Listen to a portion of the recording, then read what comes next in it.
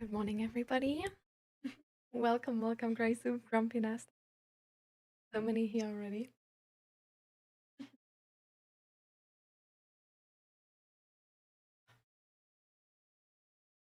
Welcome, welcome. Music reminds you of Minecraft? I can see why. Hi, Corrupted. Welcome, welcome. So, how are you all doing? And welcome to the stream. The tea is just a perfect thing right now. Keeps my hands warm. Want to go to bed, Corrupted? I mean, why can you not now? Like, do you still have to work or like get something done?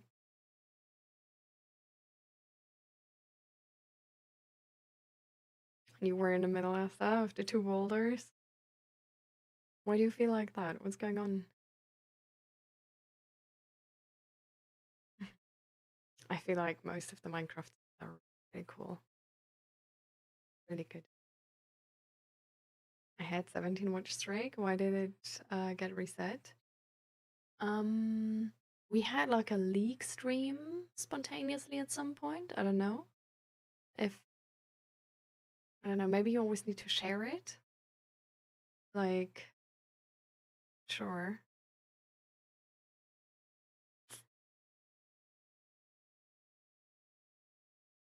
Hmm.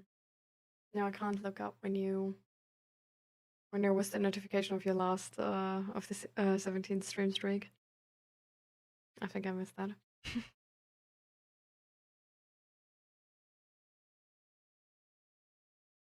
I need to get a bit comfy. You mean the jacket blanket thing, or thing I usually wear? You have stuff to do. I see, corrupted. I mean, maybe you can just, I don't know, nap at a later time. How am I dealing with the cold? Well, um, I just wear like multiple layers usually.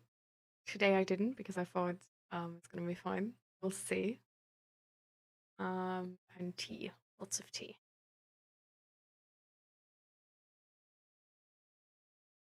Hi, Talon.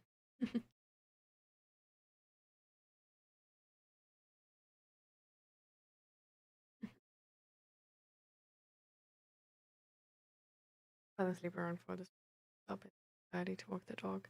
Went back to bed at 8 and woke up again at 55. Oh, okay. Yeah, that's not a lot of deep sleep, I guess. I'm sadly allergic to cats. I don't know if I'm allergic to all cats, but I'm allergic to the cats of my mom. Um, so yeah.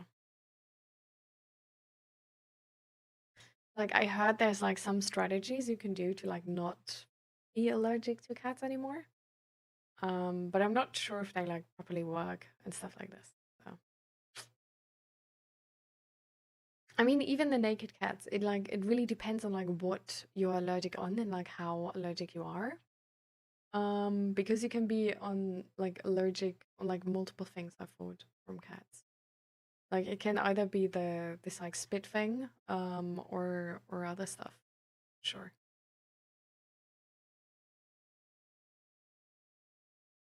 Yeah. So I would need to just like make a test to like properly find out what I'm allergic and stuff like this. I haven't gotten around to it. I also do have to say I'm more of a dog person. So. Hi Ali. Welcome, welcome. Um, let's get to the question how I am, because the ambulance was here yesterday. Um, uh, so that was really scary. Yesterday we were just like watching a movie, and all of a sudden I got like really, really bad like stomach pain, and like the like from stomach to like all the way down just essentially my entire body. But like really, really bad stomach pain. Um, like the in a way where like you can't like talk because you have to breathe to like handle the pain. Um, and then I actually got like the um I got like a weird like sort of like numb feeling in my hands and legs and in my face and my lips as well. And I had like sort of like my hands were like cramping up and I couldn't like properly talk anymore. Um and this like weird feeling you have when um like your hands were like falling asleep, but then they like sort of wake up again and then there's these like sort of like needles, but like I don't know, like less painful. More like this like weird shaky feeling on like a more, I don't know, detailed level, I guess. Um yeah, we then called the ambulance because that was scary as hell. And when the ambulance came, they like took my blood and like tested a bunch of stuff. And but to be fair, like till they came because they took pretty long, it actually was like sort of okay. Um, but yeah, so we don't know where the pain came from. So we have no explanation for that. But it was like, well, I don't know, like it's gone now, so it's probably fine, I guess. Um, and then after the pain, I you can actually like did you all know that you can hyperventilate without breathing fast? Because I didn't know that. But hyperventilation essentially just means that you breathe more in than you breathe out. I didn't know that's a case like that can be the case if you breathe slow, if you just make like deep breaths, sort of. Well, apparently that can be the case. And I never had this before. Because when they like, so we were calling with them, and they said like sort of like deep breathe, like breathe deep. Well, apparently that made it worse. So, um, when the ambulance then like came, they just like told me like, yeah, just like try to like breathe normally because you're breathing like too much. And then because my like blood oxygen was at like 100 and it's supposed to be like 95 to like 98 or something. Um, and apparently if your blood oxygen is too high, you can get all of these like weird things that like your um that you feel like numb in your extremities and stuff like this. So apparently all of the like freaking scary shit after the pain was essentially sort of like a panic attack, whatever, I don't know. Like the hyperventilation thing. I don't think it was an actual panic attack because I wasn't having like too much panic. Like I was scared, but I was like focusing on the breathing, sort of like trying to like focus on what I can do instead of what I can't do. But yeah, so focusing on the breathing, with the breathing they told me to do, like on the phone. Yeah. Wasn't, I don't know, wasn't the best advice. Um, but yeah. So I guess I'm fine. Um, we like again, like we don't know where this like the where the stomach pain came from. Um, and that was like a lot of pain. Like that was really a lot of pain. Like I never had that before. So there could still be, I don't know, like in the next couple of days, like they like tested like the appendix and stuff like this to check if everything is okay there. But it was. So yeah, we, I don't know. Like the conclusion is we don't know what happened, but paracetamol fixed it. So that's good. um yeah. So yeah, that was the situation yesterday. For me, yeah, I don't know. Is it low blood pressure? I mean, I guess it could be. Like, I started a new medication yesterday, but I also, like, I told them everything and they didn't seem to get any conclusion from that. But I started a hypertension medication yesterday because it also helps against migraines. But it's like on the lowest, on a minimum amount, sort of. So I don't think it should have done anything, especially because it takes like, I don't know, like 6 weeks to do anything, really. But yeah. And hi, Thor. Welcome. Welcome, welcome, welcome.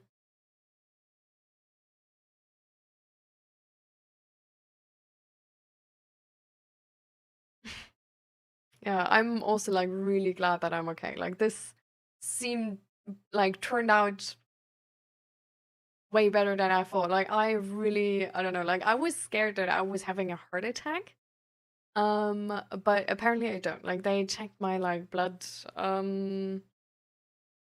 pressure and like also my blood and like really anything. And my pulse as well and everything was fine.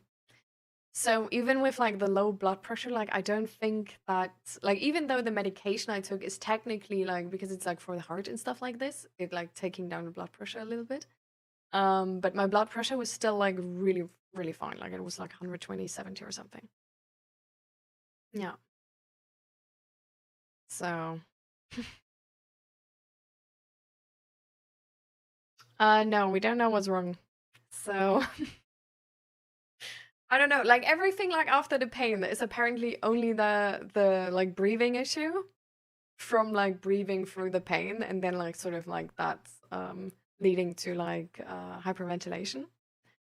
Um but yeah, with the stomach pain we really don't know where it came from, but it was really bad. But the appendix is fine. What they did say is like only because the appendix is fine today doesn't mean it is tomorrow and stuff like this.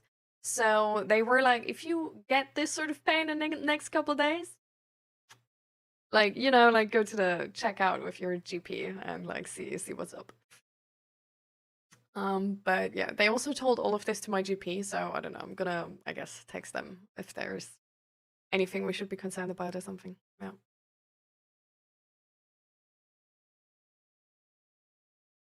But yeah, I hopefully like I hope I'm not gonna do that again because yeah.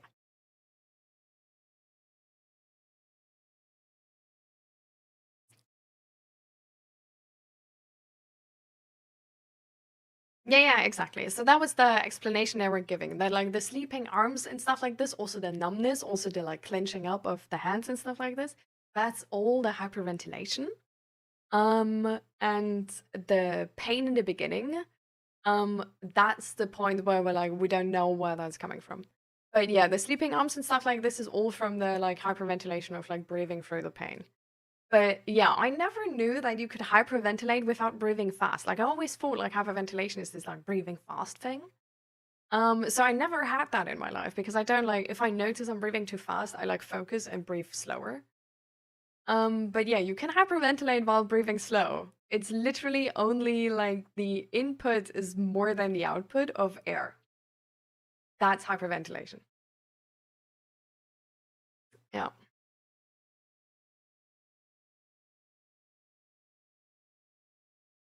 Not always. Okay, so like this is just how they explained it to me. That like hyperventilation, it doesn't really matter like if you breathe like how fast or slow you breathe. But yeah, that it's only about the like intake to outtake.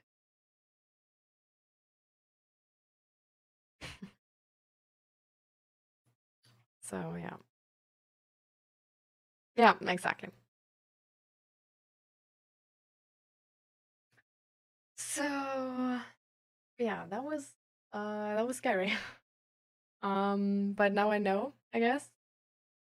Um, and yeah, we sadly like we have no clue where the pain came from because that was a lot. Um, but I don't know, it's gone now, so there it's like hard to find out if you like don't have the pain anymore. And since they like came like I don't know, like they took quite long to be honest. Um, but like when they arrived, the stomach pain was like already getting like much less.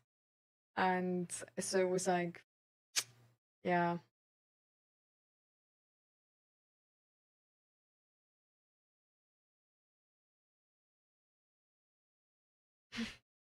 Yeah, I don't know. Like, I shouldn't, like, I don't think I had a severe case of constipation, but yeah, I don't know. But yeah, so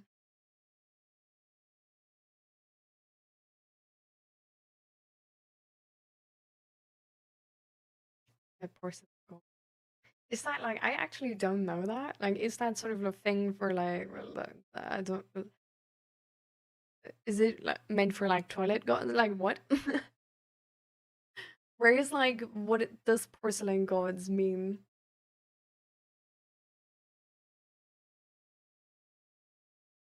Welcome to. But yeah, so I'm gonna try to not do that again. Yeah. I see, I see. Yeah. So what I was sort of thinking, but yeah, not sure, Grumpy. Who knows? My ribs are just suffering. Can't imagine corrupted.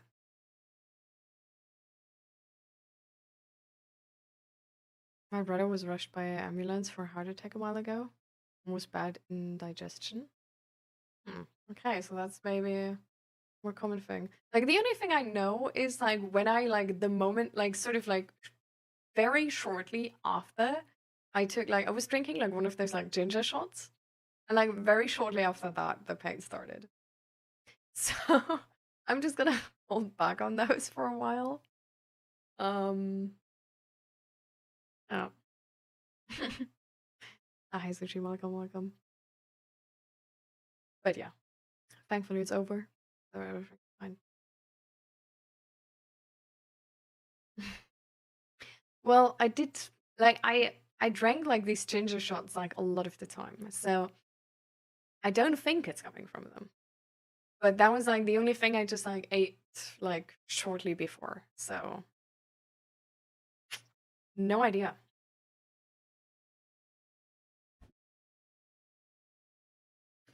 Yeah, we had like the ambulance here yesterday too. Because I got like really, really bad stomach pain and then like my extremities were getting like numb and stuff like this and that was apparently from hyperventilation because for hyperventilation you don't need to breathe fast. And on the phone they gave me the wrong advice of breathing like really deep and I took that serious.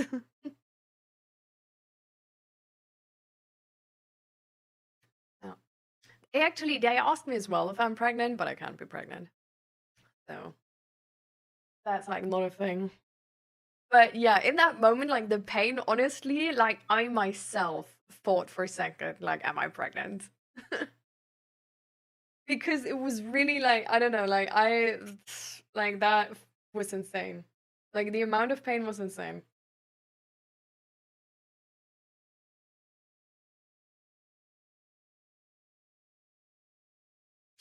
But yeah. So, anyways.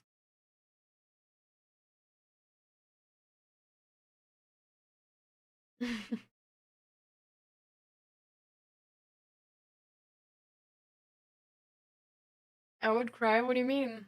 Oh, yeah, because like if you would have that pain for you, it would probably mean like, yeah, no good news. But I mean, you hopefully don't get it. You're already through the like most like the most complicated part, I think, right? Like to like I thought like from 0 to 3 months, like not being able to like something not working out and losing the baby is like quite a high chance. But like then ongoing from like 3 months, it's like um sort of pretty okay. From all I know, like I'm not informed in that though, so but that's the information I have.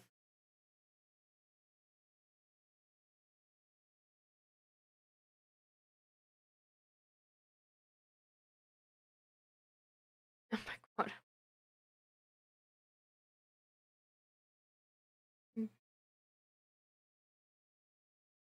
Yeah, great. Yeah. Be safe around those kitchen mixers. Like, that's a horror story.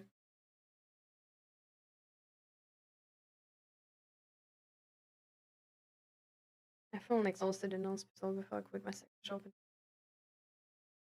Hmm. Like, I was only once in hospital when I broke my how's like that thing called? Like the bone which is going like here in English. I have no idea. But when I was a kid, I broke that. It wasn't my fault, by the way. It was my stepdad's fault.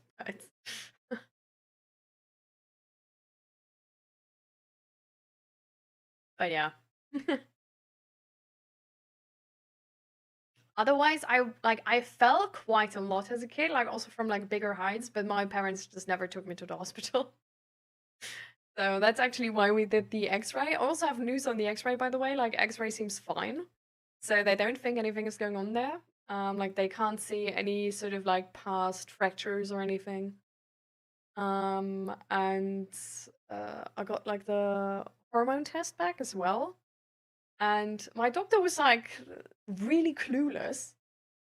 To the point where I was like, why did we make the test if you have no idea? Um, oh, oh my god.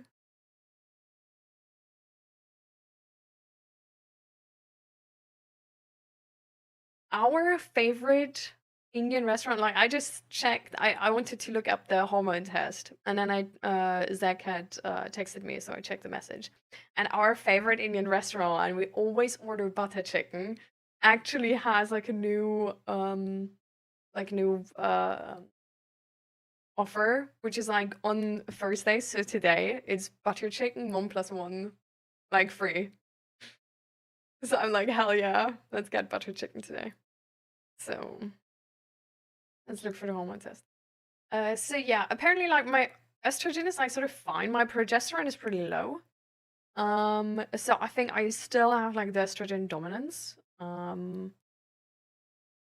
But yeah, apparently we would need to make like more. I don't know. Like my doctor was so weird about this. I really don't know.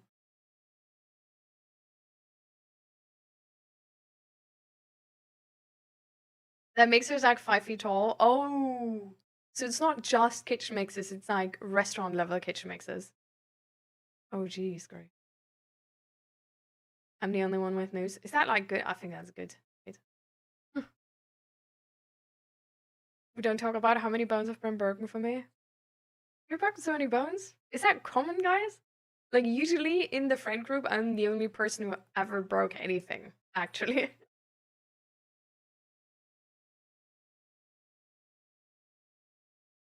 School loans means nothing if you're gonna get hurt trying to pay them, right? Yeah.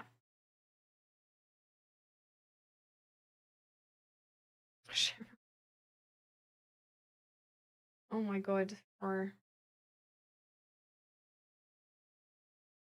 I shut it down, but we're gonna get +1 butter chicken. I'm sorry, guys. And this is like, you know, I was I was not expecting this news. Okay, I didn't prepare for for that.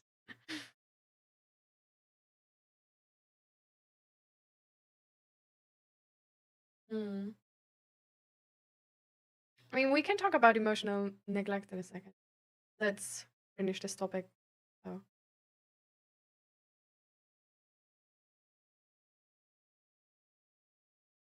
mm, good that it didn't. Better to ask which bone I didn't break. What's going on, guys? Why are you breaking so many bones?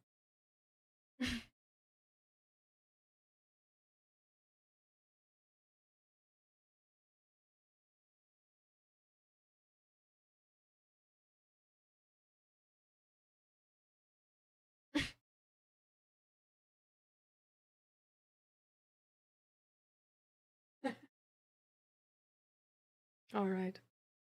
So, yeah. So that's all news I have.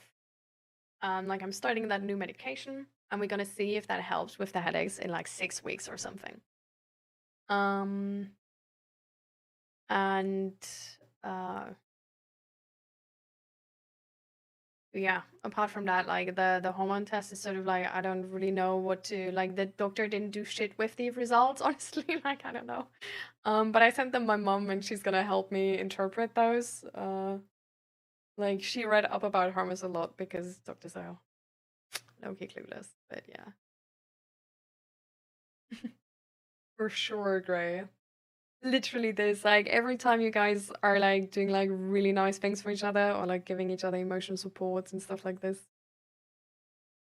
I'm really proud. Thanks, that one, butter chicken. Sorry, guys. Sorry, not sorry, actually. Butter chicken is amazing. Broke my collarbone and my ankle. That's the only thing. As if, like, what? Or also two things. What? Like in school, like literally in school back then, Lord, we had like kids. You can't leave kids alone. Kids are so freaking stupid. Oh my Lord. Um, we were low key bullying each other for like who broke their bones already. Like it would be our own fault, and like that would mean we're like weak or something.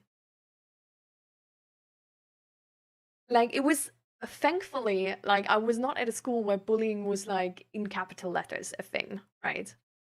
But still, it was like this like then you just made like a snarky remark, and like people were like, "Well, I didn't broke anything," and it's like, yeah. Like I felt bad for having broken something and felt like, oh man, like my stepdad is like at fault for this, but now I have to say like I broke something and I'm not as cool as the kids who never broke something. Like that was literally our school. That was so stupid.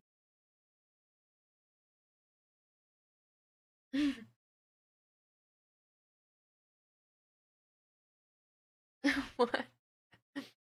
Why would I ban you, huh? What is Waterloo? I was already confused before because you said like it tastes like dish soap.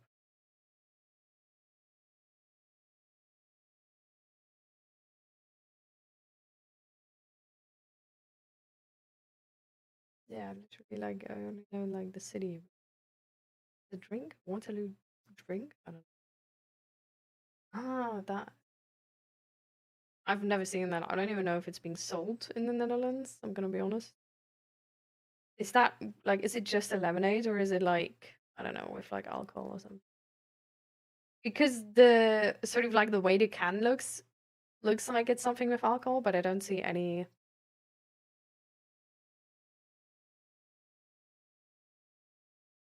Mm, I don't think this is sold in.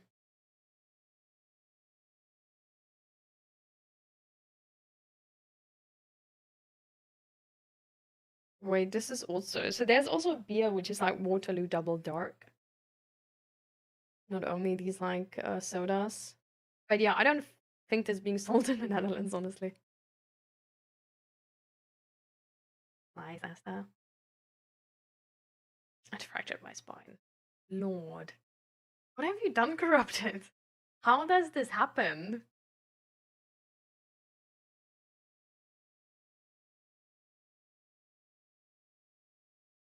I remember I was smashing my face in the cardio gym. Oh god.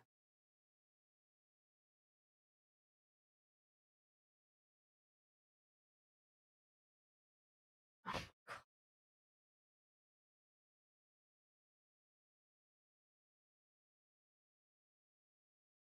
god. It's just like the sparkling water with like a taste. I see.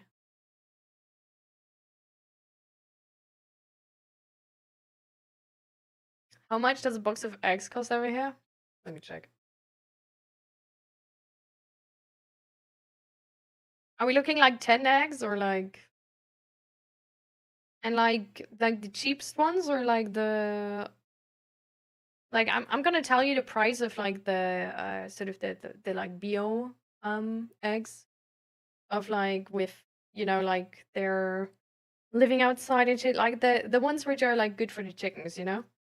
There it's like 10 of them cost €4 for 59.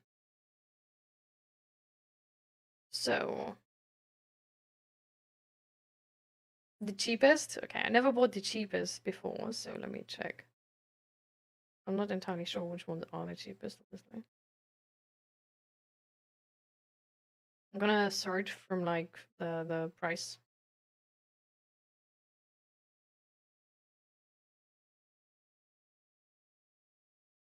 These are only 6 eggs. Wait, these are 4, 4.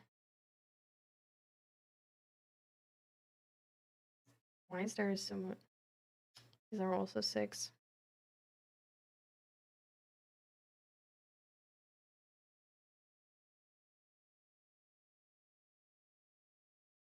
Also 6.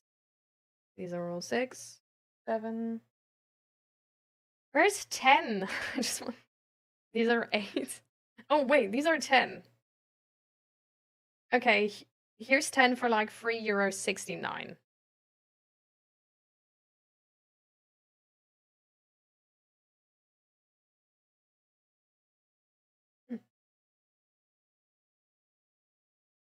Yeah. So how much are like eggs at your place? Like 10 eggs and the cheapest ones.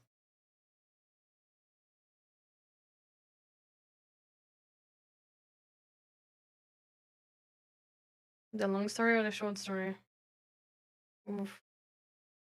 Um, let's. I don't know. Like, which one do you want to gift corrupted? Like, is there, like.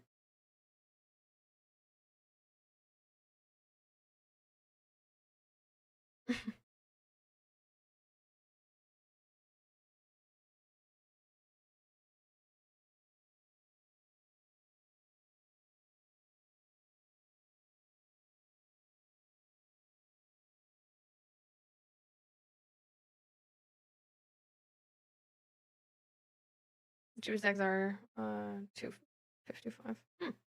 Yeah, so Albertine is 3.69.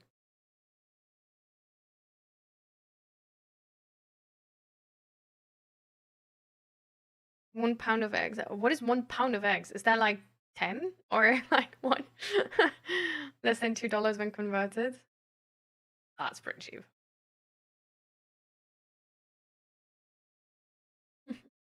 Welcome, pandas. My old work bought eggs in bags. Just liquid egg. What? That's a thing?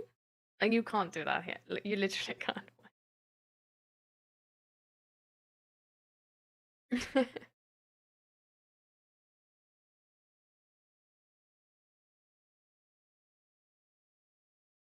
Quality of life is really high because we have eggs which are €3.69 or what?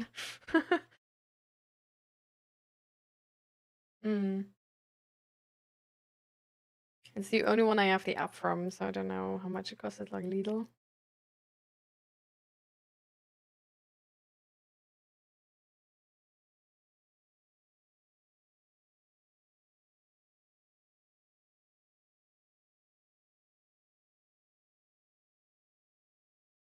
Mm. But yeah, I guess like 250 to 350 or something.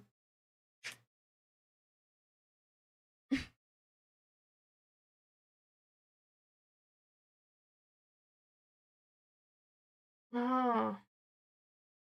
Okay, but like you bought them for the commercial kitchen. Like you don't get this at a normal supermarket for like normal people, like cracked eggs, right?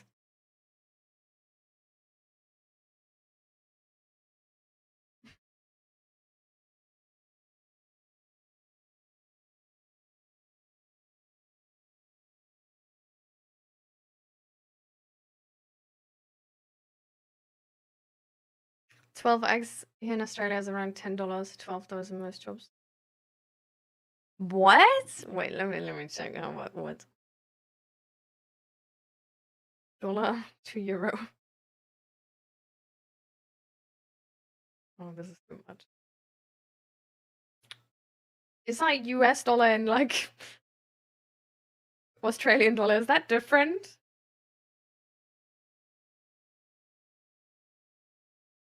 Nope. So 10 US dollars are €8.59. Aussie dollars are different. Really? I don't see it here.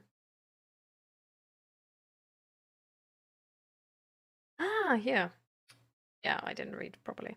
Yeah, it's like €6. Yeah, like €5.76, and 12 is like €6.90.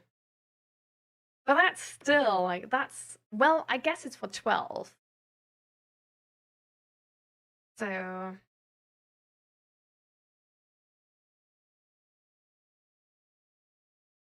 So at least it's also cheaper than here. Like I guess like the cheapest ones wouldn't uh the cheapest ones are still cheaper here. But we're just comparing like price.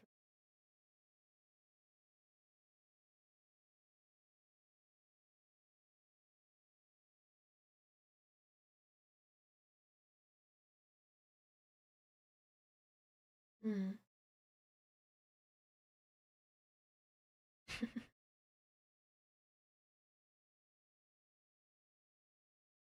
It's like $5 here. Yeah, I guess that's comparable. What is 0.7 kWd? How much euro is that?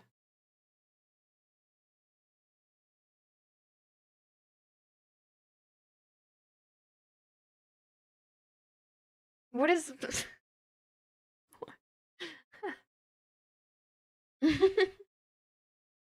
That's why I am calculated by weight. That's actually so smart. What the fuck? Yeah, no, here it isn't. Roughly €2. Oh, okay.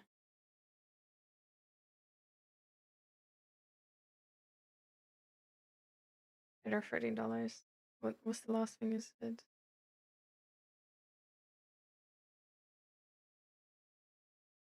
Oh, you were like a 3 to 5, but now you actually looked it up and it's like 8 to 13.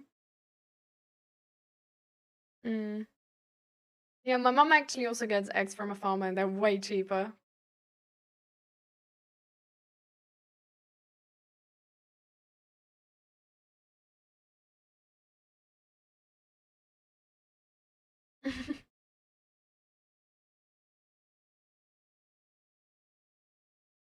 Lol. It's crazy how the prices differ. Like honestly, I think I would actually really love to make like a normal sort of like price list for food. And then like the next time anybody of you gets like goes like grocery shopping, you just like we make like a whole table sort of, and you guys just fill in how much the stuff costs at your place. I feel like that would be really cool. Like then also just like for flour, sugar, milk, just to get like a sort of like a picture.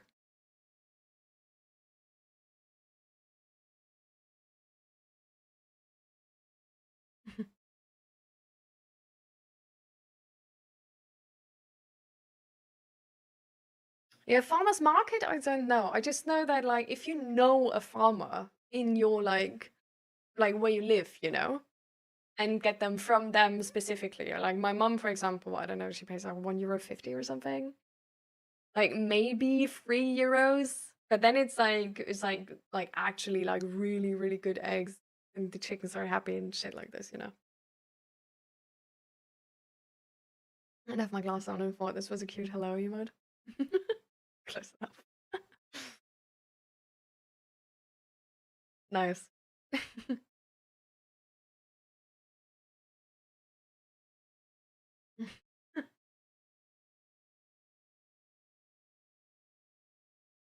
Yep. Chicks are happy and shit like this. Exactly.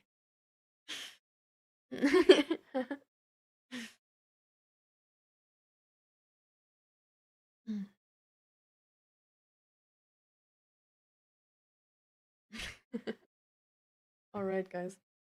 Let's move on to the next topic. What is the next topic? Um, actually, before we move on to the next topic, I painted the diet. I want to give my therapist. I'm not entirely sure if they like finished it because for whatever reason, I feel like some of them are like a bit matte.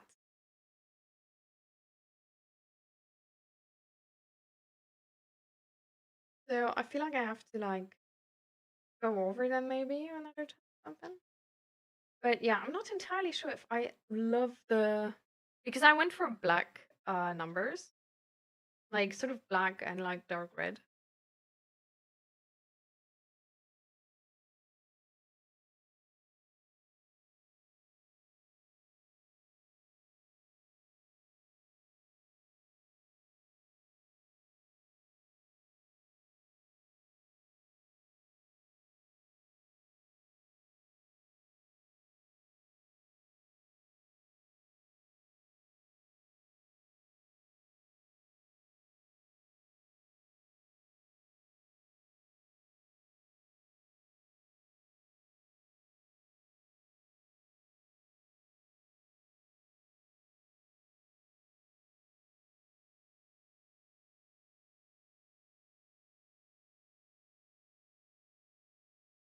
Mm, yeah, I'm not entirely sure if I love but like they are like really pretty.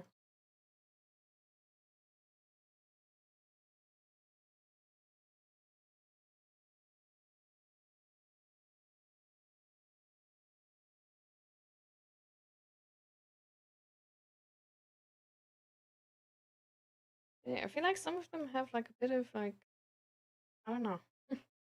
But it's like the one is like red. Then like the one you die if you roll dice is like red. And then the one which is like the highest number is like more gold than the other side.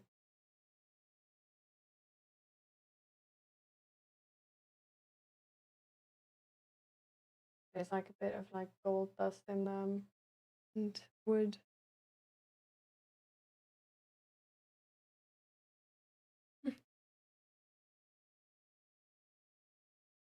Yes. Yeah, so I'm like yeah, I'm not entirely sure if I love the black. I feel like it made them like really like dark. So I'm gonna see if I might like change the color still. Maybe actually go to gold. I feel like it's so nice how like the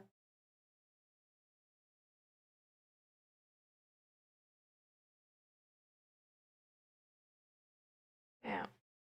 Anyways, bleeding heart. Welcome, welcome. How you doing?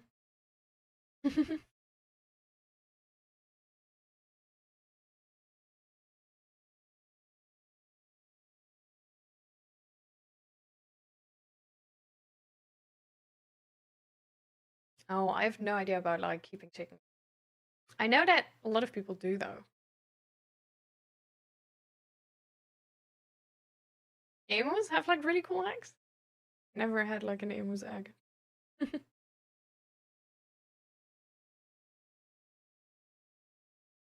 Painting Colors is a song I finished writing. Ooh, grumpy. Let's go. They look like candy. You can buy clear coat spray to make them super shiny. Yeah, like they should be super shiny. Like I polished them and everything. But I feel like the moment when I like, because I use like isopropyl or whatever it's called, to clean up anything from the from painting the numbers, and yeah, I'm not like I feel like there is some left which I need to get off. But I did that like late in the evening yesterday, so I didn't get to it yet.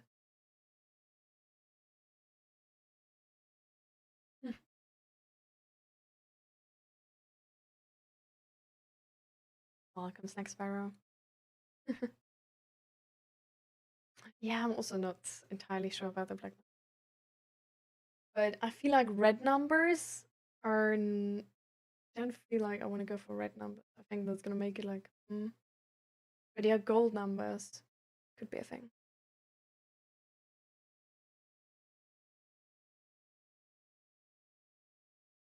Welcome, Gunnar. How you doing?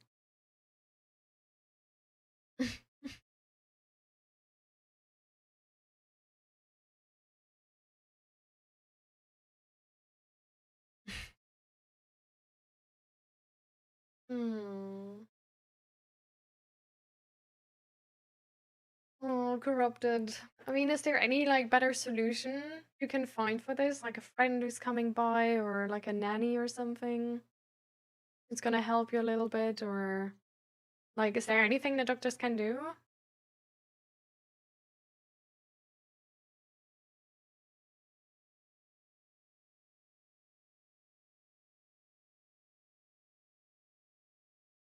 I'm glad, Ellie. I got one of the new dice molds, by the way.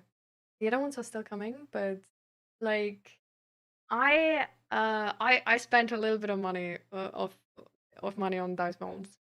Like the next dice are gonna be like really cool. Like I got like a mold for like inserts and a mold for the actual dice.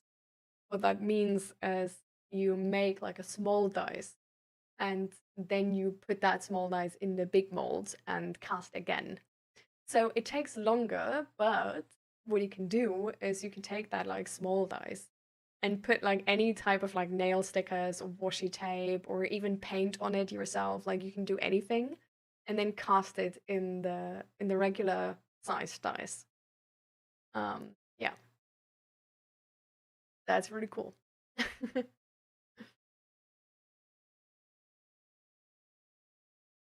So yeah, they can be like really, really nice.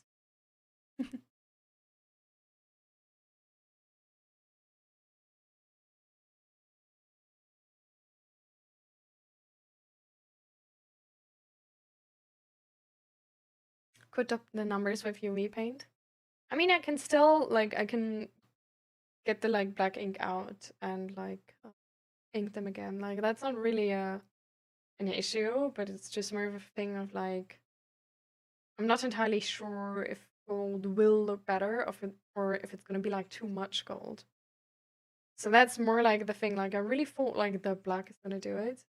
And yesterday evening I couldn't like see it properly because I didn't have like daylight anymore. But like yeah, now in the daylight I feel like they're a little bit too dark because of the black. So I do want to try the gold, but yeah, it's like no worries. Like we've done this a lot, no big deal. Like it's gonna take some time, but it's like fine.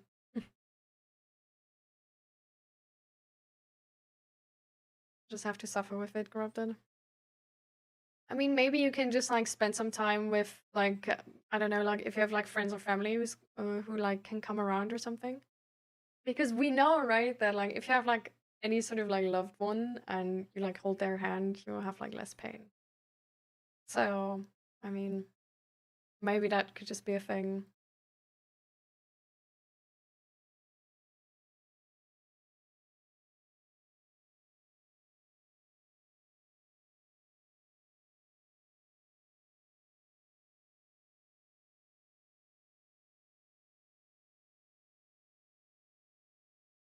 Oh, what's going on, Oguna?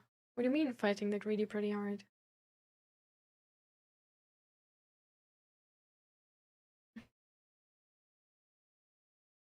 Did you glaze your mug as well? Nah, the mug I just bought.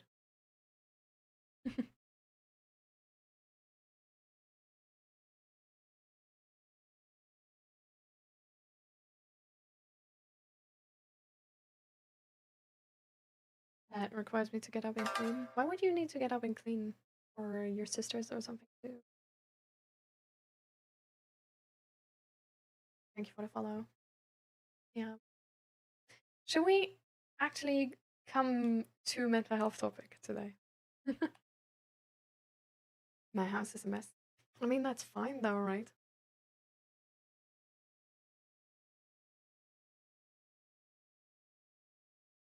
I mean, considering your situation,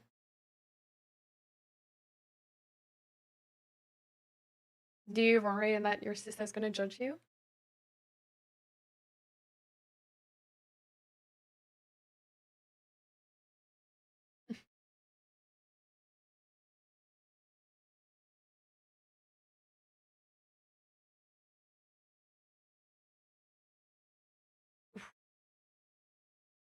Asked for glimmer, just a trace of light. But the torchbearers set my soul alight. In search of warmth, I finally found that flame. And in the end, I watched my own world completely burn in their name. I really like the. I like how this is like, considering the last time I tried to read a poem from you guys. Thank God, this is just, like easy like rhyme scheme. It's like very nice to know like what should rhyme with what. So easy to read. It's really nice.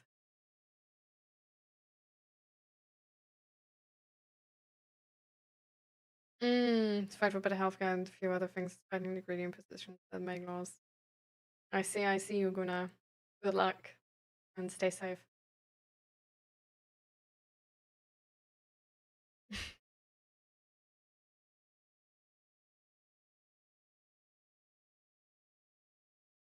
I've heard it gives me warmest of every place that burns really time.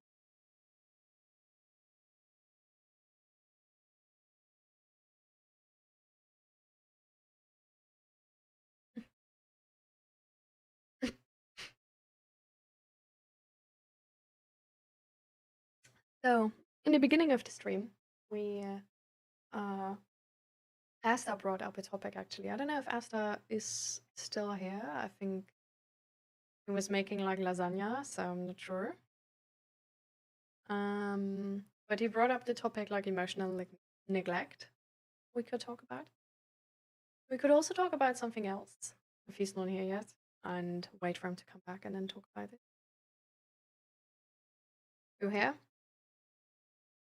Do you want to share well, what your therapist told you about emotional neglect?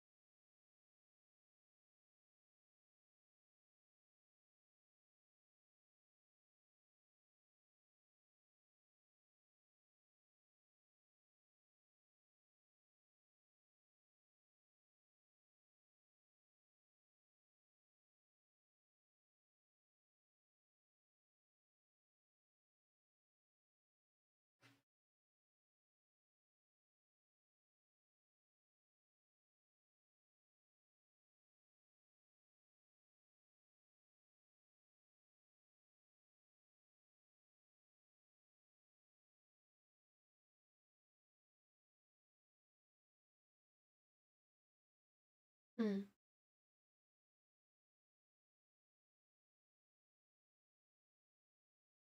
So did it help you to understand a few things about yourself better, Asta?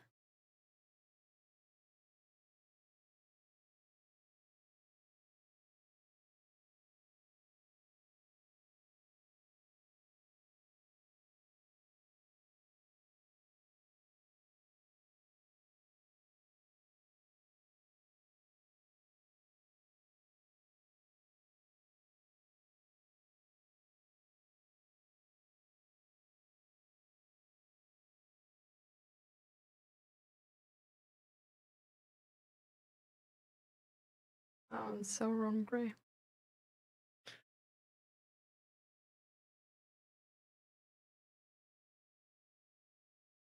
Hmm.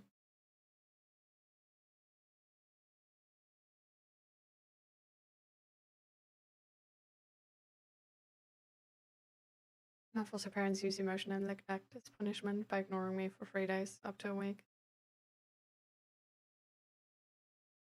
Do you understand already how that shaped you today?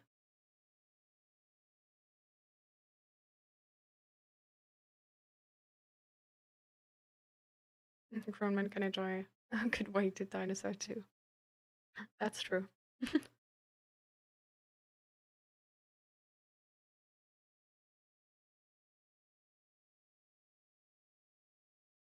I know I have a really strong emotion when it is silence. Hmm. Did you also talk about attachment and attachment styles connecting to emotional neglect?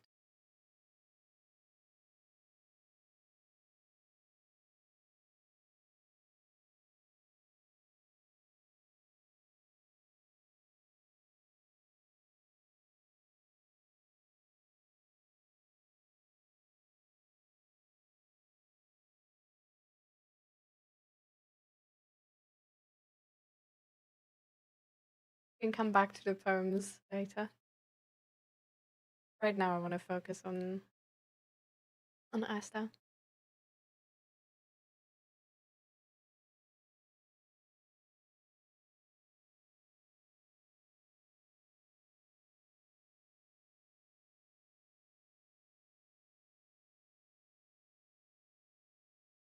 It does, because my brain will go in hyper overdrive if someone doesn't answer for a day. I feel like I'm getting abandoned. Hmm.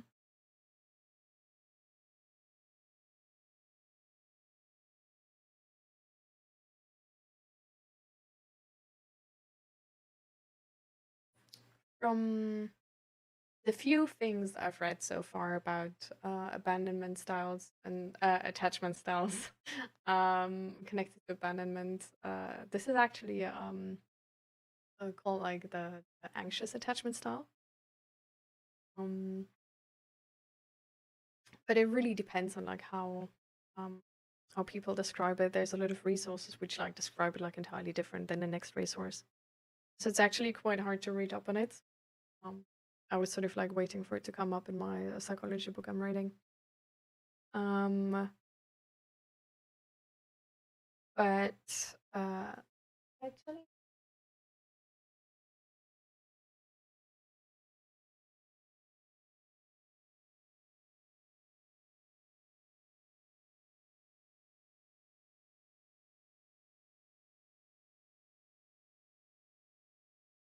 I thought attachment styles were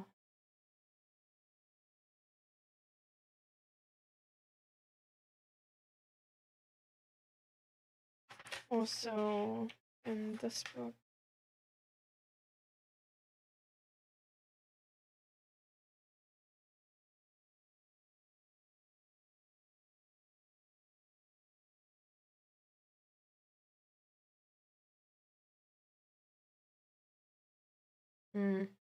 Okay, they approach it from a different. So it's essentially it's also about your experience as a child and how how it works together with your parents and stuff like this. But they don't use these like anxious attachment style and stuff like this. But they actually use instead like different child modes you can have. And the ones they use here are the vulnerable and angry child mode, dysfunctional parent mode, coping modes, and healthy adult happy child mode. This is a really interesting book. I didn't read it entirely yet. I'm like, I don't know. Why is that fucked up? Right. Different. Well, anyways. This book here, it's called Breaking Negative Thinking Patterns. It's a schema therapy, self-help, and support book.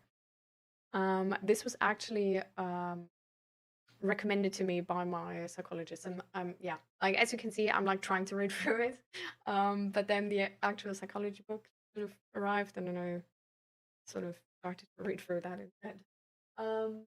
But this is a really nice book actually to understand yourself as a kid, and also how your childhood has influenced you and how it's influencing you today.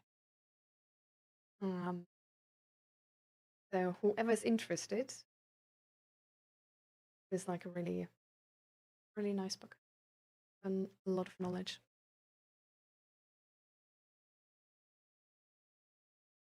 Yeah, with the attachment styles, again, like when I looked it up the other week to actually like この辺は苦戦地帯って知ってるよな。しかもお前は子供から奪わないというルールを破った。俺たちアリオルの決めたルールに従わねえなら分かってるな。頼む、許してくれ。ここじゃ暴力はなしなんだろ。なあ、タカヤ。ああ、そうだな。ほら、さっさと行けよ。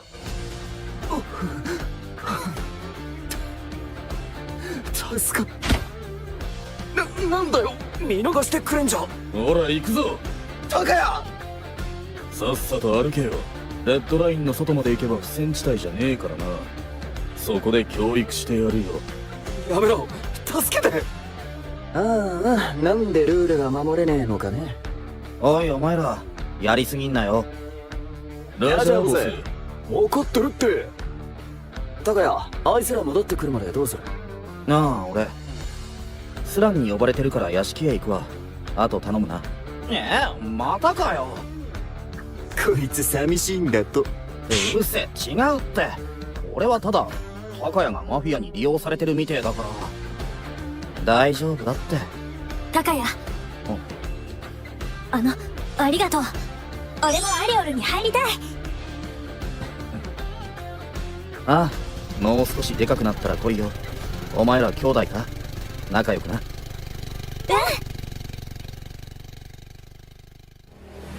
この町はとても貧しい。特にこの辺りは治安が悪く収拾がつかなくなった。政府はスラム街の周囲にレッドラインと呼ばれる規制線を引き、ラインの中で起こる事件や事故には基本的に関与しない。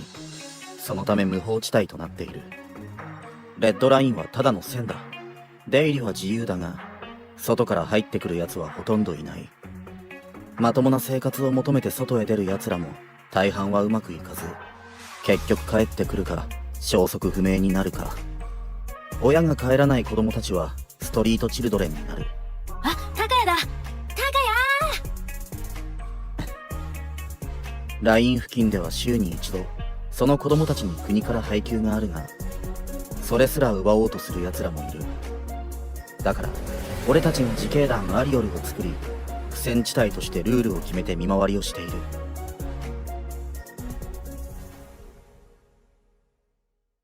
スラン様はテラスでお待ちだぞ。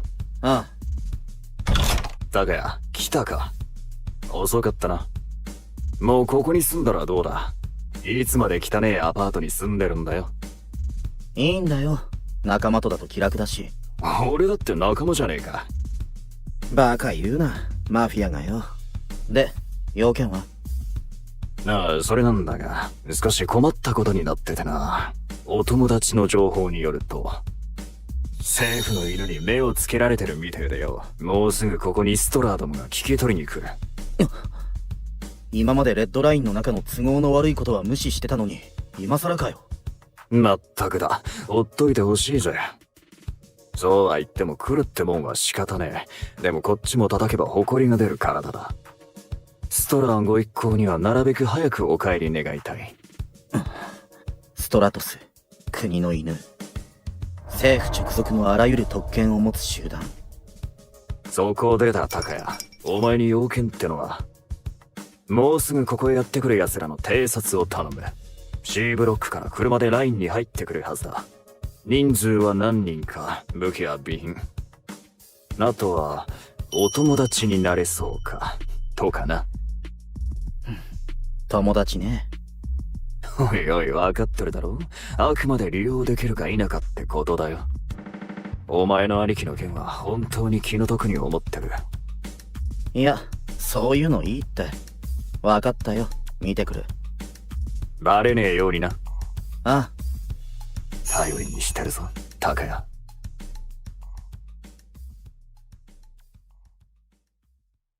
C ブロックならこの辺で一度車を止めるはずだ。C ブロック。あの時もここだった。兄ちゃん8年前。嘘だろ兄ちゃん。どうしてなんでこんなこと。うるさいな。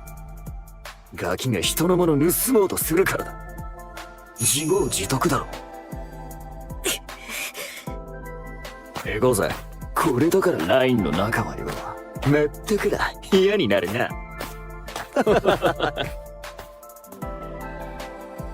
兄貴はストラーに殺された。許さない。絶対いつか必ず復讐してやる。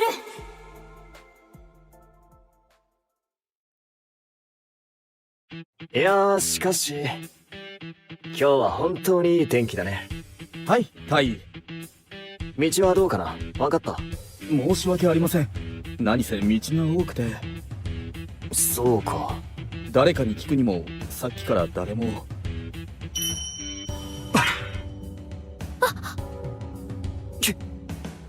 君、ちょっと。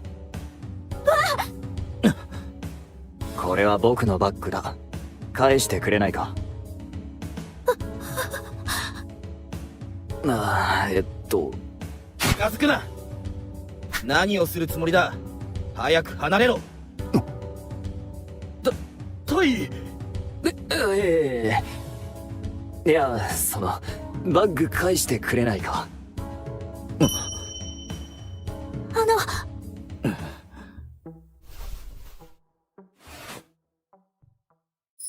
よかった。昼抜きになるとこだった。タイ。お腹空いてたのかな。それにしても取るのは良くないよ。ごめんなさい。はい、これあげる。ニールの分だけど。私の。いいの？うん。さあ、もう行きなさい。ありがとう。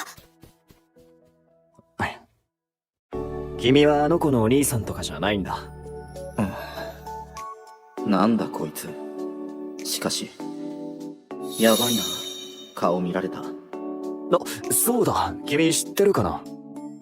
スランって人の屋敷へ行きたいんだ。迷っちゃって。あとガソリンと食べるものが買える店とか。地図が古くてよくわからないんだよ。はあ、教えてくれたらさっきナイフを向けたことは見逃してあげるよ。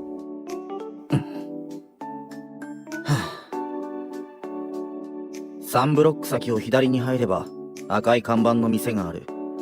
そこから南へ500メートルくらいで屋敷に着く。ありがとう、助かったよ。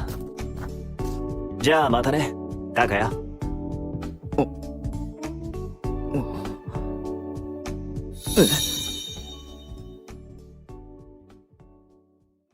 そうか。顔を見られた。悪い。仕方ねえよ。ガキが殺されると思ったんだろ。あいつ今までのストラーとは違う。スラン、お前本当は何に目をつけられたんだ。ああ、そりゃいろいろだよ。ごまかすな。隊員クラスがラインの中まで取り調べに来るなんて今までなかった。何かヤバいんじゃないのか。お前こそ何かあったのか。俺の考えは知ってるよな、タカヤ。この町でしか生きられない連中を俺は見放せねえ。金や力が必要なんだよ。だから多少の汚れ仕事は仕方ねえし、邪魔なものにはどいてもらう。お前に疑われるなんて心外だな。確かに今回は少しヤバいかもしれない。あいつらの目的は分からねえけど、ただの取り調べじゃなさそうだ。けどな、お前がいるから切り抜けられると思ってる。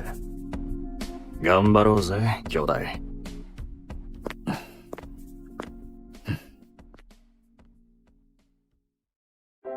お前か、ガキのくせにこの辺で体打ってるって。ああ、血出てるじゃねえか。死んじまうぜ。パンくらいなら食わしてやる。来いよ。いえ、マフィアは嫌いだ。たくましいガキだな。わかったわかった。俺の知り合い紹介してやるよ。安いけどちゃんとした仕事してるやつな。それならいいだろ。だからよ、もうそんなのやめちまえ。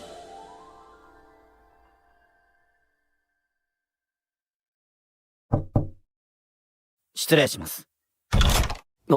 君？スランは間もなく参ります。お座りになってお待ちください。どうして名前を知っていたか聞かないんだ。どうぞ。実は僕、人の心が読めるんだ。今高谷が思ってること当ててあげようか。話せ、クソ野郎。当たり。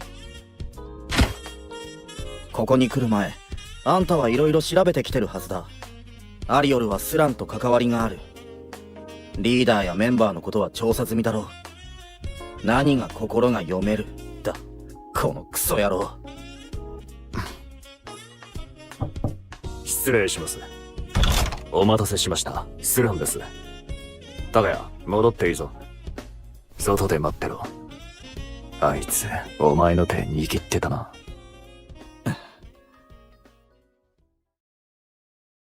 突然の来訪を快諾してくれてありがとう。僕は、ストラトス本部対マキシム・クレインシュタインだ。ようこそ対。で、ご用件は？長らく頓挫していたインサイド計画が動き出した。といえば、話が早いかな。計画が実行されれば、うちの事件や事故も外と同じ扱いになる。違法薬物や武器の取引も取り締まりを強化していくはずだ。治安も格段に良くなるだろう。このブロックの担当は僕になった。今日は挨拶にね。相談があれば言ってほしい。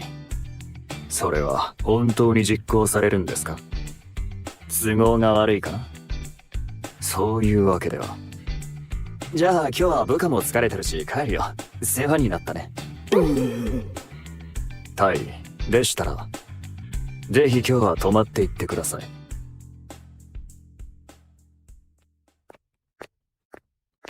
くそ、インサイド計画だと資金源が断たれちまう。スラン。お、高谷。高谷、頼みがある。何？今夜あいつと寝てくれ。何言ってんだ、スラン。めちゃくちゃ言ってんのは分かってる。けどよ、あいつがお前にハマればこれから安心だ。そうでなくても男とそういうことをした事実を作れば、それをネタに有利な方へ持っていけるかもしれねえ。頼む。助けてくれ。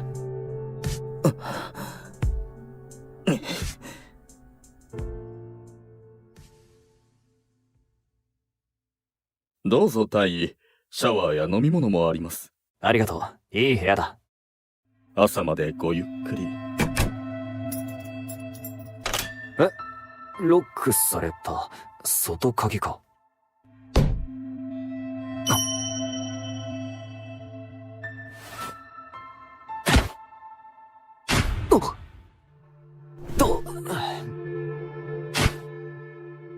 びっくりした。いや、高谷。君の部屋なのか？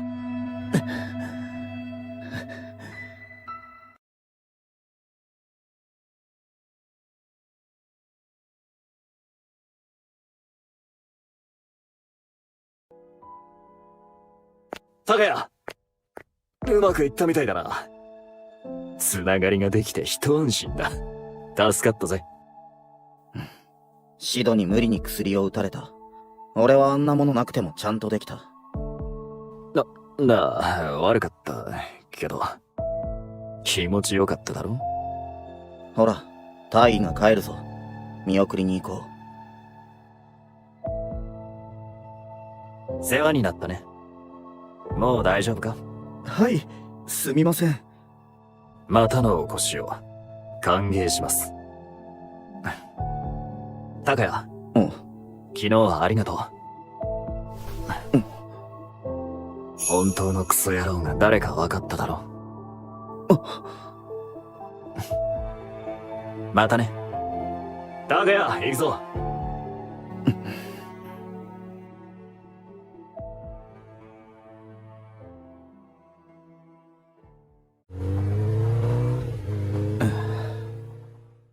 俺の考えは知ってるよな、高谷。スランはマフィアだが、この街でしか生きられない連中を俺は見放せねえ。この街には必要な存在だ。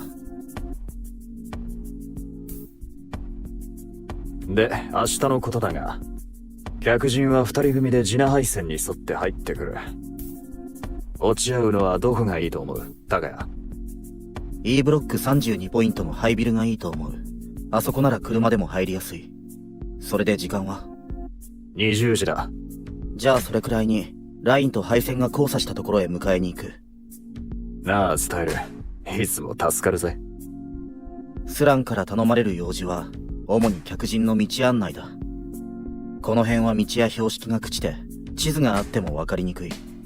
レッドラインの外から来る客人は案内が必須だ。会いやすい場所を俺に決めさせ、常連でも毎回違う場所で落ち合う。おそらく足がつかないようにだろ多少の汚れ仕事は仕方ねう。スランと客との取引内容を俺は何も知らされてない。スラン様、マキシム大尉がお越しになっています。え。なあ、客室へお通ししろ。大尉は昨日もお前がいねえってすぐ帰ったんだ。相当気に入られてるようでよかったぜ。マキシム、ストラトス、ストラーの大尉。ここのブロック担当になったとかで、最近よく屋敷に来るようになった。初めて会った夜、俺はスランに薬を使われ、あいつと、寝た。タカヤ。ありがとう、タカヤ。タカヤ。ほら、早く行って差し上げろ。大尉をお待たせしたら気の毒だ。お前に会ってすぐ帰るけどよ。大尉も本当は、あの夜の接待を期待してたりしてな。いや、違うんだぜ。俺は別に強制してるわけじゃない。ただな、大尉と仲良くしてもらえると俺が助かるって話だよ。行ってくる。ああ。確かに、あれ以来あいつと寝てない。入るぞ。それというのも。タカヤ、久しぶり。元気だった？ 5日前会っただろ。こいつはふらりとやってきては、くだらない雑談をして帰っていく。これお土産、キャンディーの詰め合わせ。甘いの嫌い？ダメなら子供たちにあげてよ。仲良くも何も、こんな空気じゃとても誘う気になれない。ヘラヘラしやがって。それでも、頻繁に俺に会いに来るっていうことは。あんた、この前から何しに来てんだ？スランが言うように、接待が目的だと思うのが普通だろう。俺もそんなに暇じゃねえんだけど。お。なあ、そうだね。仕事中にごめん。もう帰るから。は？仕事じゃねえよ。そうじゃなくて、あんた。いや、なんでもない。俺とセックスしに来たんじゃないのか。なんで俺が聞かなきゃいけないんだ。いくらこいつの腹が読めないからって。何しにって言うと、高谷に会いに来たんだよ。でも、そうだな。一つ頼んでもいいかな。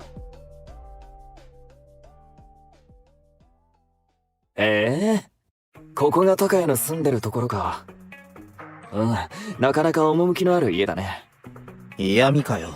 そんな、褒めたのに。高谷の家に行ってみたい。お前の家？なあ、いいじゃねえか。俺としても大尉にここをうろつかれるより都合がいい。それに、大尉も人目がない方が色々といいだろうし。まあな。俺としても正直、体目当てと分かった方がスッキリする。何回？3回だけど先行くな。おいお前、何してんだ。なんでストライクここにいんだ。大丈夫か高谷。キーナ、ジェイも。今そっち行くからな。いや、こいつは。こんにちは。キーナとジェイだね。高谷から聞いてるよ。アリオルの頼れる仲間だって。こいつはスランの客でマキシムだ。敵意はねえから安心しろよ。頼まれてこの辺を案内してただけだ。そっか。なら大丈夫か。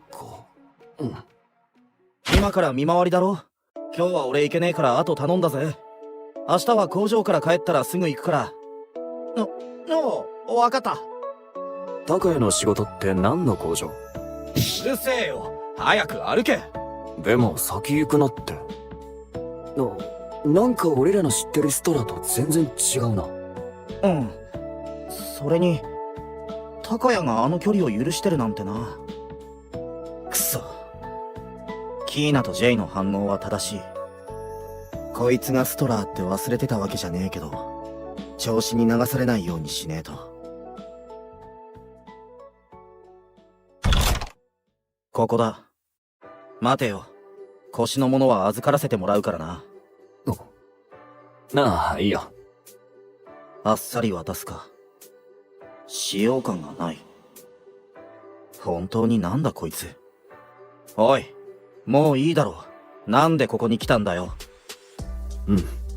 拓也と二人きりになりたかったから。あそこだと人目がね。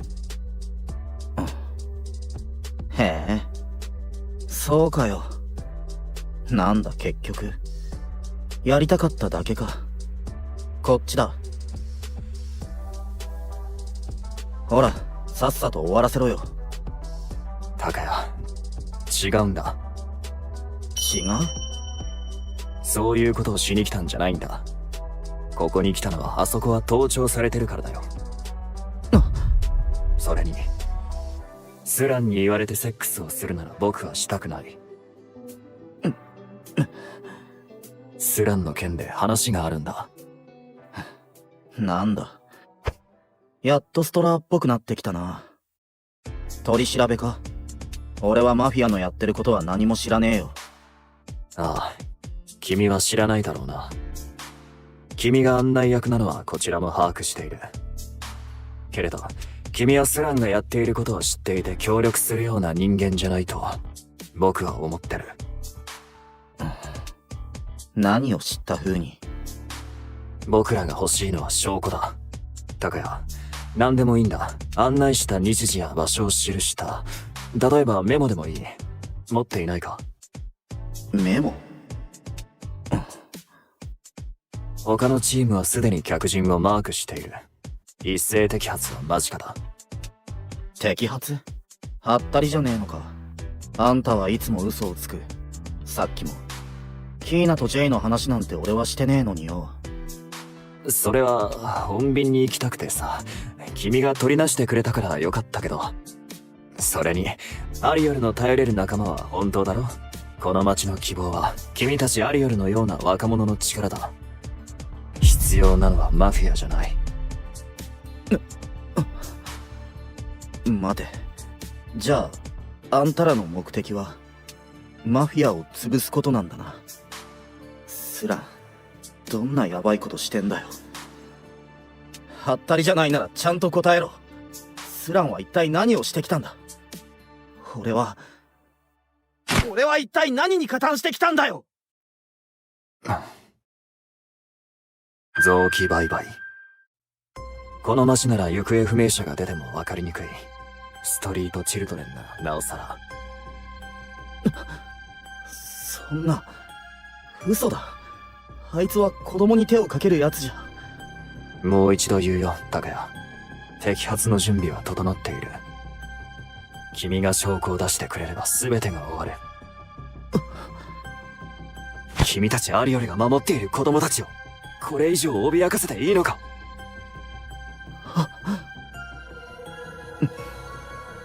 あんたが欲しがってるメモみたいなものはあるけど、一つ聞きたい。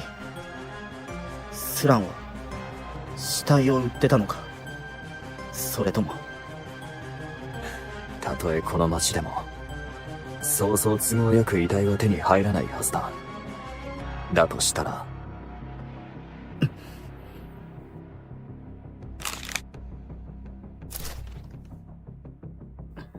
これにはここ1ヶ月ぐらいのことしか書いてねえよ。十分だよ。ありがとう。僕はこれから屋敷へ行く。君はどうする？拓也。スランとはしばらく会えないと思うよ。俺も行く。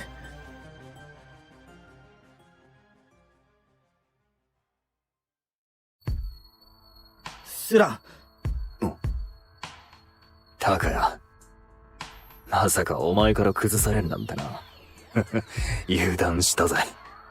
なんてことしてんだ。俺に何も言わずに。拓也、俺はマフィアだぜ。お前に言ってたら案内役どころの騒ぎじゃなかっただろ。それに、なんだろうな、俺。お前の前ではちょっとでもいいやつでいたかったのかもな。拓也。元気でな。スランはどうなる？どう裁かれるかまだわからないけど、ここにはもう戻っては来ない。高谷、君を罪に問う気はない。証拠の提示もしてくれた。スランから賃金を受け取ってないならなおさらだ。どうでもいい。もう帰っていいんだろ。ああ。高谷。触るな！タイ、大丈夫だ。もういいだろ。あんたの仕事は終わったんだろ。人を油断させて嘘をついて証拠を集める仕事がよ。俺の知ってるストラーと違ってあんたは確かに暴力は使わない。けど一緒だよ。クソ野郎だ。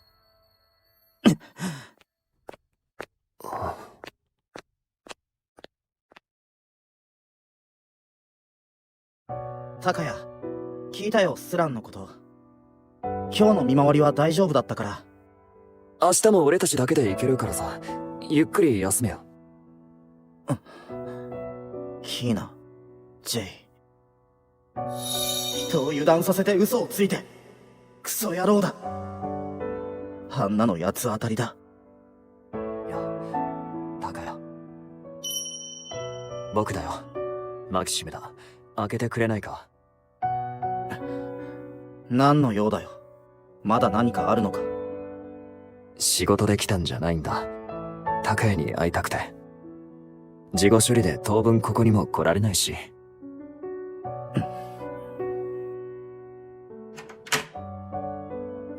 ありがとう。なんだその格好。丸腰でここまで来たのか。ああ、うん。夜はやっぱり怖いね。あげてもらっていい？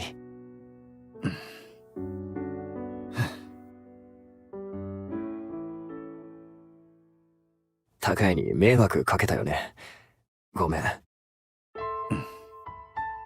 いいよ、もう。あんたは仕事をしただけだろ。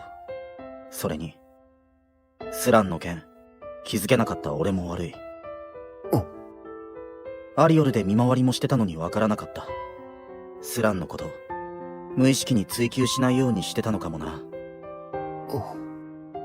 俺の兄貴はさ、ストラーに殺された。兄貴は逃げた母親の代わりに、腹違いの俺の面倒を見てくれた。俺は母親が届けを出してくれなかったから、戸籍がなくて、配給が受けられなくて、兄貴が分けてくれてた。一人分を分けるから腹が減って、ついストラーの荷物に手を出しちまった。それで兄貴は、盗みは悪いことだけど、殺されるようなことか。その後一人になって、どうしようもなくなった時、大人が声をかけてきた。坊主、お小遣いやるから来いよ。それで体を売って腹を満たすことを覚えたよ。今思うとバカみてえに安い金で、飢えはしのげたけど、あの時が一番しんどかった。スランは、そこから救い出してくれたやつなんだ。スランは、あんな地獄みたいな日から手を差し伸べてくれたやつだったのに。なのに。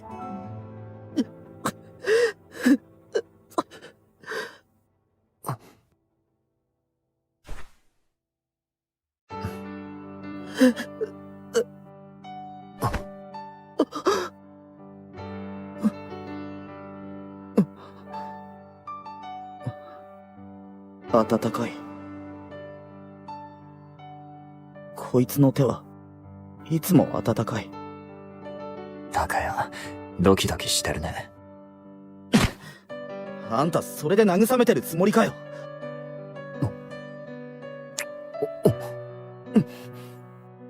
高谷。どうせやるならこれくらいやれよ、ガキくせ。いや、泣いてる君をどうこうするのは。抱きついてるくせによく言う。あんたのそういうエセ紳士なところがムカつ。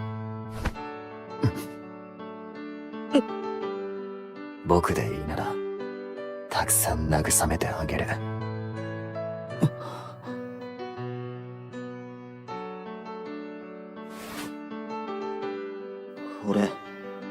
何言ってんだ。誘うようなこと言って。今は忘れたいだけ。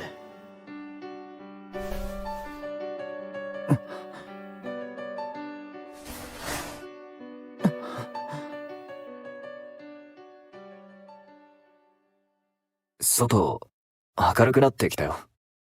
僕、帰るね。うん。これ、僕の連絡先置いておくよ。今度は高谷が会いに来てほしいな。じゃあね。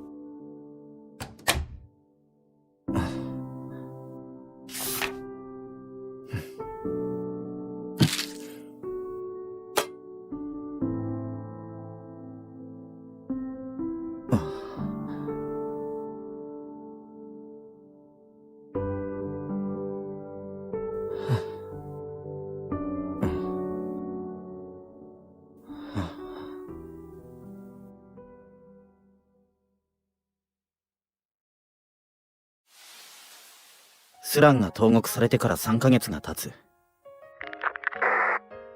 こちらキーナ、高谷いるか？どうした？ A ブロックの兄弟2名を保護、集合場所へ向かう。高谷はどうする？あ、俺も向かうよ。了解。マフィアがこの町からいなくなり、それと同時に外部からの福祉事業や公共活動が活発になり、治安は確実に良くなってきていた。俺たちアリオルもストリートチルドレンの保護、そして新設された施設への送迎も役割とし、今は自警団ではなく認可された組織として活動している。高谷。 A ブロックはお前らが最後か？学校にも行かせてくれるんだって。でもまたこの町に戻ってくるよ。その時はアリオルに入れてね。ああ、俺たちアリオルの意志はこれからも変わらない。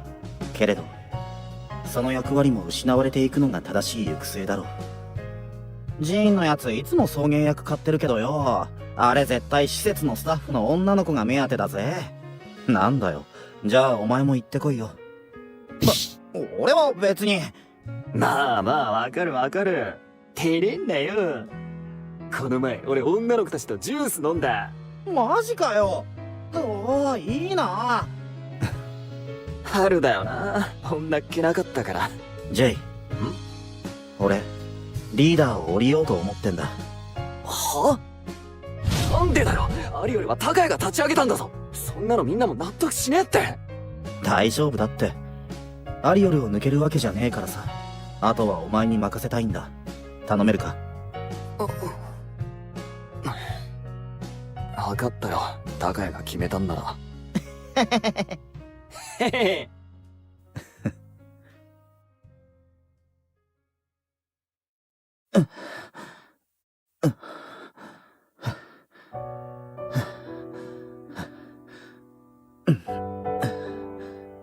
あの日以来夢見が悪い。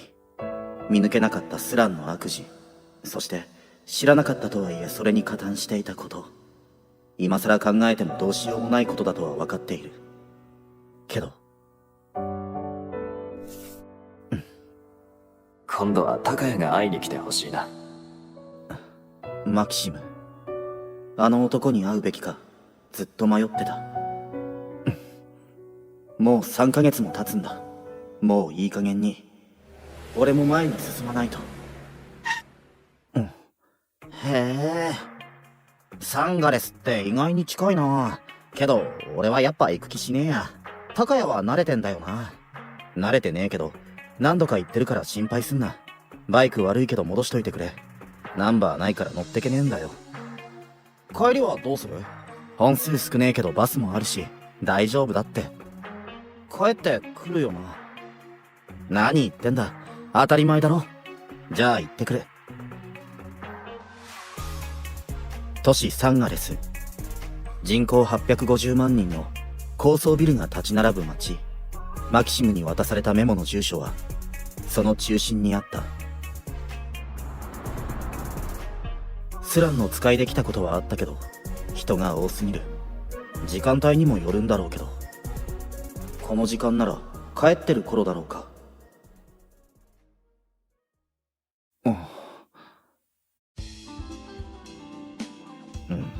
ここだ。受付？ホテルじゃないよな。これは入りづらい。いや、ここまで来て何ビビってんだ。こういうのは慣れてない。例えば仕事とか、もっとはっきりした理由があれば。高谷。高谷じゃないか。よかった、来てくれたんだね。もしかしてずっと外で待っててくれた？いや、今来たところだ。僕も帰ってきたところでよかった。中に入ろう。案内するね。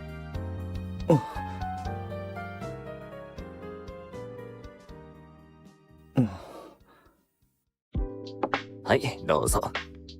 広いな。一人暮らしか。うん、そう。ゆっくりしてね。落ち着かね本当に久しぶりだね。そっちの様子はどう？リーダー辞めたんだってね。え。なんで？もう知ってるんだ。帰る。だって今来たところなのに。高谷！リーダーの件はまだそんなに広まってないはずだ。あんたが知るには早すぎる。俺に会いに来いと言ったのは、まだ何か俺から探ることがあるのかよ。のこのこ会いに来て、バカみて。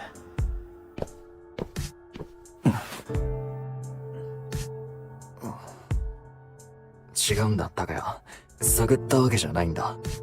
君が元気にしているか気になって。職権乱用なのは認めるよ。僕にとって君を待つ3ヶ月はとても長くて、我慢できずに調べてしまった。誤解させてごめん。そうか、3ヶ月。待ってたのか。帰るなんて言わないで、もう少しゆっくりしていってよ。わかった。よかった。そうそう、さっき入り口で会えた時、高谷のほっとした顔、すごく可愛かったな。やっぱり帰る。会いに来たんだからもういいだろ。なんでこんな奴にわざわざ。いや、待て、高谷。じゃあ、そう、仕事を頼みたいんだけど。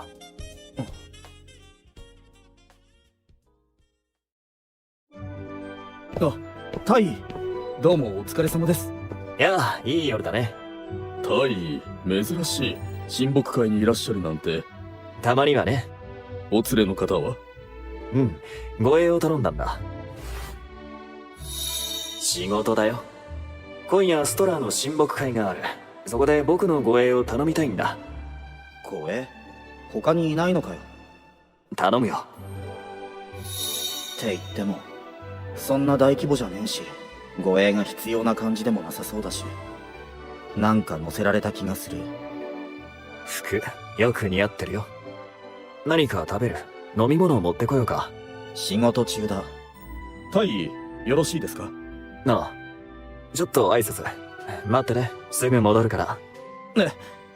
待っててって、護衛だろ。スランにもこういう場に何度か連れてこられたことがあったけど、あの時の客層とは全然違う。兄を殺したストラーも、こんなところでは和やかに振る舞っているのだろうか。失礼。いえ。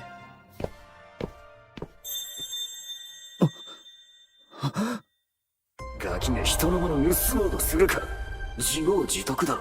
許さない。いつか必ず復讐してやる。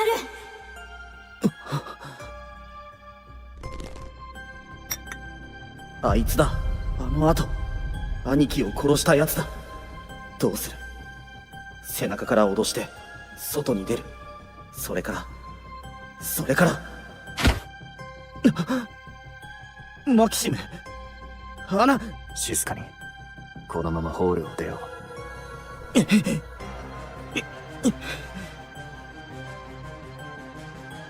う。なんで邪魔しやがる。手の甲にあざがあった。間違いなくあの男だ。兄貴の仇を取れたかもしれねえのに、てめえよくも。落ち着いてたかよ。彼は違う。人違いだ。何言ってんだよ。僕の部下の一人だ。年が合わない。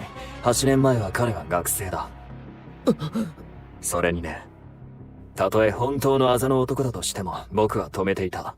君に最後まで実行できる自信はないはずだ。俺の気持ちを勝手に語るな。君の気持ちは尊重したいと思っている。けれど、間違いを犯させたくない。何のために俺だけ生きてんのか、もうわからねえ。スランの件があって余計に、自分がどうしたいのか、何を信じていいのかわからない。僕のことを信じてほしい。僕たちの出会いは少し変わっている。君の信頼を得るのは簡単じゃないと思う。けれど、君は僕に会いに来てくれた。君の方から僕に会いに来てくれた。それはとても意味のあることだと思ってる。うぬぼれるな。タカヤ。タイ、ちょっといいですか？後にしてくれ。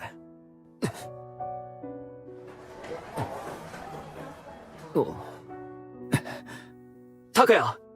よかった、探したよ。タカヤ。タカヤ。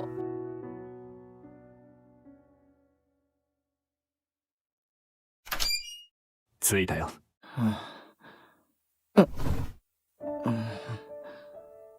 大丈夫？今水を持ってくるから。何？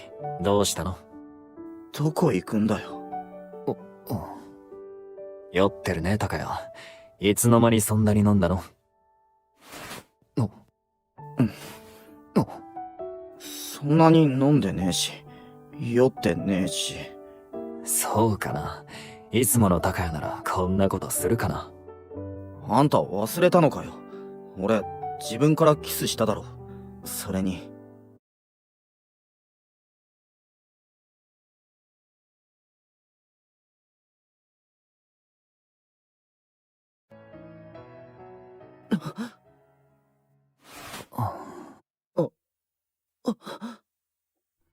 タカヤ、帰るの？朝ごはん食べてかない？仕事、中途半端で悪かった。止まったのも。いや、構わないよ。またしてね。護衛のことだよ。わかってる。でもよかった。タカヤ、昨日のこと覚えててくれて。二日酔いは大丈夫？帰る。俺、仕事の分払うよ。いいって。何もしてない。でも。じゃあ、次頼む。うん、またね。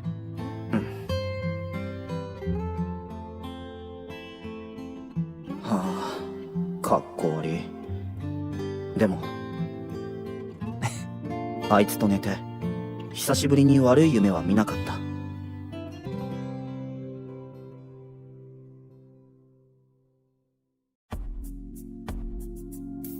タカヤ、昨日はありがとう。スラムに来る前は想像だにしてなかった。会ったばかりのターゲットと寝るなんて。鼓動が速く指が冷たい。緊張してる。僕は彼にとって初対面の国の犬だ。そいつと寝ろと言われて抵抗もあっただろうに、薬まで使われて。タイ、またのお越しを。タカヤ、マフィアでもない君がスランの命令に従うのはなぜだろう。いや、どんな理由だろうと。僕の仕事は君と仲良くなり、スラン摘発のための証拠を引き出すこと。この任務を完遂したとき、きっと僕は君を傷つける。ああ。だから現場の仕事は嫌なんだ。1週間前。ストラトス本部情報戦略課。失礼します、タイ。スランの資料、これで全て揃いました。ご苦労様。しかし、情報が少ないな。レッドライン付近は下っ端ストラーがずさんに管理してましたし、ネットワークもないので。って、本当にスラムに行くんですか？危ないし、汚いし、不便だし。ニール。僕も行きたくない。でも、スランには成功法が効かない。第12課では尻尾をつかめなかったから、こっちにも指令が来たんだ。臓器売買のリストの客がスランと接している物証さえあればね。そこでスランに唯一関わっている一般人の高谷から大お得意の対人スキルでパパッと証拠なり証言なり引き出すわけですね。パパッと高谷の情報も少ないからな。子供たちを守るアリオルのリーダーってことくらいしか。写真も小さいな。いずれにせよスランの側にいるんだ。悪党の部類だろう。証拠を出させるのは難しいだろうね。そう、この時はまだ。近づくな、早く離れろ。高谷がどんな人物か知らなかった。子供を守るために飛び出してきた。この時確信した。彼は決して悪党ではなく、スランの本当の悪事を知らない。その後、高谷と接触して分かってきたこと。スランは高谷を恐怖ではなく信頼で縛り付けている。それなら余計にスランの悪事を知ればこちらに協力してくれるだろう。だからもう少し高谷との距離を縮める必要があるな。恋に相手の心に近づいたことは仕事で何度もあるが、ターゲットは気の毒に思ったことなんて。しかも僕は高谷に嫌われたくないと思い始めている。もう参るな。これが肌を合わせたからだとしたら、スランはさすが策士ってことになるな。いや、たとえそうでなくても僕はいずれ彼に惹かれていっただろう。純粋で脆く強い彼に。覚悟を決めなければ高谷をスランから解放する。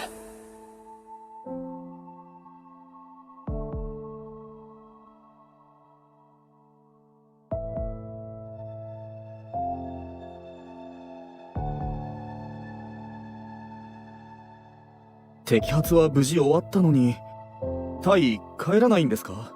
後でね。これ持ってってくれないか。剣と上着、ここでこんな時間に丸腰だなんて。自分でも何をしているのかと思う。それに高谷の家に行っても会ってくれるかどうか。けれどただ今は彼に会って謝って抱きしめたい。5ヶ月後。高谷。お疲れ様。もう帰るの？少し休憩しない？ああ、バスの時間もあるからな。高谷が週に何度か護衛のバイトをしに来て、そろそろ1ヶ月。仕事先の工場も閉鎖したし、助かってる。ああ、そのことなんだけど、もういっそ、ここで済まない？いや。こんなとこ、俺半分でも家賃払えねえし、いいや。じゃあな。いや、家賃なんていいのに。なんだろう。高谷が初めてここに来てから、だんだんとそっけなくなっている気が。高谷が酔ったあの日以来、特に何もなく。一緒に住もうは早かったかも。けど、スランは今再開発のただ中。高谷の住居もいずれ取り壊されるだろうし、いいタイミングかと思ったんだけどな。それとももう誰かと住むと決まってるとか。いや、考えても仕方ない。直接今のスラムを見に行こう。そして高谷と会ってゆっくり話をしたい。最近いつも夜はバタバタして突然行ったら驚くかな。結構変わってきてるな。あんたあの時の高谷と一緒にいたストラーだよな。何してんだこんなとこで。私服？キーナとジェイだ。久しぶり。当たり。遊びに来たんだよ。高谷は家にいるかな？いるよ、多分。じゃあさ、頼む義理じゃないかもしんねえけど、あんたからも高谷を説得してくんねえか？説得？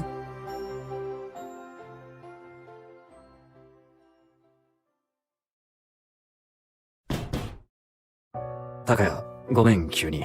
僕だよ。マキシムだ。いるんだろ？話がしたくて。来る途中、キーナとジェイに偶然会って聞いたんだ。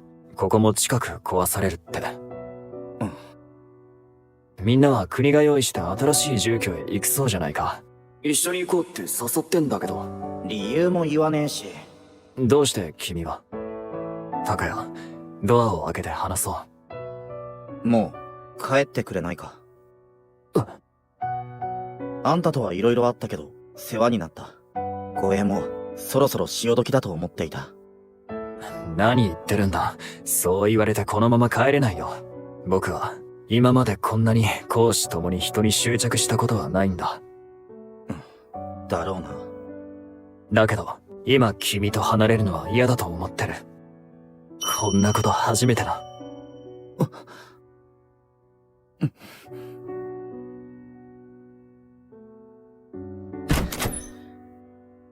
タカヤ、ここさ、立ち退かねえといけなくて。国の用意してくれたところは安いし新しいしいいんだけどそこってさ、あんたのところからすげえ遠いんだ。だったら僕と一緒に住もうって言ったのに。あんたにはわかんねえよ。近すぎたら離れるのが怖くなるなんて、俺の気持ちなんてわからねえだろ。なかなか他の家も見つかんねえし、それでもたもたしてたらもう嫌になって、格好悪いし。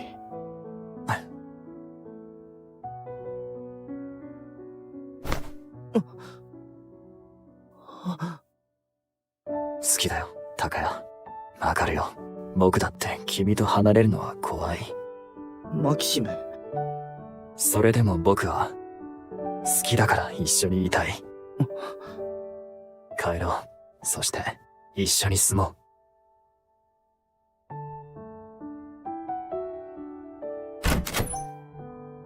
荷物少なくてよかった。必要なものあったら買いに行こうん。マキシム、俺やっぱり、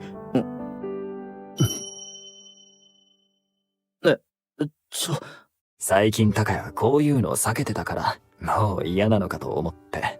でももう我慢しなくていいよね。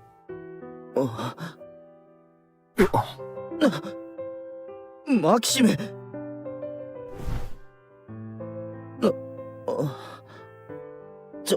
マキシム。今度ちゃんと用意するから。ごめんね。今日はこれで。たくさん気持ちよくなろう。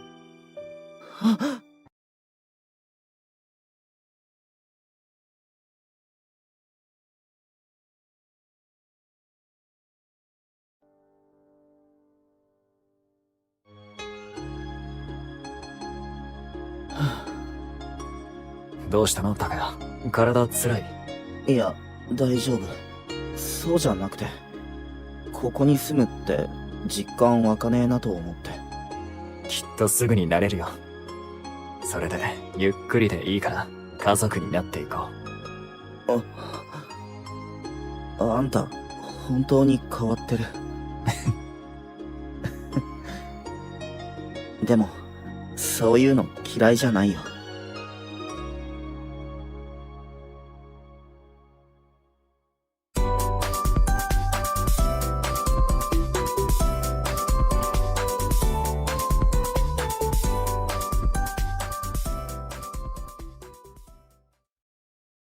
Get a little bit more into it, I noticed that depending on those sources you take into account, a lot of the sources describe attachment style different, and even name different types of attachment style, but also name different examples or sort of key points of the attachment style.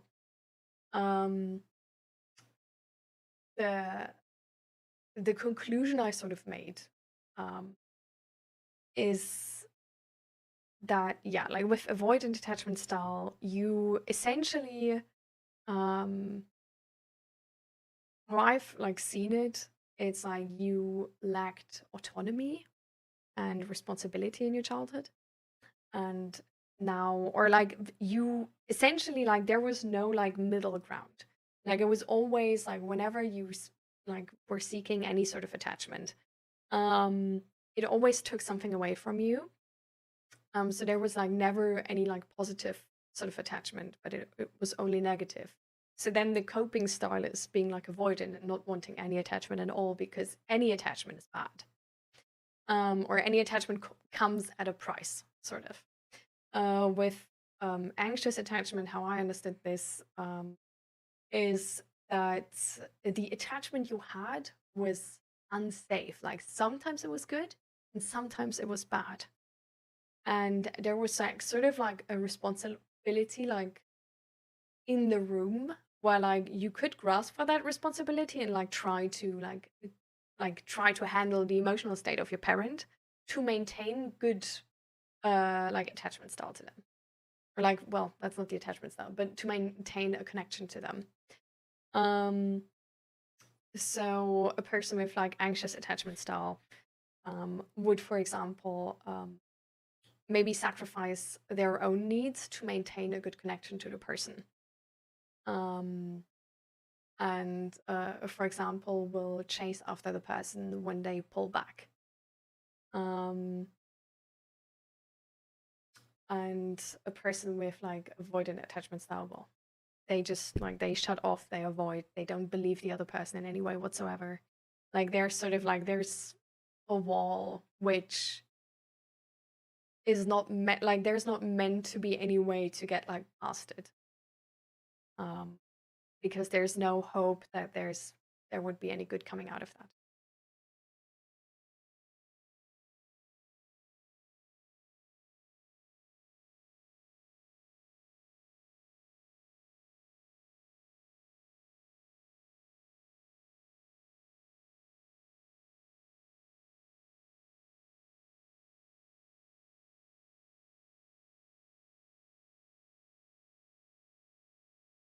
Mm.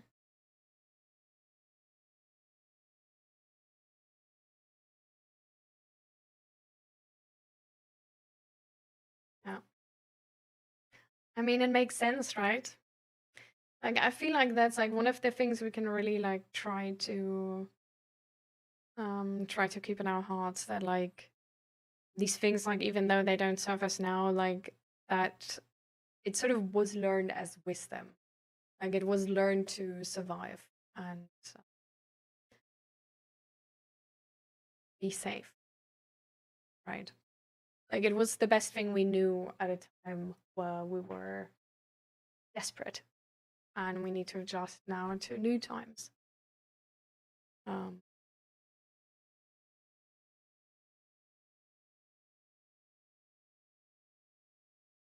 guess that's really what like therapy is about, right? And what surviving and having a good life is about. It's about adjusting and being resilient with your hope that you still try. Because I feel like, I don't know, like looking at like how long life is, like there's always gonna be some things in your life, like for everybody, which are tough and hard to overcome. Like in a like average life, for the average person, like there's gonna be friends and family dying before you, which you need to handle and sort of like deal with, right?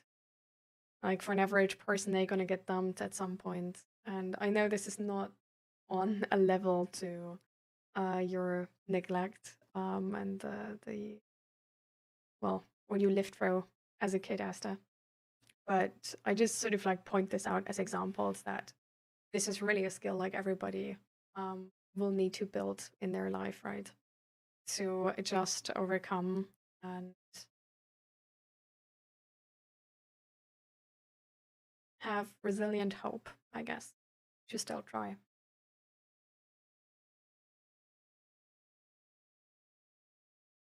Mm. It's definitely hard.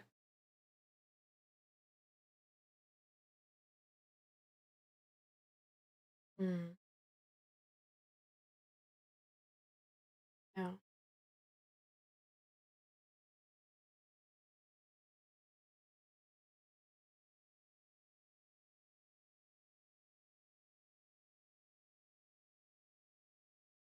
I'm glad that religion is able to do that for you. I feel like sometimes believing in something and believing in like a higher purpose and a higher logic is definitely helping to maintain hope and to keep going and to keep trying.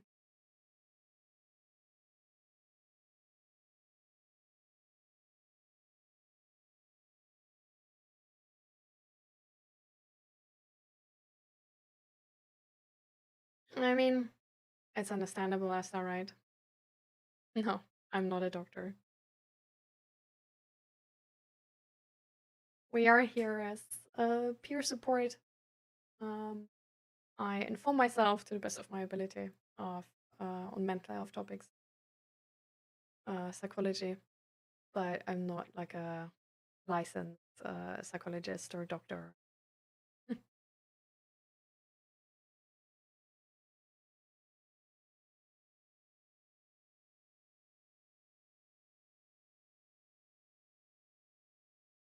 I don't understand your question, who got unbounded.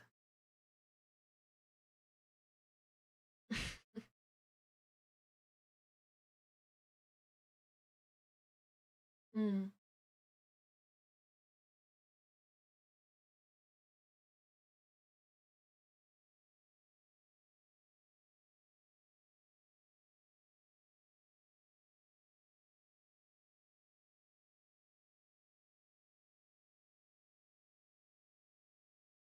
I mean, I feel like nobody wants to be the grumpy and broken person, right? We can't change life by talking. Everyone suffers. Nothing can change that. Well, studies say that's wrong. It's like everybody can believe what they want, right? And I'm not gonna be here and try to make you believe something else. Like, there's a reason why, for example, therapists don't therapize somebody who doesn't want to get therapy. Like, we can only help people who want help and take accountability that the things we can do to help are entirely about them. Like, we can't change the world. We can find better strategies to live in it. Like, we can't change your childhood, but we can try to help you process your trauma and find better ways to get your needs fulfilled in the future and build better social skills and get the relationships you want in your life and the support you want in your life. So it's not, it's not about changing reality. Like, reality can't be changed, but it's about how you approach life and how you deal with life, how you adjust to life, how you deal with challenges in life, and putting you in a position where you can deal with them really well. Because there's people who suffer through a traumatizing experience but don't get traumatized. There's people who suffer from a traumatized experience but do get traumatized. And it's really actually really important how you are supported in your life and how your social circle is and how your support system works, and is a lot about how you deal with the things being thrown at you. And that will influence the outcome, right? So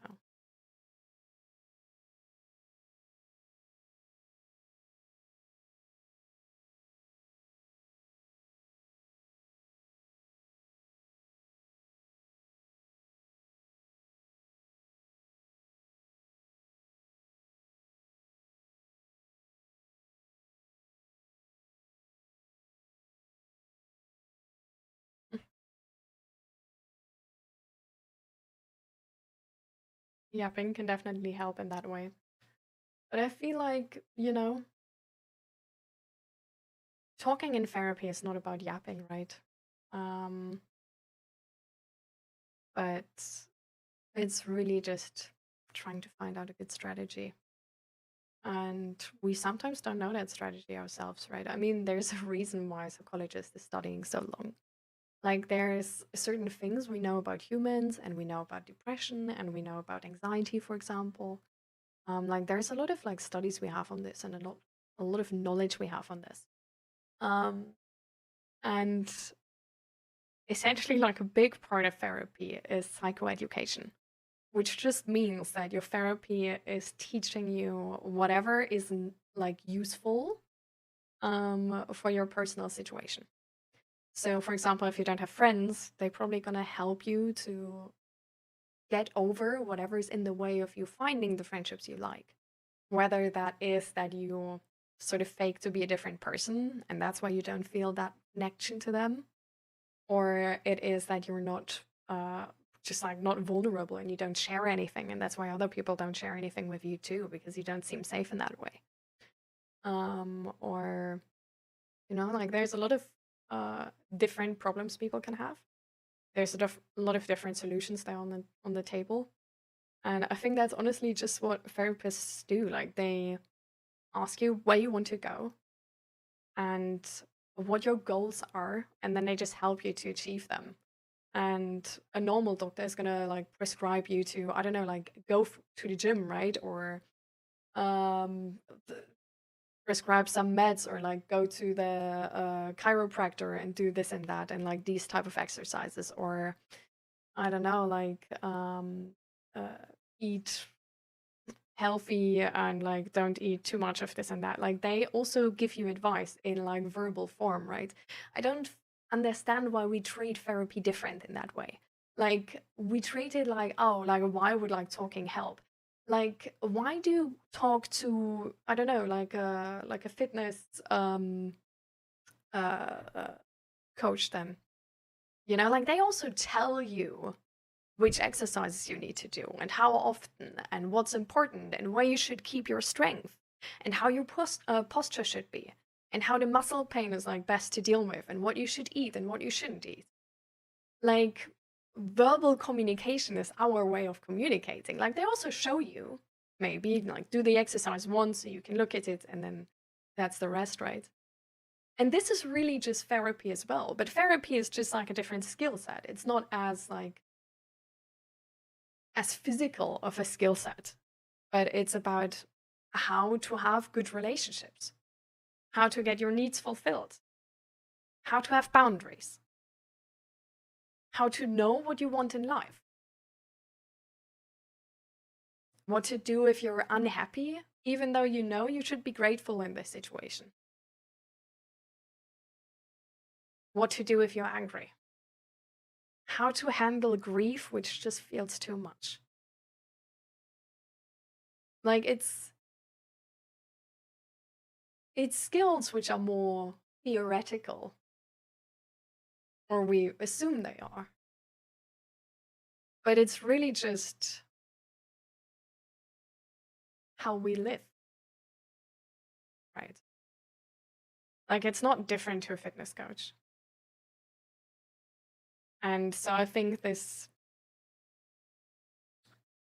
way of saying like, oh, like helping, like talking doesn't help anybody, is that's how we help everybody.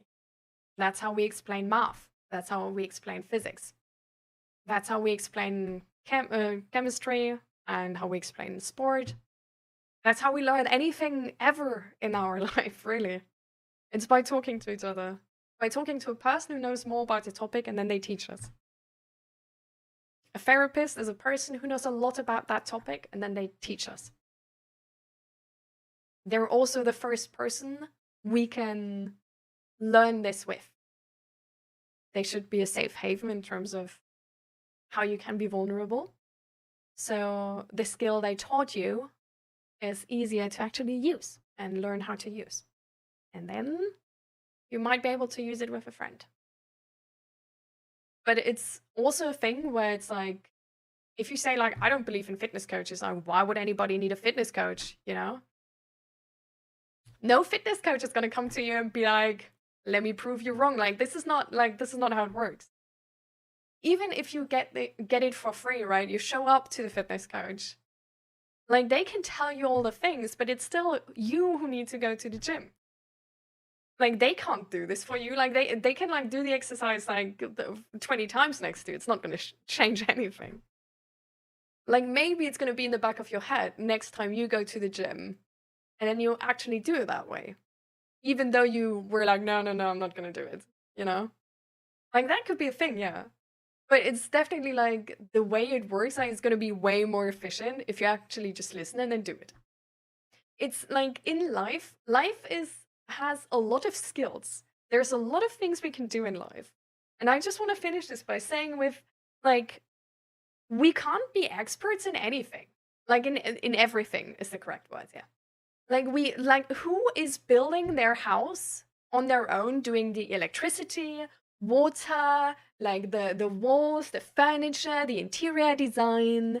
And then also like their Wi-Fi and internet, they just set it up all on their own. And I don't mean the router, I mean like putting up the freaking like electricity lines to your home and stuff like this. And then being like, okay, what else do you need? Yeah, then your toaster, you don't buy it, you make it yourself. And like your PC, yeah, you also make that yourself, of course.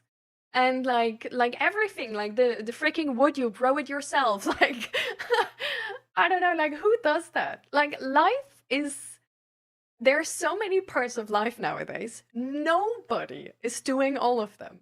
And we don't expect, like, we are insane with our standards, right, in terms of society. Like, we already have standards which are too high, usually.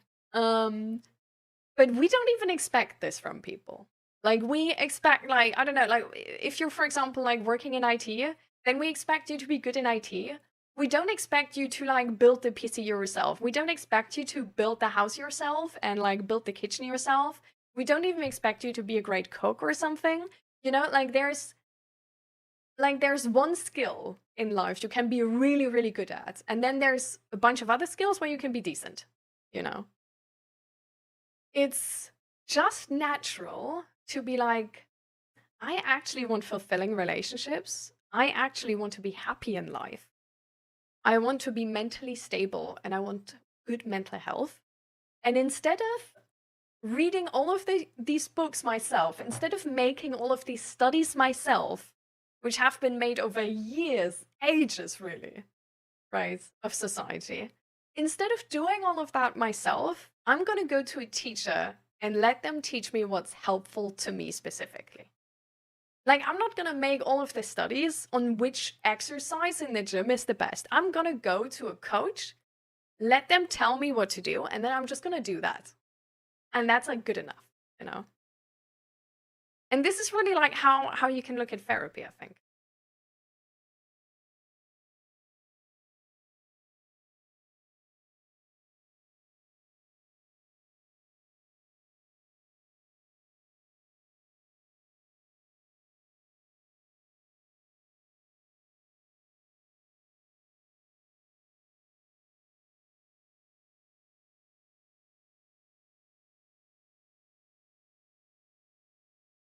Eventually, rest makes it easier to breathe. If ever came for me, I think I would meet it without fear. Not running, just open to whatever comes. No. I think I said really just be thinking about thinking.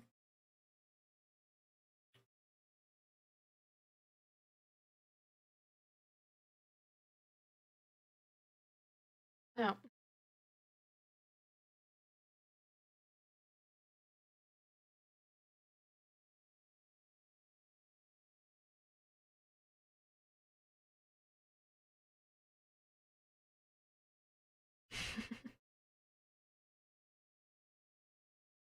Learning how to make healthy boundaries and then keeping them after time can help work through a lot of things, including cutting blocks off that don't respect them, but the boundaries need to be fair.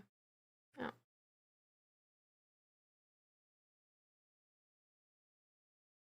I'm new here, but what you're talking about is the thing so important, because when you talk with a friend or family and they have another point of view and maybe the right opinion, it can open your eyes for a new reality. They may be not, and may, what? And may be not the right opinion, but can open your eyes for a new reality. Yeah. But this is why, for example, with like, I don't know, with like suicidal ideation or like major depressive disorder, like we can't expect the world from like regular people, right? Like this is not something like regular people know a lot about. It's something where like when we know what we need from them, like sure, talk to them. Like if it's just, if the only thing you want from them is only like to see your emotional side and like sort of like be there for you in like the way they can, that's like great and you can absolutely get that. But it's like, I don't know, like going to your friends and being like, hey, heal my major depressive disorder, and they're like, I don't know, like walking in a supermarket, you know, like never had anything to do with this topic, it might be out of their pay grade.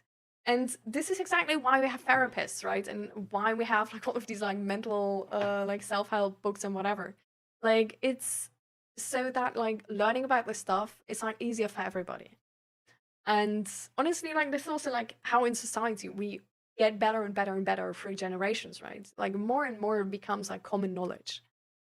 And while not all of it might be true, there's a lot of things which are true.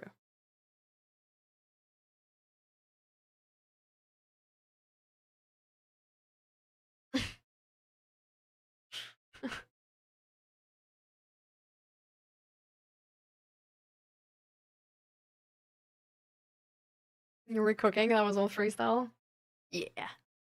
All freestyle. Hey, hey. I'm gonna put the cap on again.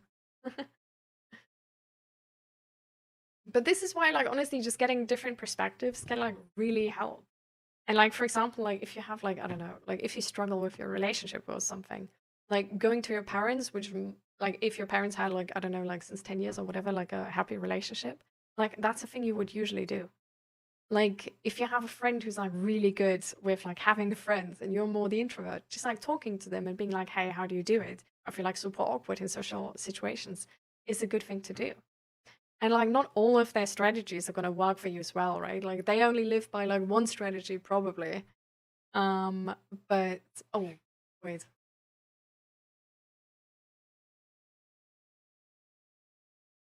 I forgot to turn on the like uh the I don't know, airco for the camera.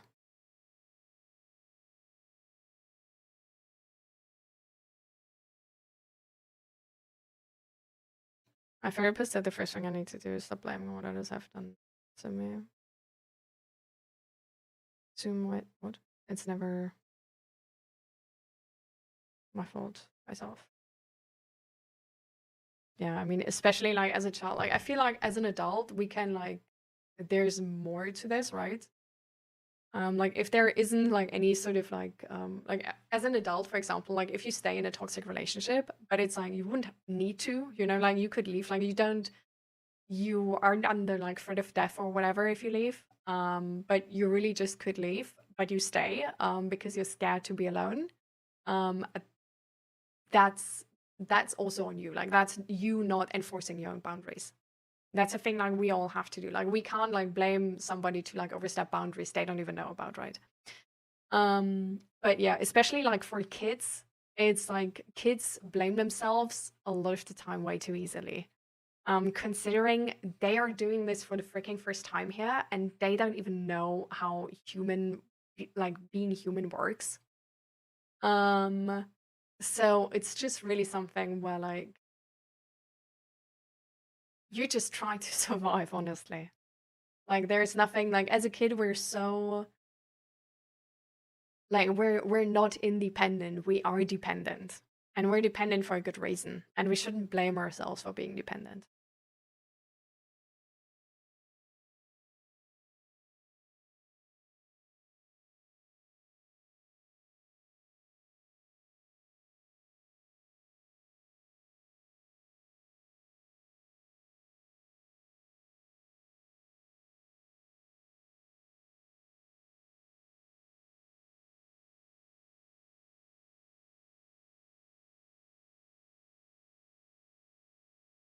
Yeah.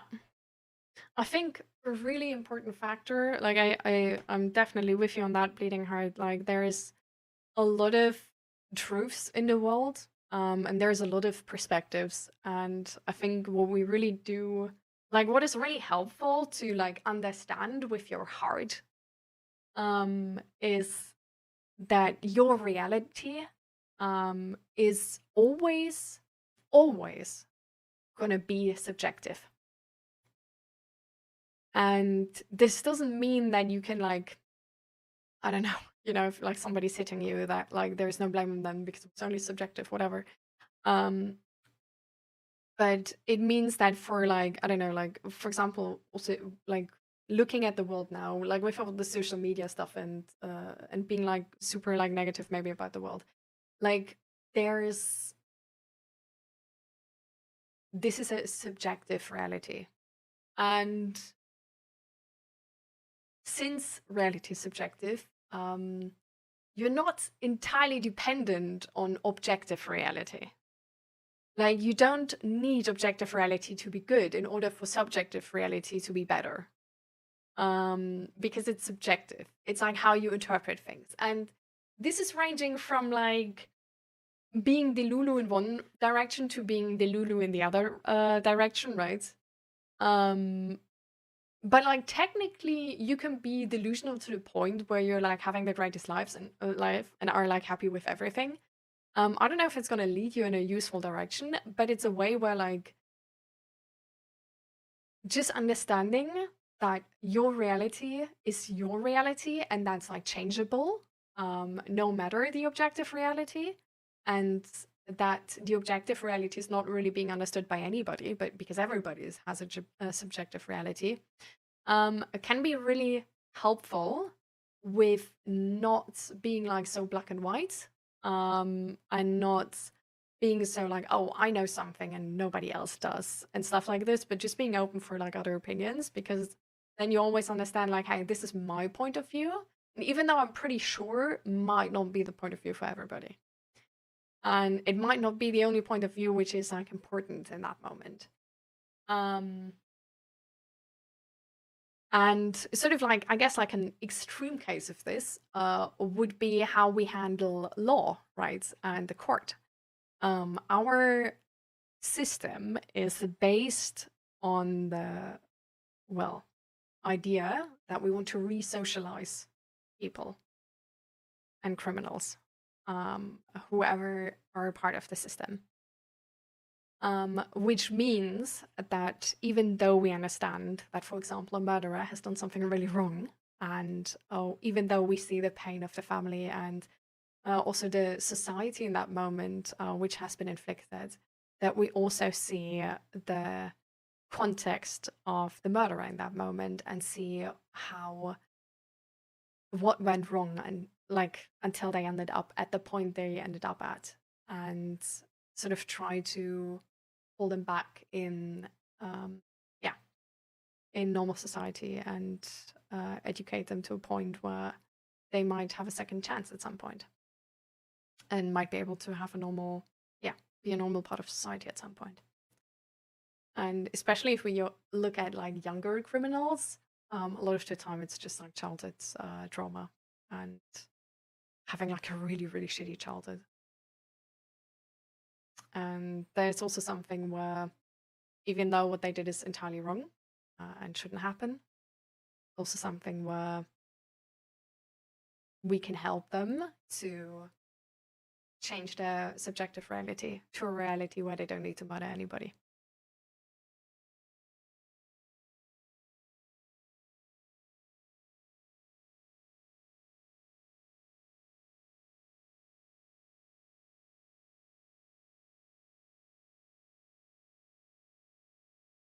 I said twinning with my t-shirt. Well, my t-shirt is technically like dark gray, but yeah, like with the sky and everything, they sort of looks a bit blue, yeah.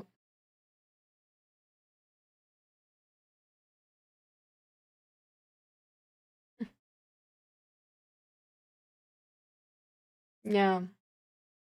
Exactly, that's the thing we were talking about earlier, right? Like the maladaptive coping skills is just like you learned this out of survival mechanism, but it's not serving you now anymore.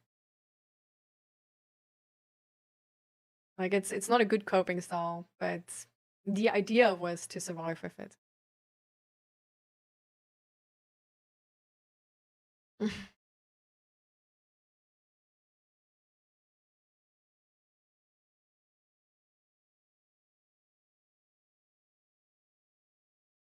Last week I broke up with my girlfriend and everyone said you did the right thing, but look, like I'm trying to find something to give another opportunity to her.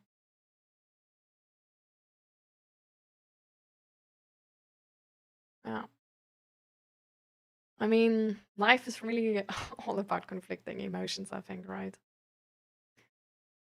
That's also like, especially with relationships, we easily make ourselves dependent on our partner. And then if our partner doesn't turn out to be the person we would like them to be, there's a resistance to leave because they do give us something. And sometimes we just, I don't know, wonder if we can't be happy with that. if it's not worth the suffering on the other end.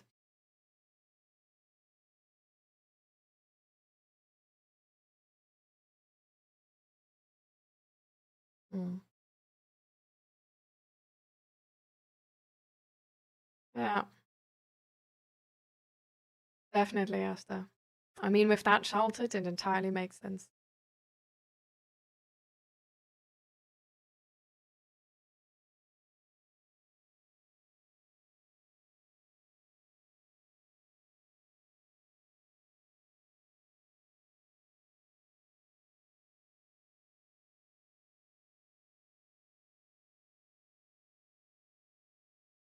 Make your own decision, only trying to find your happiness. You're a cold and sensitive person. I feel like can we try in chat to go away from these like generalized statements? And I'm gonna explain you why. Because even if they're true for yourself, so we are here in a biased part, like we have a selection bias in this stream, right? Like it's more common that somebody with not as well mental health and like more negative outlook is going to be in the stream than a person with really positive outlook, right? Like that's just selection bias because this is a mental health support stream. So this is more useful to people who are not as good at mental health. Something other people say, for example, like this, like, oh, you're then called insensitive person. Our brain is using that as evidence of how reality looks. And we will always do this, no matter if we try not to. Like anything which is sort of in our surrounding, we will take into account to some extent. So what I'm trying to say is, even though that might be the case for you, and even though you might believe that, in this moment of saying this out loud, other people will take this into consideration as to how society works. So essentially, without them having had any experience of making their own decision and then like trying to find happiness and then being called insensitive, they will use this as an example of this happens to you if you do that. If we now all do that, we get a hell of a lot evidence, bad evidence by that, of how the world works and how we can't speak up. And it's going to make it harder to speak up for anybody. And on top of that, I think this is, again, a subjective reality sort of thing, right? This is the reality you perceive. And I feel like while this might be a more common topic, it's definitely a thing where if we maintain believing in these consequences, we're gonna probably lack the evidence where we tried this and didn't get that response. So we're biasing us into believing this, even if this wouldn't be the case anymore, or even if this would change. Sleep well, Gray.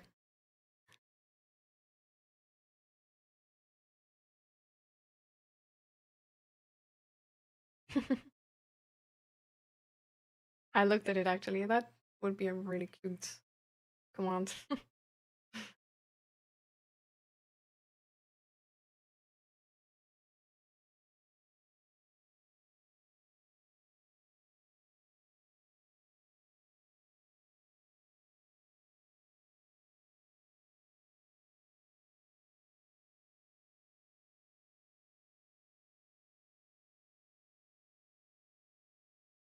Yeah. So, because I feel like the way our reality, like the way our society is right now, there's a bunch of people who wouldn't do that anymore, right? And there's a bunch of people who still would do that.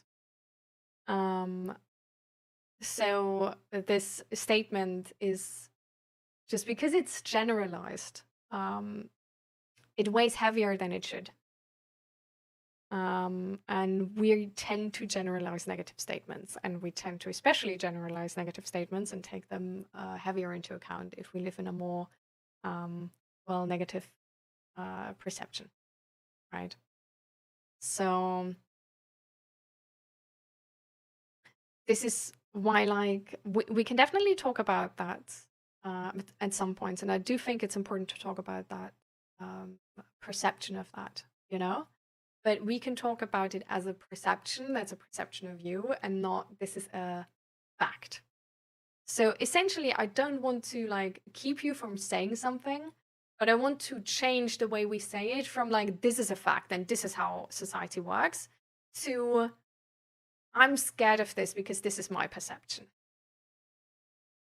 If that makes sense.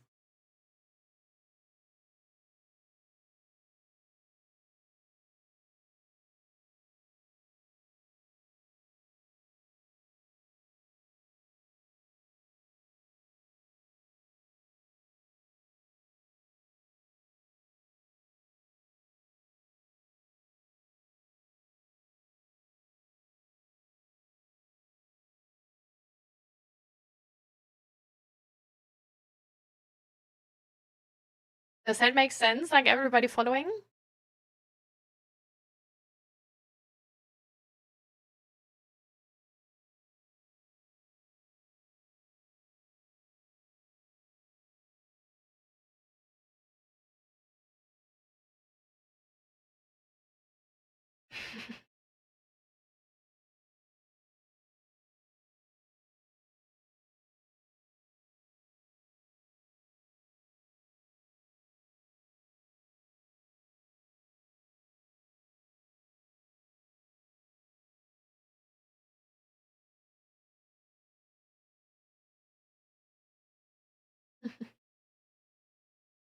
Because yeah, we essentially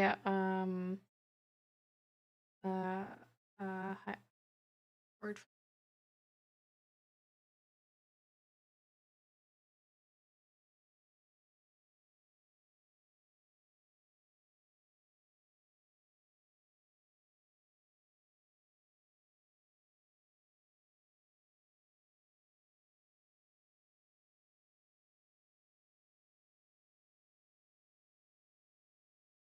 trying to find the synonym I'm looking for.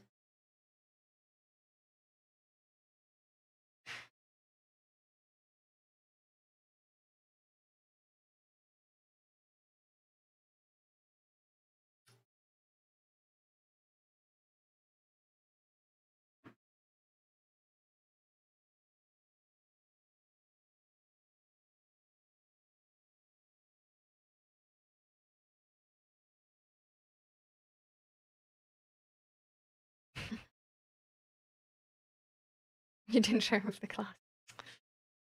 No snacks were shared with the class. F minus. I choose to interact with folks knowing that it can be either. Not just for me, but to be the mental health advocate I can't just not interact. Mm.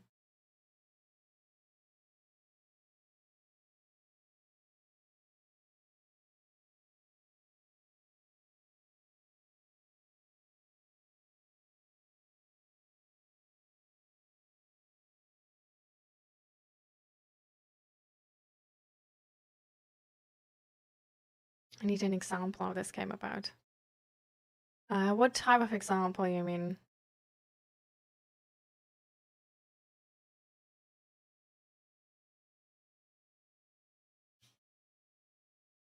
Mm. Yeah.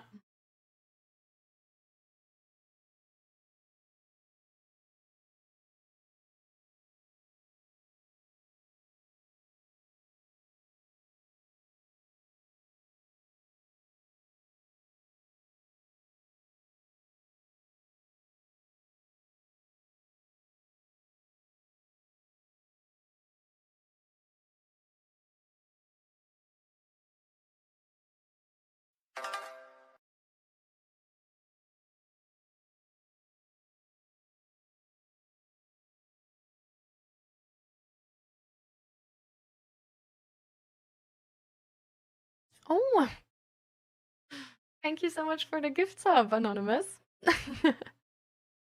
Thank you a lot. Thank you for the support.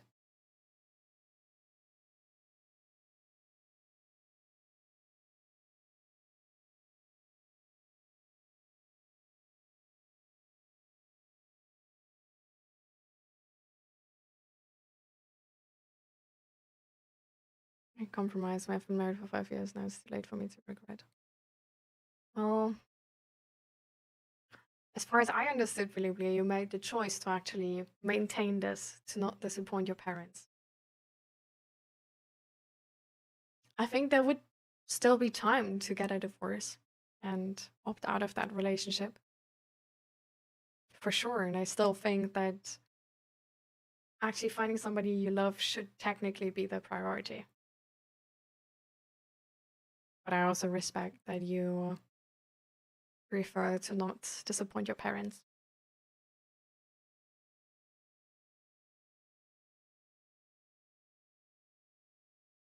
Yeah. The example was when you make your own decision only to try to find your happiness, you are called an insensitive person. And it's like, I can, like, I can absolutely understand where this is coming from, and this makes a lot of sense, like, from, going through such a situation. But, so, I think we should just, I think it would help if we watch our phrasing in a way where we don't say it as like, this is a fact, this is how reality works, and like everybody else now also sort of like, they're like, everybody's taking that into account as like, oh, okay, yeah, this is like how reality works. And like, because then it's like doubling down on our like social anxiety, right, in our brains. But that we instead phrase it as something of like, I'm scared that somebody would do this. Or like, I was really disappointed when I just chose happiness that somebody did this. Like, that we phrase it in a way where like, if this has happened to us, then we say the specific situation where this has happened to us. So that we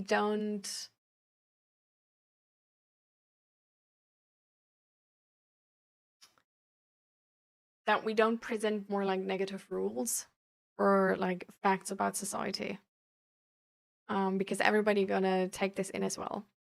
So that's why these like generalized statements are sometimes like for ourselves then like doubling down on like what happened to us. Because like when we went through this situation ourselves, right, it's shitty for sure, and like we're gonna be scared the next time. But when we talk about this in a way where, and then make this generalized statement ourselves of like, this is how reality works, then what if we gotta believe us, Like, I feel like usually we actually want to believe ourselves. So in that moment, what happens if we actually do believe ourselves? So now because this happened once or maybe twice, maybe this happened to us a couple of times, right? But now we made it to a fact.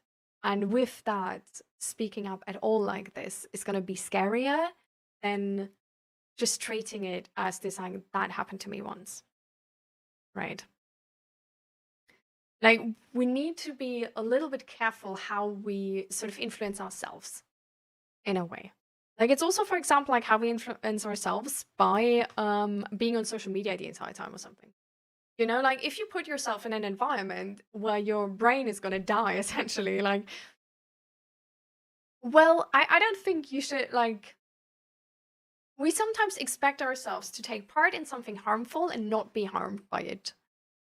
Just with this expectation of like, yeah, but we're different because we know about this. It's like manipulation works really well, even if you know you're being manipulated. Like with all the ads, for example, like we know these are ads and we know they try to sell us something. And they might not work with that specific product, but this underlying message of like you need to get the newest thing. Oh, you could reward yourself with this new thing, or like if you get this new thing, you're actually going to become the person you always wanted to be, and only because you didn't have that car with that extra space, that's why you never went camping. Like you could have went camping the entire time with your old car, but no, it's because of this, like because you didn't have this, that you never went camping. And it's like mental health is not a given. And I feel like sometimes we see it that way. And I understand why we see it that way, but I feel like looking at like how social media works and earns their money, and how our entire society works and earns money, and how different like the mental health systems and support systems are in the different cultures and countries, it's like not everybody and I feel like really there's not many who could even say that. But I think we sometimes take like being mentally healthy as the normal, you know? Like that should be the normal thing. Like you should be born and be mentally healthy, be physically healthy, and that's like the sort of bare minimum. And then everything below it, we're like, oh, it's like so life is so mean to me. Who said we're not in a survival situation? Like I know we now have like houses, we get apartments easier, we can buy food from the supermarket instead of making it our own. But I feel like the sort of what we need to actually live in this world and have a really nice life, these expectations and these skills we need have changed. But if we don't have these skills, then we still will have a way harder time. Like back then, it's like having skills about sort of nature and how you grow a crop and stuff like this, you know? Now it's more like social skills, bureaucracy skills, being able to handle having to talk to like 20 people to find out anything. And then like everybody of them is going to be like, no, that's the job of the other person. And you're going to be like, no, like I'm going to like find this out and I'm going to fix stuff. Like this is BS, you know? Like, I feel like the skills have changed, but there's definitely skills which make your life easier, and if you don't have them, make it harder. And I think knowing that, having that in mind, is influencing our mental health, right?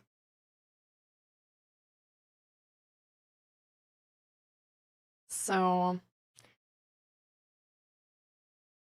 this is, I don't know, for example, like becoming like I don't know, like a CEO with like 25 or whatever. I don't think your mental health is gonna be a priority in that goal, you know? I feel like the price for that is probably your mental health. Your price for that is probably also a part of your physical health.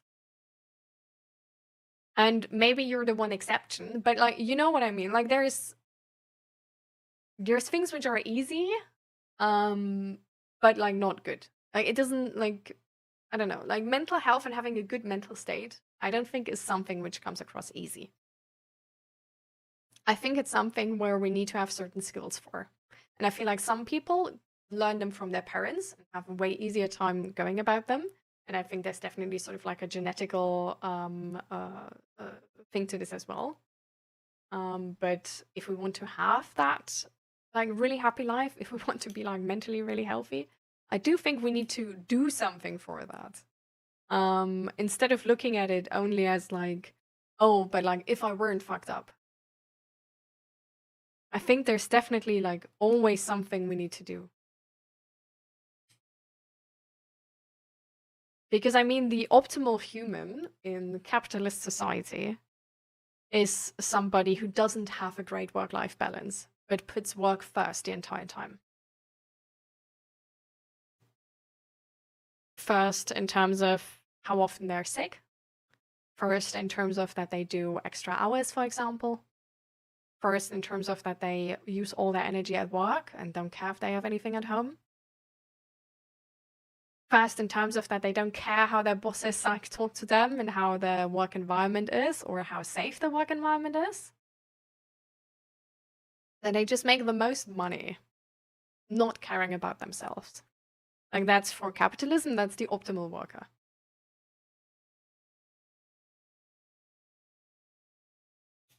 That's not going to be a worker which is mentally healthy.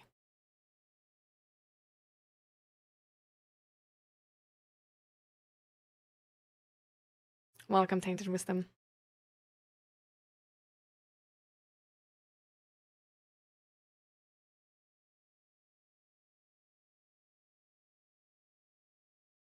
I don't know if ads are a manipulation to buy stuff you really can't afford, but ads are a manipulation to buy stuff you don't need. Because something I need, I don't need ads for. Right? Like, I maybe need an ad in terms of like, oh, this exists. Like, if it's a product where I don't know if it exists or not, like that would be useful. But apart from that, it's really just something you don't need. Like, if I'm in the kitchen and I feel like, oh man, I really need like a what were we talking about before? Like the rotary thing, like a I don't know, whatever. Like a kitchen mixer. And I think that like every time I'm in the kitchen, I'm gonna go to that shop myself. Like I don't need ads, you know. Like I'm gonna go to the shop, I'm gonna buy the best one there is, whatever, you know. There are some things where I don't know that they exist. And that would be, I don't know. Yeah, I don't know.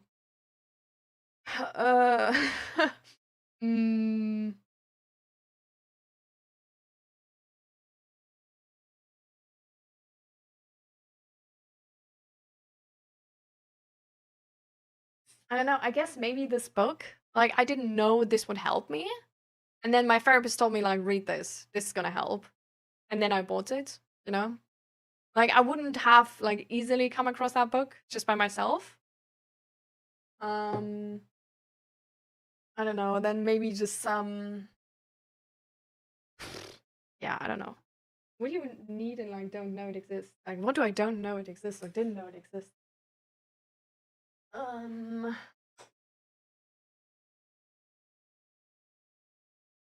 don't know, maybe it's also just something where like, so for example, from a certain brand, I don't know, that I have the command with the merch and like the panels below, for example, that's technically also an ad, but it's more like, hey, I also sell this.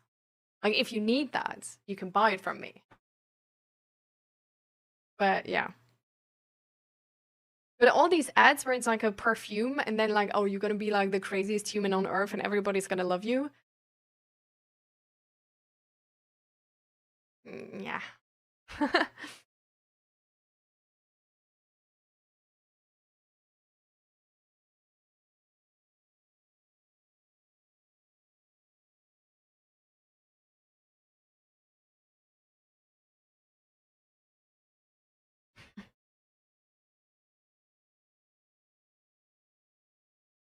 I really like the rhyme. Roses are dead, is this love fake? Sometimes I wonder weddings are basically just funerals with cake. Really like that rhyme. You never had another relationship ever since?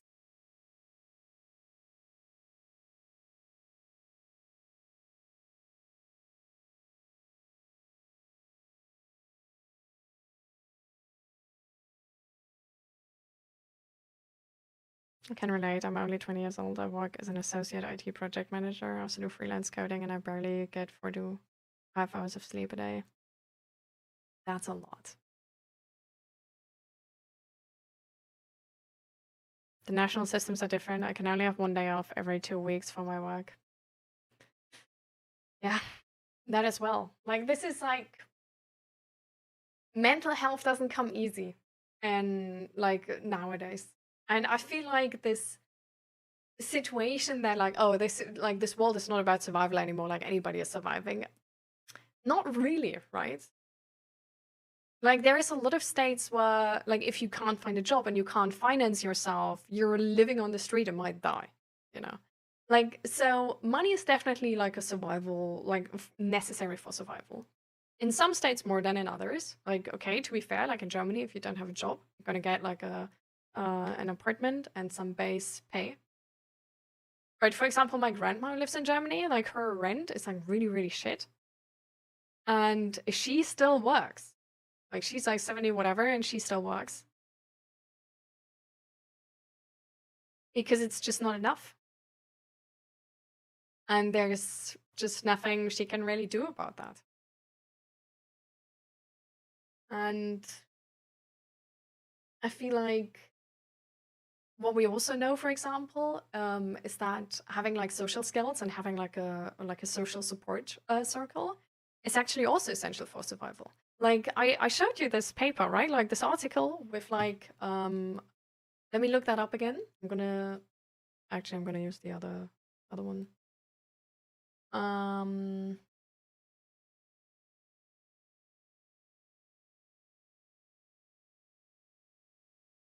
Wait. Okay.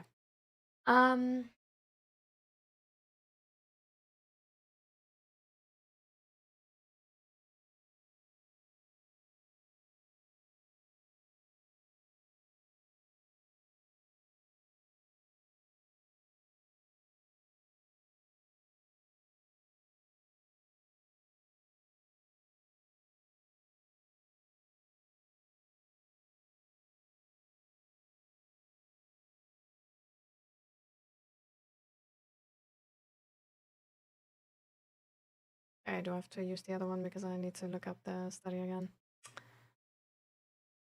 Ah, yeah. Okay.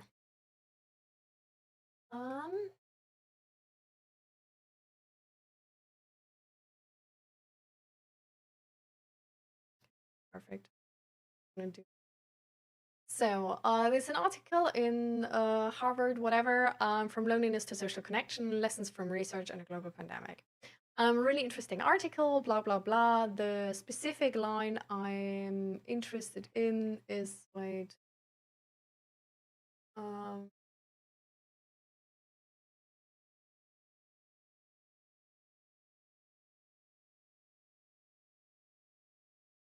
Yeah. Studies show that on average, people who have strong social connections are happier, healthier, and live longer than those who don't. In 2010, blah, blah, blah, reviewed studies examining the protective effect of being socially connected and found that social connection increases odds of survival by 50%.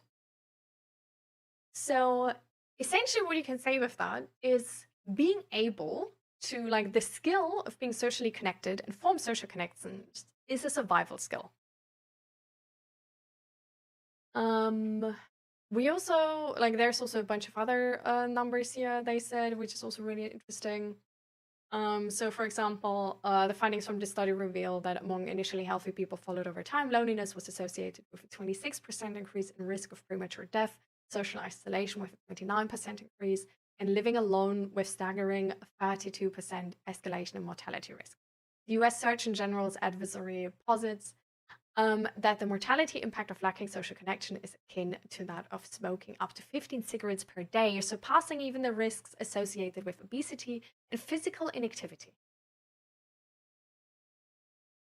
Moreover, loneliness and social isolation exert far-reaching repercussions on economic as well as academic outcomes. A lack of social contacts among older adults is associated with an estimated $6.7 billion in additional Medicare spending annually. However, the economic impact of loneliness is probably even more substantial, as it is also connected to increased absenteeism, reduced productivity, and lower work quality. Similarly, the absence of social connection hinders students' advancement, even in higher education settings.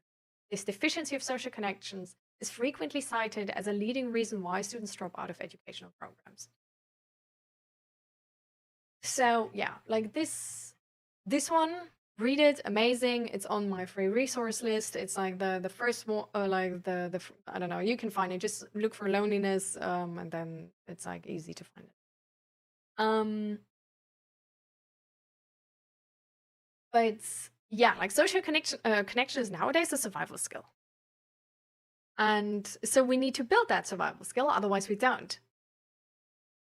And with the, for example, with the like male loneliness epidemic, like it's cited very so often, apparently it's also a survival skill in terms of like, well, if your reproductive, like if it's gonna happen, you know, like if you're gonna reproduce or not. So like your ability to like, you know, like be sociable is really also important for that. So there's a lot of skills nowadays which back then are not as like, we're not as connected to survival maybe, or Maybe they have been, actually. I think they probably have been. Because if there's like a, I don't know, like a drought or something, you know, then you rely on your neighbors to actually like pull together and like community to come together and actually pull through, you know? But we don't associate these skills with survival. What we associate with survival is sort of like strength and speed and stuff like this. Where it's like nowadays, why do you need strength? You know? And it's not really, you know, like social skills, that's way more important. Or like just bureaucracy skills. Being able to like find what you need, talk to the right people, like and stuff like this. Like that's also really important. And being resilient to take part in bureaucracy. I'm not resilient to take part in bureaucracy at all. Like I'm not resilient to be in any system which is inefficient and is sort of like authoritarian, where it's like, you know, like just because they're the boss, they want to get like the privilege of being smart or something. Like I hate systems like this, and it's really hard for me to actually like be part of them because I get so frustrated from it. So yeah, this is a survival skill I should build if I would be part of the normal workforce.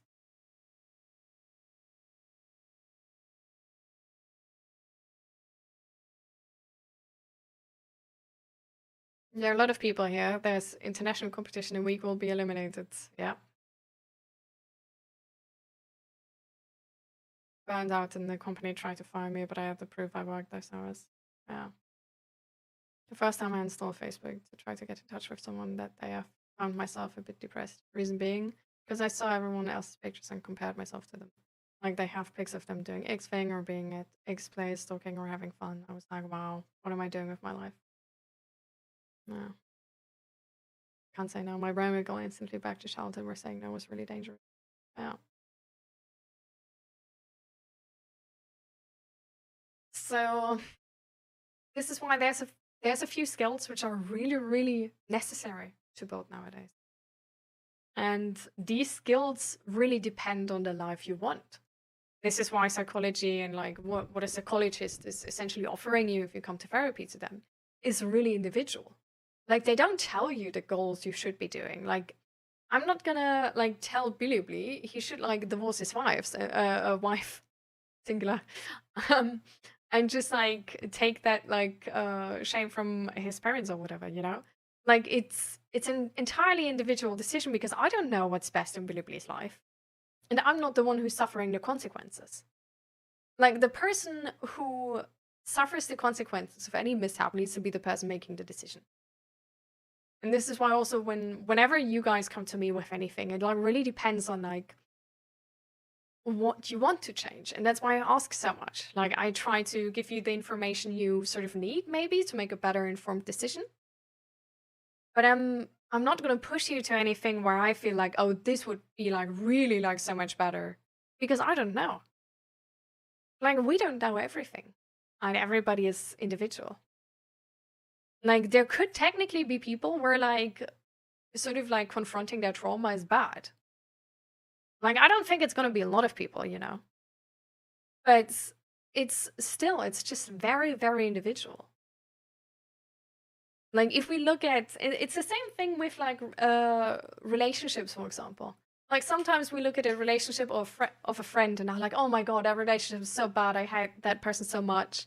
And then we feel like, oh, we need to talk to them, like break up, like, oh my god, this like so bad, you know? We don't know the whole picture.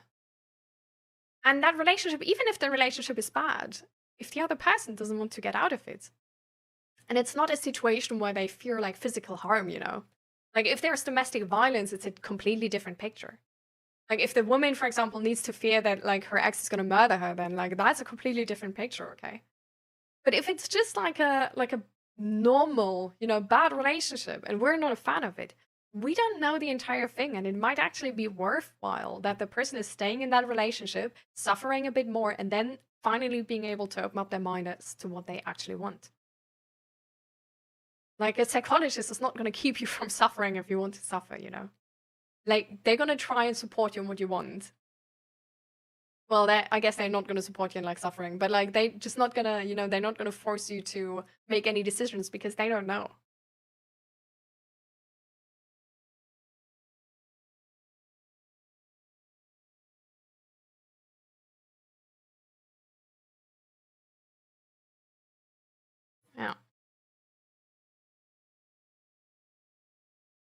Mm. I used to hate the idea of marriage, having kids, basically the American dream. Now that's a dream I want, but the more time goes by, it seems more unlikely. We only have one life. If there are certain things we want to achieve at all cost, we have to invest all cost. But usually,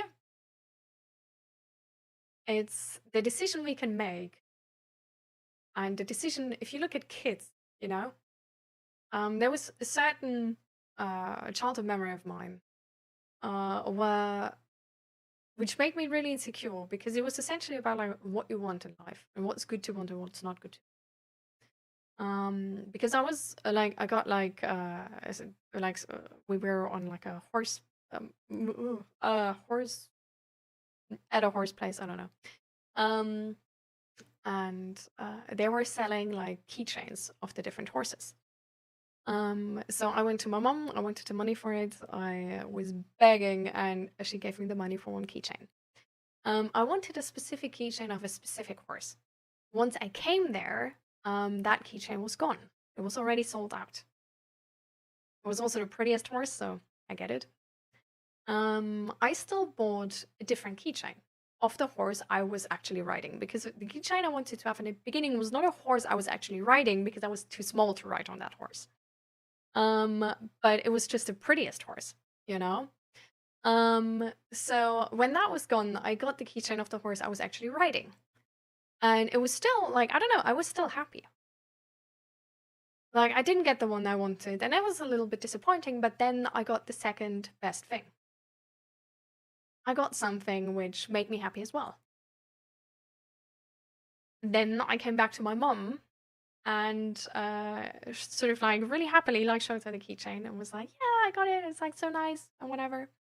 And she was super mad at me that I got that keychain. Even though the other one was sold out, because she told me like, well, but you wanted the other one, right?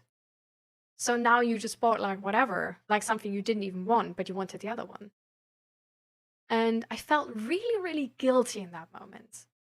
I felt so, so guilty that I wasted money on something I didn't even want.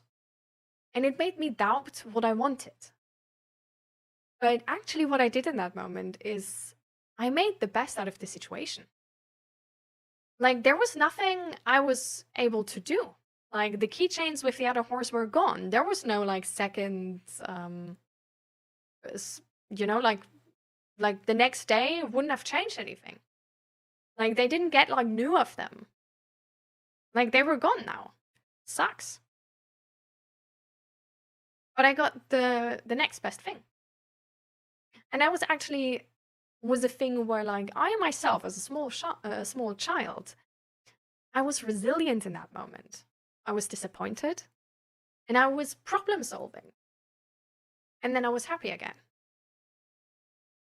And that's not something we should really look down on. It's like life is still a survival situation. There are some things which are not in our range. And I don't want to be the person who's going to be like, oh, like everything is not out of your range, okay? Like, please take this with a grain of salt. Like, if you interpret this negatively, then like, yeah, like everything's out of your range. Like, shit happens. Like, just, you know, like dip out of it. Doesn't matter at all. That's not what I'm saying. But what I'm saying is there are some things which are so hard to get or maybe even impossible to get. And it's not bad to get the next best thing and to choose the option which is best for you. So, I don't know, like, for example, if your dream home, which was only one time available, has been sold and just recently, like, you can try to make them a better offer. But if you tried all of those things and there's no possibility, being able to excite yourself for a different home and seeing the positives of that other home instead of the one you initially liked is a good quality. Not giving up just because you didn't get the specific thing you wanted, but being able to be happy about the second best is not bad. And in a lot of life situations, we're not able to get the best right away. In a lot of life situations, especially if you deal with depression, anxiety, and negative things like this, the thing you can do for yourself is choosing the next best thing.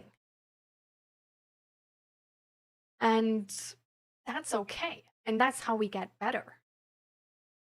Like being depressed AF and wanting to get that perfect life, it's like wanting that, like to have that tomorrow is gonna be probably impossible. But starting therapy, talking to people, working on it every day a little bit might actually put you in a position where in 10 years you get that dream life. There's a lot of possibilities in life, and there's a lot of possibilities we don't really see. Like you can, for example, even if your dream life is getting children yourself and having a husband and all of that with 25, like you can still be happy, for example, with like 35 and taking care of foster children and doing that right and giving them a proper home, you know? And it might actually make you happier than your first dream would have. Like there is a lot of possibilities to be happy and get what you want or get something that you want. There's a lot of possibilities. And a lot of the time we don't see these possibilities. A lot of the time we don't see a way to get to those possibilities. But problem solving is a thing we can build, is a skill we can build. Choosing the next best thing is not pathetic, but it's doing the best you can for yourself in that.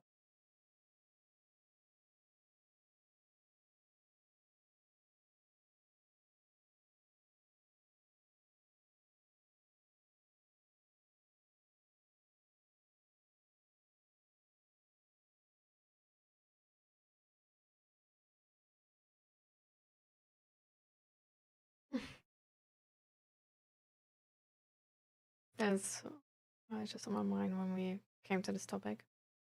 Well, a perfect life doesn't look the same for everybody, right? You don't need to have a love relationship. You can be happy just with friends, for example. It's also okay for a few years to just be like, I really can't be bothered. Like, I want to focus on myself. And that's entirely fine as well. But really finding out what you want is really important because sometimes we want something, but we're too scared to actually put it on our bucket list. Sometimes we want something and it's not worth the price, and that's okay as well. But being clear about what you want, why you want that, or what you don't want and why you don't want that. It's really nice to be able to have proper goals and not be disappointed of something you don't even want.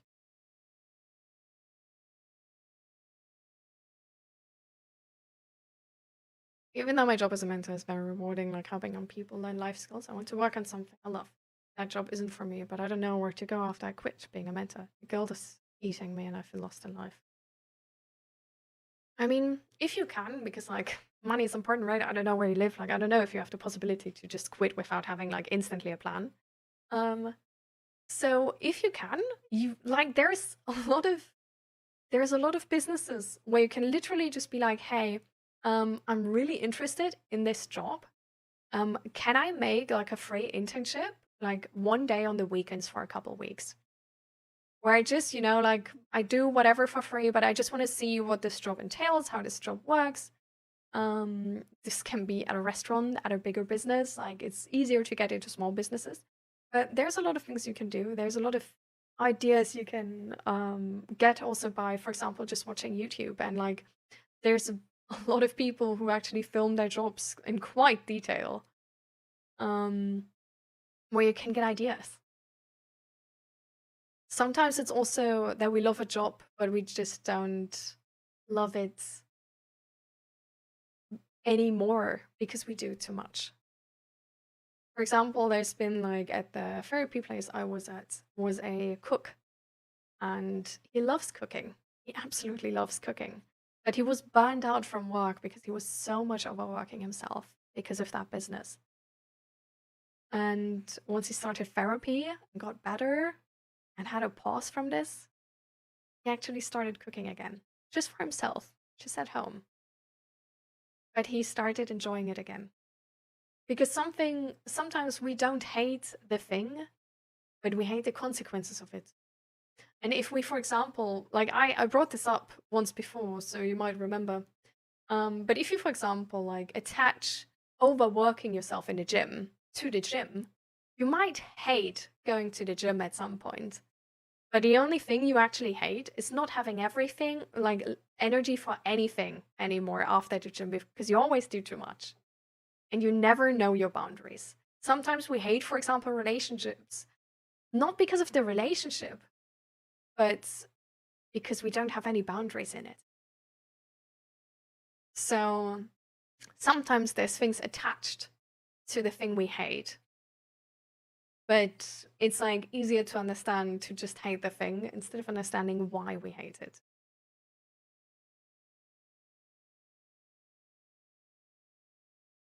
Hi, Lucan, welcome.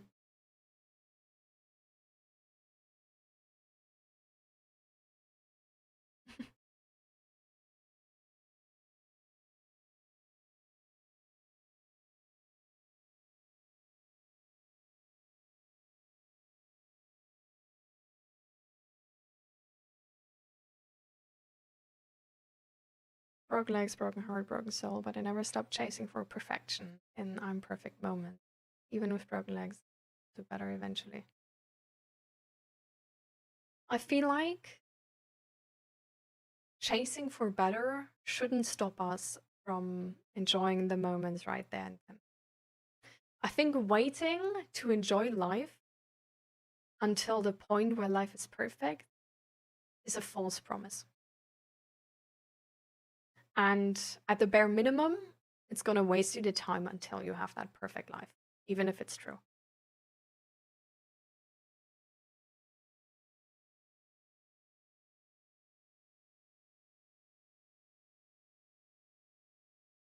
Awareness, proactiveness is a solution to most of mental health problems, isn't it?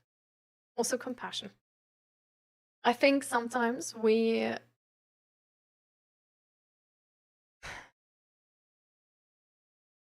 our body is not trusting us because we don't take our body serious, if that makes sense. Like,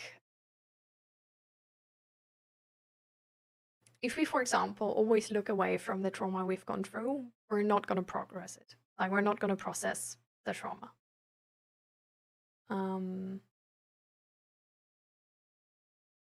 So we sort of like, it's awareness and like knowing yourself, but it's also like accepting yourself. And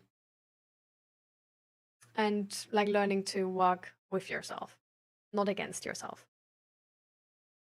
And then, yeah, like honestly, like proactiveness, like initiative to do something, change something is really good.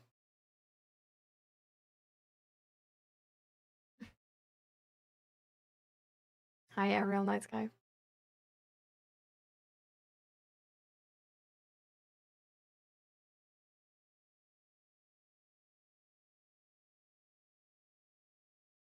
Anyways, then that's what I've been telling myself, like to accept and be grateful for what I have. Just seeing that people achieved wealth just because they said one word 1,000 times or just showed their body really irks me. Live in mediocrity. I feel like with a lot of the time, what lacks in moments where we feel jealous of others is actually awareness and mentalizing for them. Like, I feel like sometimes we're jealous of people because we don't see the work they actually put into something. Because they might also not show us. Because sometimes, actually, like making it look easy is a thing which helps to be successful. Sometimes there's drawbacks to being successful as well, right?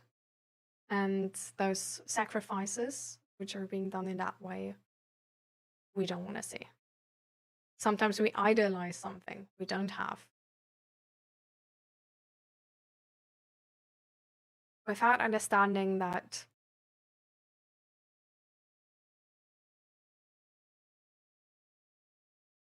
without understanding the full picture of it.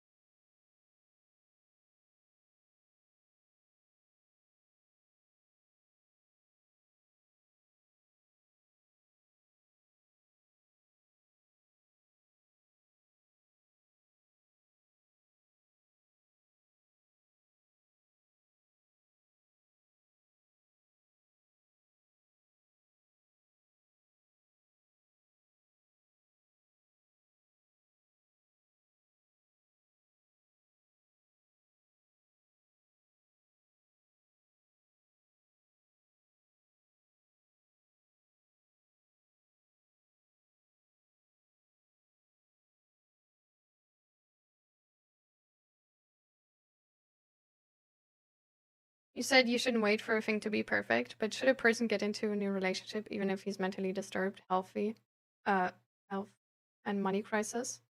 So perfect time is needed. I said you shouldn't wait to enjoy life until you have the perfect life. If you don't feel ready for a relationship like this, you won't enjoy the relationship if you start now. But you can still enjoy life. There's like at some point I would really like to have a house instead of an apartment with a garden. I can still enjoy my apartment while I don't have that house. You know what I mean? Like you don't need to have everything right away. That's not what I mean. I don't mean force perfect while you are not, you know? Like, don't put yourself in that position where you feel like you're gonna fail.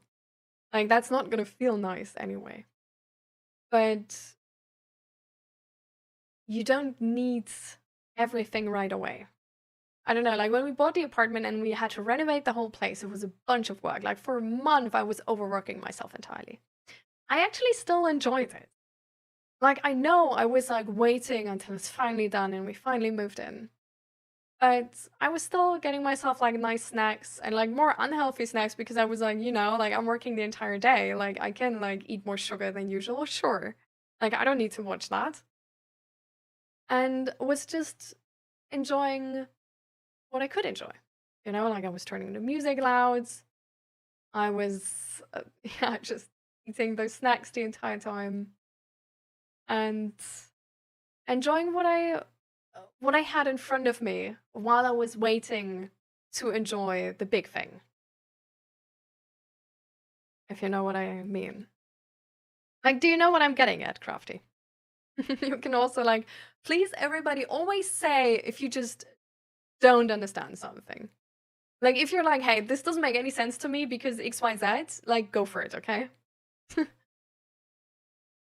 Like, of course, like, be polite. Like, I'm not saying, like, be a dickhead, but, like, it's really important to, like, not, like, this doesn't make sense. If you didn't understand something, but I'm trying to help you, this is, like, you're not gonna get an answer if I don't know you didn't understand, right? Like, I can't answer questions which are not being asked.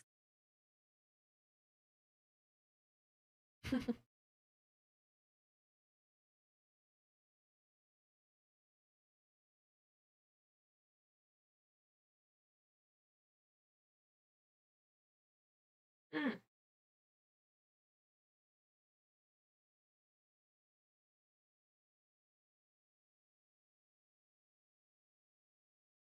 Mm.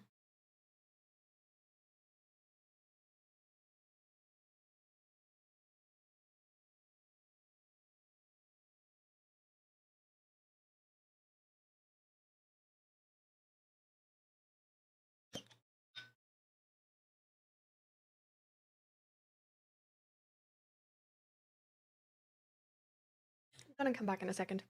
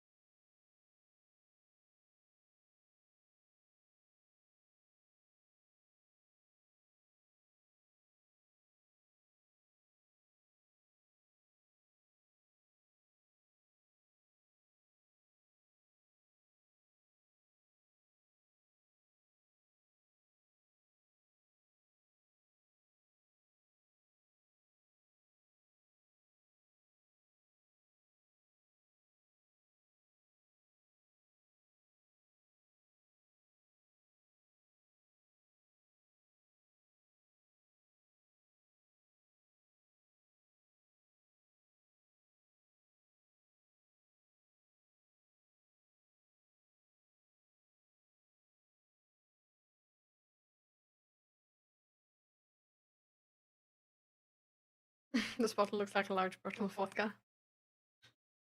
Sure.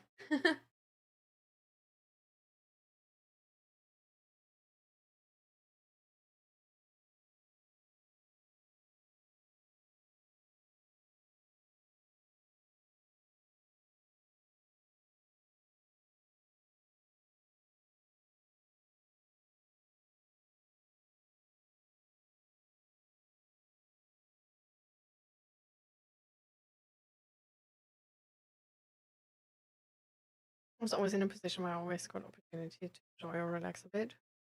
Where I get into a relationship, but I always said to myself, not focus on yourself, your career, etc. So all the things later. But at the end, I haven't got anything.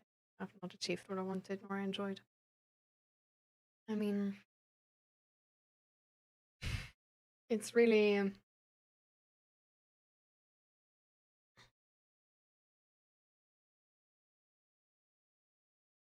it's really a thing of priority, right? Like life, we don't know how long life is. We don't know how long we're gonna live, right? Like technically, like everybody expects to live until they're like 80, 90 or whatever. It's not in the cards for a couple of us, right? Like somebody's gonna be hit by a car, somebody's gonna like, I don't know, like fall and break their neck or something, like somebody's gonna get a heart attack at like 50 and die. Like there's gonna be people who are gonna die earlier. So I feel like with like certain things in life, we don't need to rush anything like right away, right? So for example, like with the house, like like how are we gonna like the only way how to rush that right away is to move somewhere on the outer corners of like the Netherlands and probably buy like a really like shitty house. Like that's not the goal I have in mind. Like the goal I have in mind is to actually like have a nice house, you know, and also like a nice position. But just then like meanwhile like have this apartment, enjoy this apartment and stuff like this. That's like nice. So like I wouldn't like there are certain things you just are sort of like wait on and are fine waiting on, you know, and there are certain things where like the relationship I'm glad I didn't wait with. Like I'm glad I have a person at my side. And I don't know, like knowing that a relationship is like in good and bad times, like I'm gonna like at the like if it succeeds, you know, like I'm gonna be in that relationship when I'm 80 looking like a frigging like potato or something, you know. And like it's gonna be fine as well. So I don't really like expect my partner, like I don't need my partner to get to know me when I'm perfect, because they have to stay when I'm not perfect. Like they have to stay when I'm like the least amount of perfect. Because otherwise, like at some point, like, right, like the relationship's gonna fail. So it's a thing where like I don't mind starting a relationship when career is not yet figured out, and when like mental health is not yet perfect. Like I do feel like it should be at a point where like you're not gonna like suffer in any new relationship, right? Like I feel like there's, for example, like if you have like a really bad problem with like making boundaries or like speaking up for your own needs, and you really can't do that yet, then like getting into a new relationship is essentially like just it's gonna like I don't know, like how is it gonna work, you know? Like these are like necessary skills, at least to an extent, for a relationship. But if it's just a thing where you're like, if what's holding you back is more like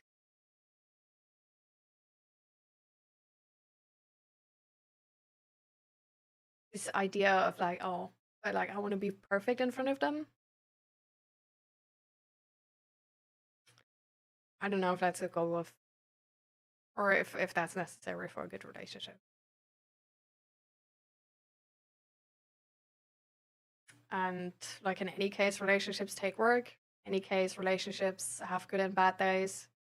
I mean, if you put in like amount of work in your career where you don't have any free time for a relationship, then yeah, you chose your career. And if that's a thing you want to do, then definitely do. If you at some point notice like this is actually like, I don't know, like this doesn't seem like the life I want actually, you know, just working myself to the edge and not having anybody to share it with, then change path. Like, don't be afraid to just change paths and be like, okay, I'm gonna like put off a little bit of work to like make some free time, you know, be able to be like a partner, and then like use the time to meet with friends, get to know new people, and maybe start dating, you know.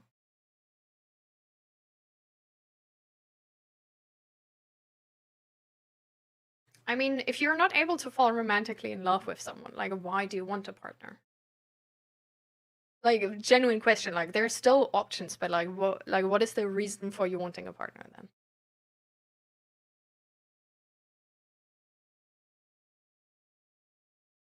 I suppose I just hate myself because I know I have the ability to be like them, but not willing to put in the effort and time and instead complain.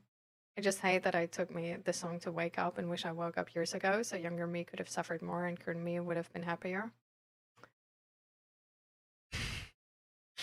Oh, tainted wisdom. You're just things take some sacrifice. Like I'm just gonna say like this, like there's like stuff takes work. And it's work you have to do. Like for example, mental health. Like, okay, if you like start therapy, the years of therapy, like that's like I guess the most work, but afterwards you still have to work on it. Like even if you work your way up to a CEO, like once you are the CEO, you still have to work. Like if like there's it's it's a very it's not unusual in our society to want something nice without doing anything for it. It's not unusual to end up thinking that you will get nice things for not doing anything. But it's definitely not empowering. And it's not the normal way how you get stuff, right? So building the skill to work for your reward is actually really important, because that really makes a difference.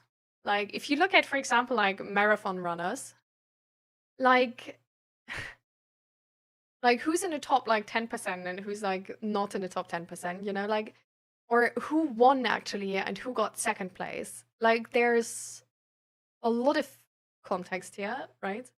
But a lot of the people who take part in any sort of, like, competition take part in a competition wanting to win. And the motivation is like this like want to win. A lot of people have like this sort of like this idea in your head of like wanting to be famous, for example. A lot of people have that. But who actually becomes famous? And I think you realize what I'm trying to say is that having ambitions is useless. Because having ambitions is something really natural everybody has. Like, everybody at some point had the ambition to become famous, and then, like, for a lot of people, they found out, like, oh, being famous is not as cool. Or, like, ooh, that takes a lot of work, and that's not what I want to do, or whatever, you know? Like, but, like, ambitions are free. Like, because ambitions are only in your head. Like, ambitions are entirely free. So, like, a lot of people have them. The people who actually follow up on their ambitions and achieve the goal, they have actually not only this idea in their head, but they have thought about and sacrificed what is necessary to actually achieve this. They have paid the price to get there and have put the effort in time, energy, money to actually achieve it. They want the goal knowing the price. Because I feel like there's, for example, if we use like a really, really, like, I don't know, becoming like having this like perfect body, like having this like Instagram influencer body. I feel like everybody can probably relate to being at some point like, oh, you know, I would take that. Like, that would be like, yeah, you know? But who of us actually looked at the amount of work it would take us to get that and achieve that, and then is choosing to do it? Because these are quite different calculations.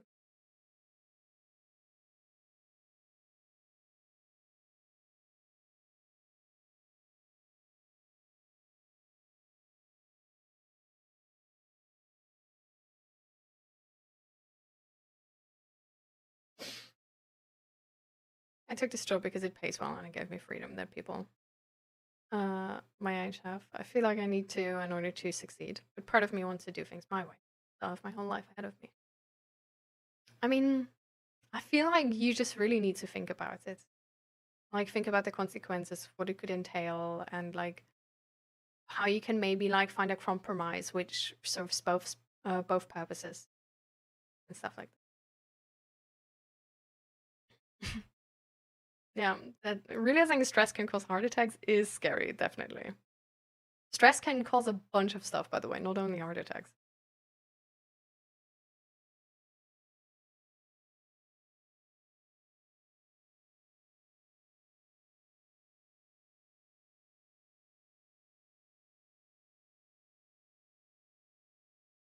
Yeah, definitely. Like, you shouldn't fear death, but never having lived, yeah. Loneliness. I mean, there's also like loneliness can be cured, let's say. Also like not by romantic partners, right? Yeah, like you just need friends. Then you are less lonely as well. But I mean, to be like socially not lonely anymore takes social skills.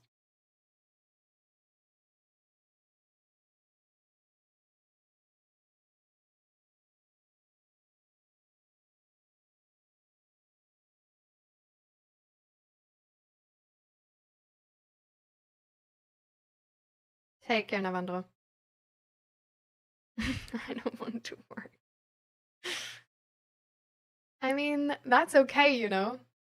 It's okay to look at what it would entail and then be like, hell no. Like, I don't know, like, I also looked at, like, Instagram influencers and was like, damn, like, that would be, like, crazy, like, sick as fuck, you know, if I would look like this. And then I sort of like thought about, okay, I would need to go to the gym like this, and this many times, and I would need to watch my food and do like this, and that, and that would take away. So how would I fit in my schedule? And then I would, on the off days, I would probably have like muscle pain as well. Okay. And then probably also like less like sweets, and for example, like maybe like no chips at the evening, and stuff like this. And I would need to eat like blah blah blah protein per day and stuff like that. And then I was like, you know what? Actually, like, I'm fine. Like it's not that bad. And this is like how you make choices, right? Like you have a goal, you properly think about it, make an informed decision on like whether you want to achieve it or not. Like it's not bad to not have ambitions like other people have, like it's not bad to not have the ambition to look like an Instagram supermodel. It's completely okay to be like, actually, I just want to spend my time in a different way, It's okay if other people are there like, oh, well, if you don't have that goal, like, I can't be friends with you because I have that goal, and like, that's super important for me. Like, yeah, okay, whatever, like, Like, I still go to the gym like twice a week now because my goal is to actually like be sort of healthy, like be fit, be able to do what I want to do. Like be able to like cycle X amount, like really just anywhere where I want to go, and be able to like when my friends are here, like power through, because everybody doesn't stay long enough, like everybody is like here for like 3 days, and they want to do like all of these things within these 3 days, and I just can't keep up. So I just want to be fit so I can like keep up in that moment. And yeah, just like have more energy for life, honestly. Like have the energy that I can be here, talk to you guys, and then like once the stream is done, I can still go to the gym, I can still do all of these things. Like I just want to build energy. That's why I go to the gym. And knowing that the sort of the price of that goal can change drastically, right? Because that means like, okay, like I should still like eat protein to a certain degree to like have like, like so it builds like any muscle. But I don't need to really watch my food. Like I don't need to watch that I don't eat too much. I need to watch that I don't eat too little. Like that's a thing I would need to watch. Yeah. That's actually, you know what, like now that I say that, that's probably a thing I should actually watch. Considering I only had like one piece of bread today. Well, I'm just gonna eat more later. But yeah, like that's like there's the things you put in and the outcomes you get for it. And sometimes it's not our mistake, and sometimes we just need to understand that certain goals take more things into account than we know. For example, being good in school,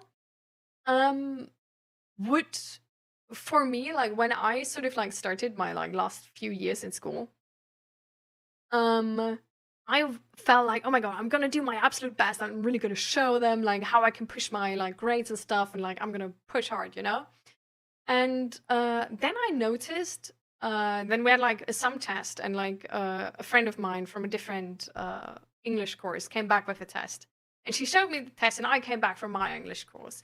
And the levels of these courses were so entirely different while they are being graded the same. So she just got the best grade for free, and I had no chance in hell of getting the best grade. Knowing that, I was like, okay, so the goal actually to get good grades is not only learning a lot and actually doing that myself, but it also would mean changing to courses with good teachers, then like sort of like sweet talking those teachers into liking me so they give me better grades. And then also on top of that, like actually learning and stuff like this. And that was just a thing where I was like, nah, actually, like, no, I don't give a fuck anymore. Like that goal, no, I'm not gonna do that. And that's okay. So like there's a lot of skills sometimes we don't actively attach to that goal, but which are attached to that goal. And it's okay once you grasp the whole picture to be like, nah,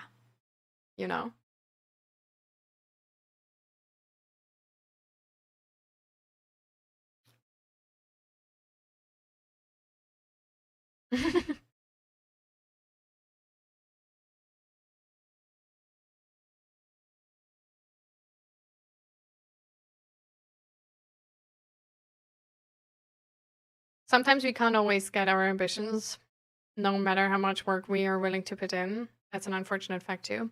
I wouldn't actually say that, because especially when you say like in respect to losing people, sometimes some things need multiple willing persons to achieve. Sometimes we would just need to sacrifice ourselves for it, and that's not something we want to do. Like, for example, having like that perfect relationship with my mom, I would need to be a different person. Do I want to sacrifice myself for it? No. So that's where I choose myself.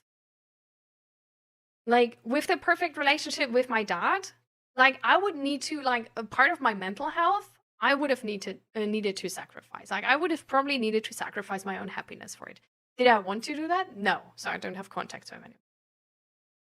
There's the sacrifice we need to put in sometimes can be a thing where, like, in the constellation we thought of the goal, it's not possible. That's true. That's why it's like, it's really not about the constellation here, but it's only talking about the goal. Now, you can probably achieve any goal in your life. A lot of these goals will have to do with sacrifices, which no one would be willing to make.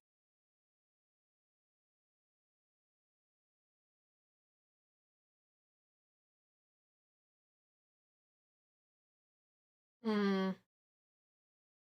Oh, I can understand that stuff.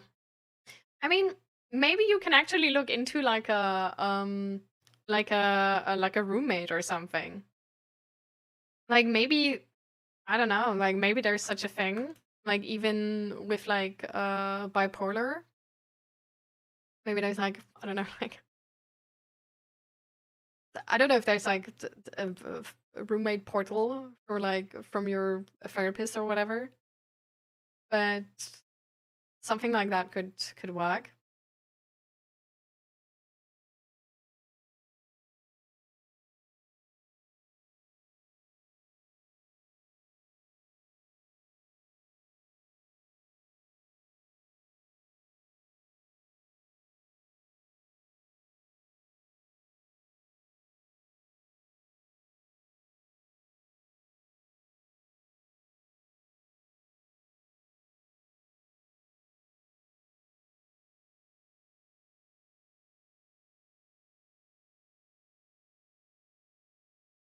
Outside, I'm just existing. Time to change that tainted wisdom. Right.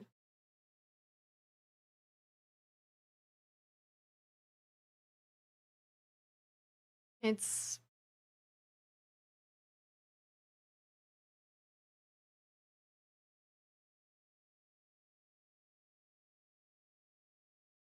really just about finding the best solution for yourself.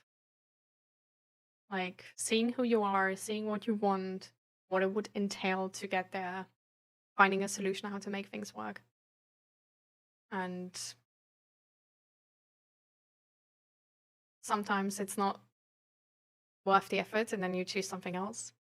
Sometimes you make a compromise. Sometimes there's an alternative which makes you just as happy. But it entails to see yourself.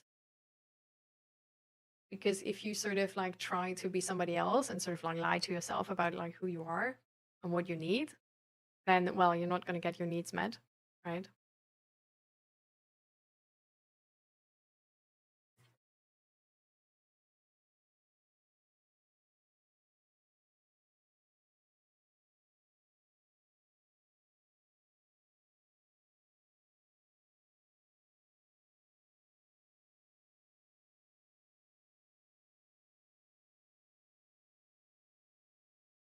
If they want to make it work, all on their terms. Whereas what do you do when your favorite person in the entire world doesn't want anything to do with it? They don't want any contact. There's nothing I can do on my part.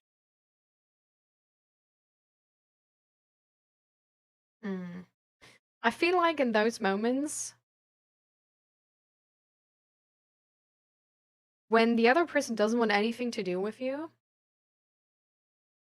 at all, like, you don't really want having something to do with them still, right? So I think what you want in that moment is a person like them. But that's something you can achieve. Like that's somebody else you can find.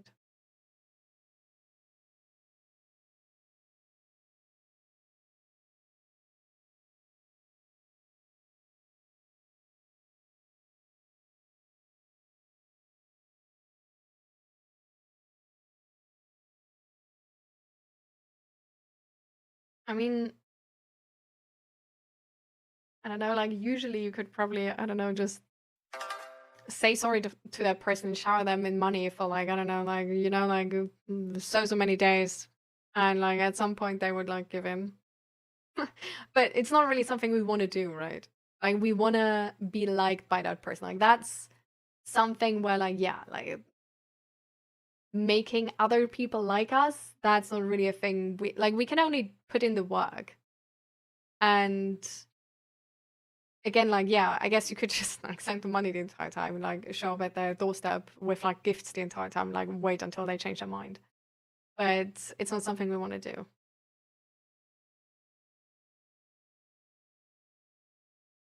I'm broke, I guarantee I still want them. I mean, there's some. Yeah. It's like, I don't. Thank you for the follow, tweet. I don't want to be like, we're ignoring like other people's no, because no, that's not what we're gonna do. But that's also like usually not what we want ourselves. It's usually like the idea of that person we want.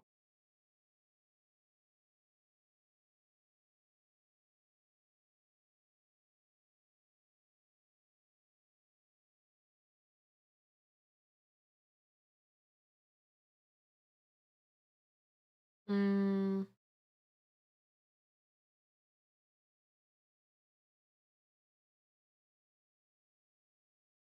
that was like pretty long ago already, right? With the what I said about my mom.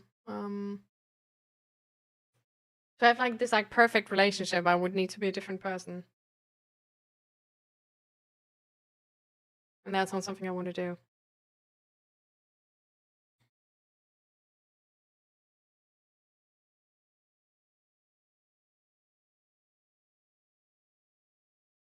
But yeah, even usually, like even when we're broken, like we don't want the person, like especially actually usually when we're broken, we don't want the person, but we want them to like not abandon us and like somebody to be there. And because we were once dependent on them, now we still like want them, but another person could absolutely replace them. So usually with like really bad attachment styles, we're like desperate for the need to be fulfilled, not really for the person themselves.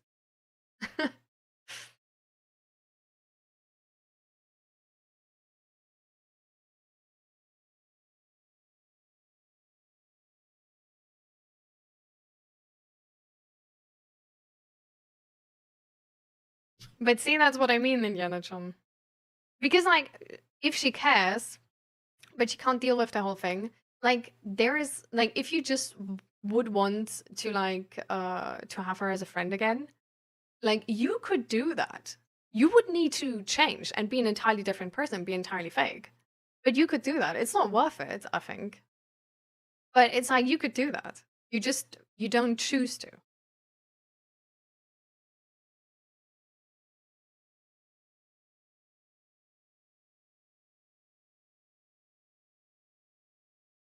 It's like it's this like combination, which is sometimes like impossible.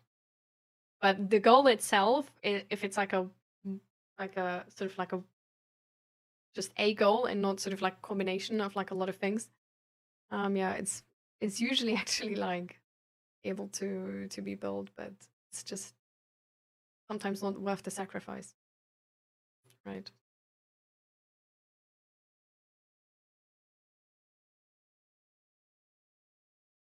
But yeah, it doesn't matter too much. I think you get the drift of it. Like there's a lot of things where like we can make it happen. It just depends on like how much we want to sacrifice for it. So yeah, for example, with like buying a nice house, like I could probably make it happen if I would move to a different country. Don't want to do that? Nah.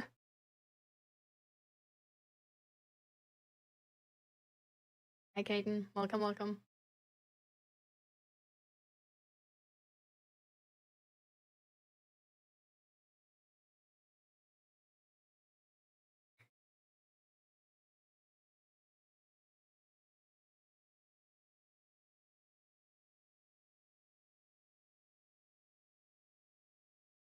Sort of like with, I don't know, with like a lot of like really like people in life which have achieved greatness, they have sacrificed a lot. Like achieving greatness is really not about balance. It's usually rather an absence of balance and just putting all of your skill points in one tree.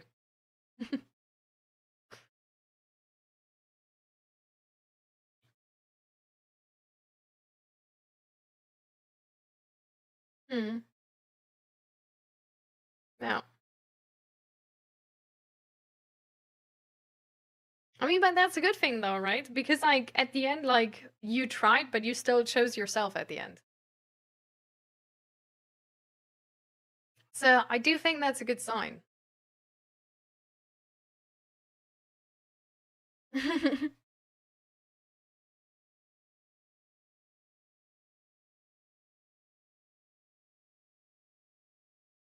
That's really nice of you, Bleeding Heart. I really enjoyed it as well. Just be aware, like, even though like this is the schedule here, on Monday, like the next Monday, I will not stream. Just FYI. Like, actually, you know what? I'm gonna like text that into the Discord right now because I didn't do that yet.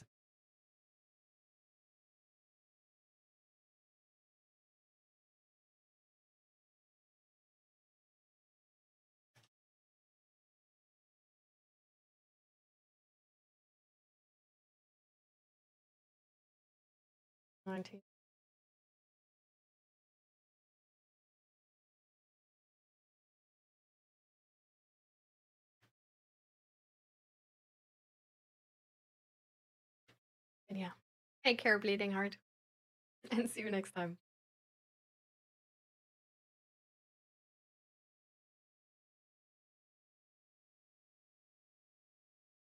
And welcome back, Mirandex.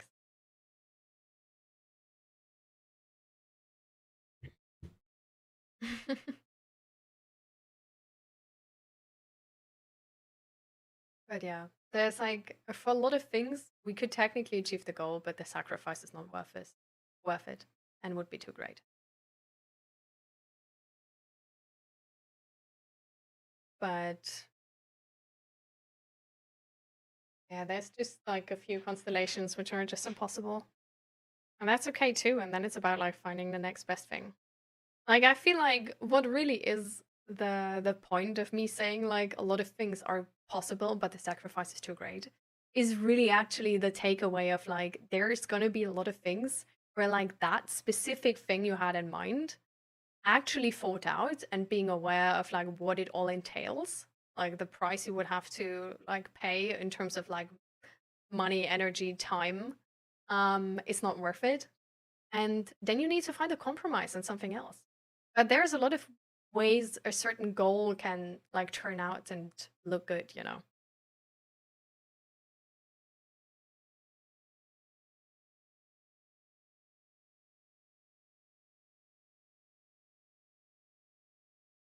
Yeah.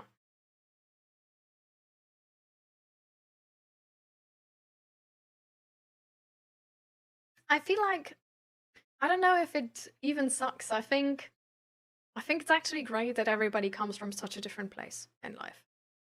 Because I feel like that makes us build skills in a lot of different ways, right? It makes the skill set of society really diverse. And it makes it so that honestly, in like low-key, any situation we ever encounter, somebody else can help us or relate to us. Like there's people who can relate with ADHD people even though they don't have ADHD. Like there's people who can relate to people with like bipolar, even though they don't have bipolar. Like, because we go through so many different experiences in life, we're able to have such a broad skill set and also broad experiences. And I think if we use that right, it actually means that we're going to connect more. But so often we're afraid, and that fear is holding us back. So often we want to fit in society instead of putting ourselves out there. So often we rather accept mediocrity instead of being brave and asking for more. We look for guidance from so many people around us, and there are so many people who give out rules which are based on fear. Like a person who always has been bullied when they were smart will give you the guidance, never say something smart. A person who always been bullied for gaining weight will tell you always be small, never gain weight. Like, there's a lot of knowledge in our society, and a lot of knowledge is based on fear. And that's, I think, the thing we actually sort of need to decipher. Like, what knowledge is based on fear and what knowledge is based on empowerment. I would say don't trust people. They only like you when you do things for them. See, you would say that even though you are in the stream here.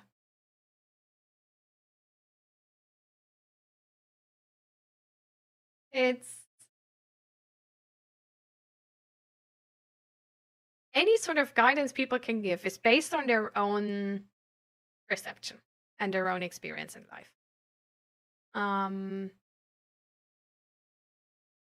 And I think, I don't know, I'm not even mad if people just give wrong guidance, because I understand how it makes sense to them. But it's also really good to know where it will lead you.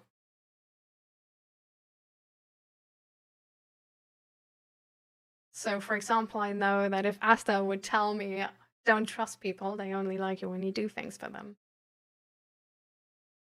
I would know that, well, if I now listen to this and never trust people, I will end up lonely. I will end up isolated. And I don't want that.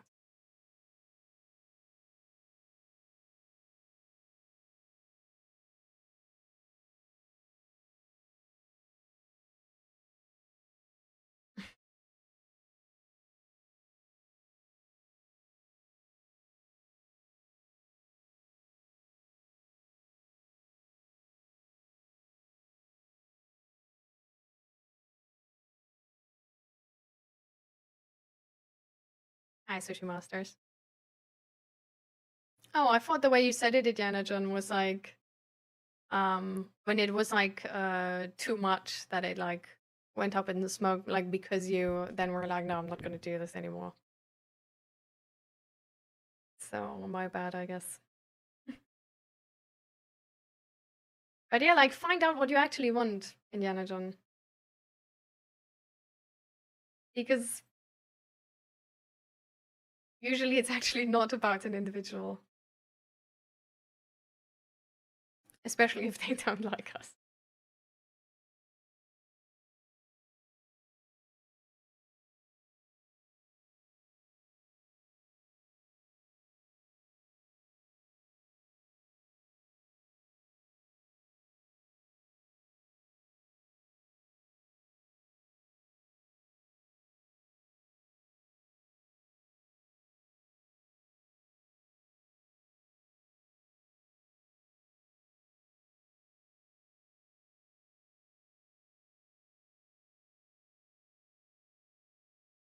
Hmm.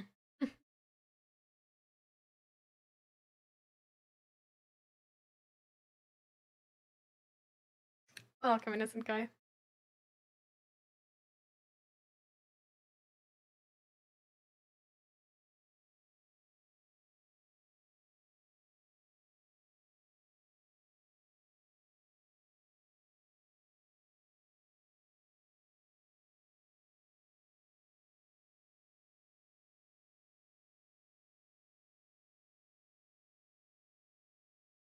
Well, I think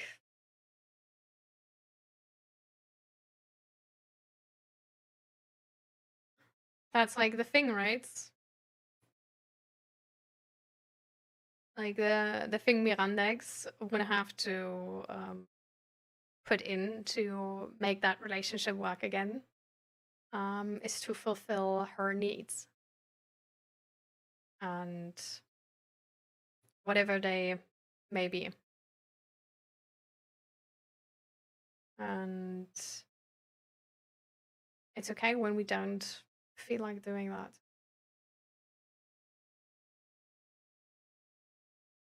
And then it's okay if the relationship ends because of that.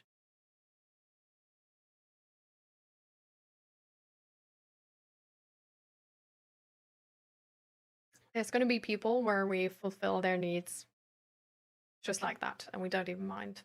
Doesn't even seem like work. There's going to be people where it seems nearly impossible, like we would need to give up ourselves.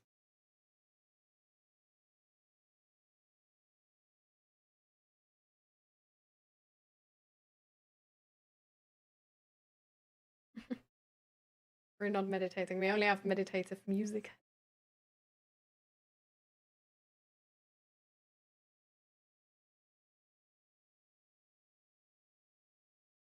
No, Aura. I'm sorry. We do have a self-promotion channel on my Discord though. If you want to send your work and sort of like how people can reach you in there.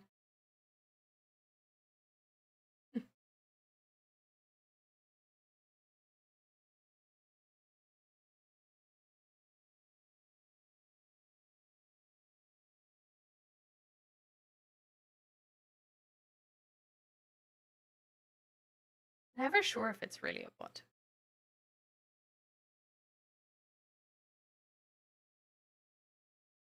Wait, you know that bot already? And hi Fluffy, how are you doing?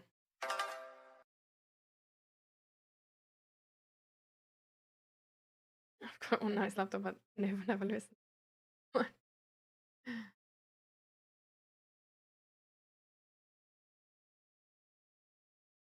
You've seen him at least twice before? Jeez, okay. Account created, only a week ago or something. Alright, if it's a bot account then.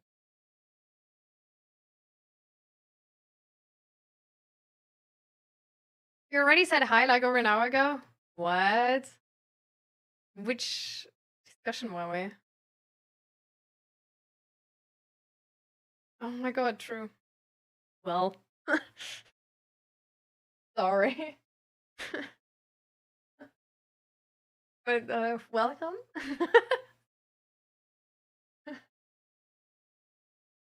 I was like between the poems and we were having that like big topic.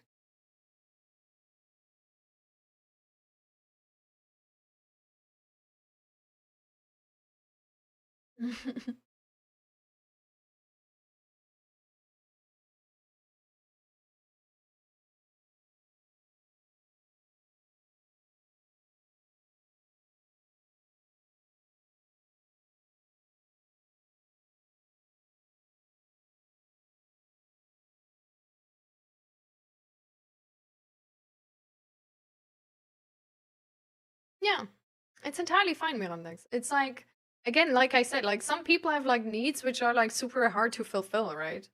Like some people also have needs which are like out of, I don't know, which are just like really high expectations. But we don't really need to judge if their needs are like too high or not too high or whatever. We just really need to know if like we want and can fulfill their needs or not. And if that's not the case and we don't want to, then it's fine if that relationship ends and we look for somebody where it works with.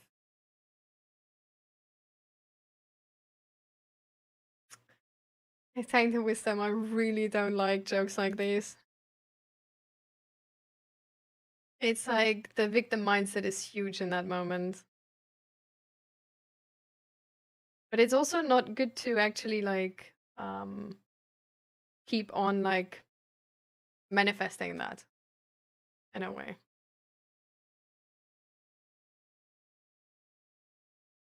Hmm.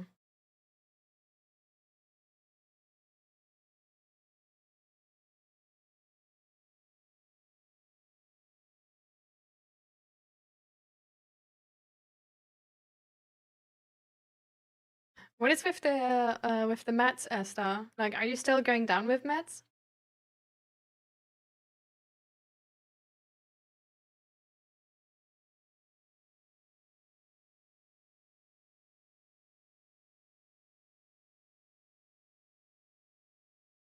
All right, I did with them. I'm glad.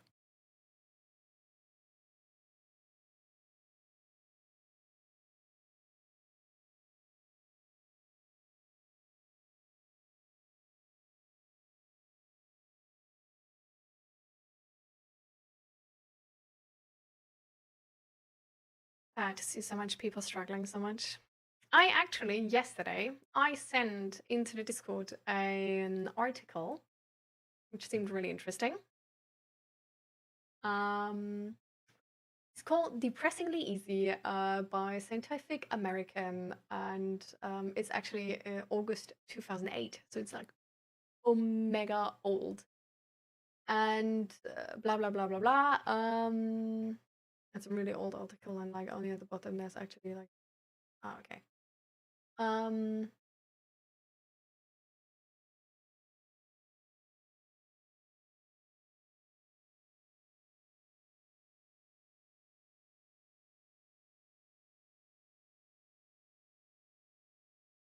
Okay, so of course, you may feel a sense of accomplishment when you zip through your cognitive to-do list. The pleasure derived from just intellectualizing a problem is rewarding because it activates the prefrontal cortex.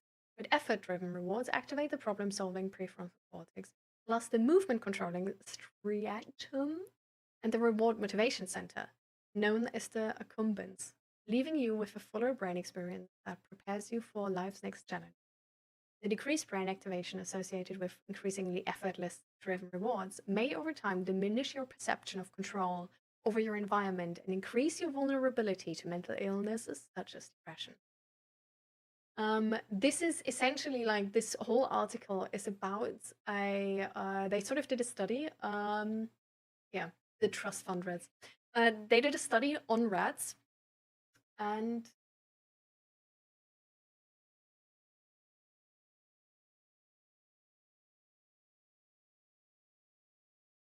okay. So they did a study on rats, and essentially, like with learned incompetence, like you guys know about learned incompetence. Like you can literally learn incompetence and like learned helplessness.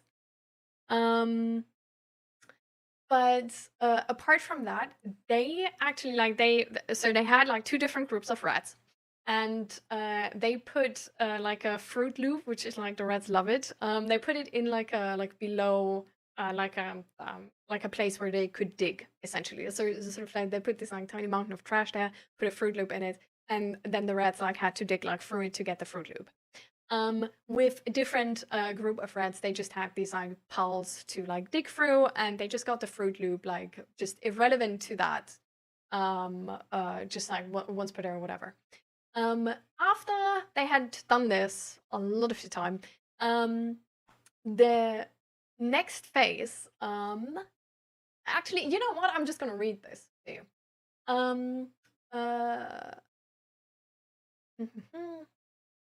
Two undergraduate students, Kelly too, and Ashley Everett, helped me design a study to test my theory. We put 4 mounts of cage bedding in the testing apparatus and buried a Fruit Loop, a culinary favorite among my laboratory rodents, in each mount. We trained the rats to search the mounts for the trait, and each day we changed the position of the mounts randomly. The animals soon learned that each new mount had a Fruit Loop, so once they retrieved one prize, they moved on to the next mount. I designed this task to mimic harvesting, picking fruit, vegetables, or in this case, Fruit Loops from the fields. Within a few days, the rats immediately approached the mounds and started digging for their prized cereal pieces.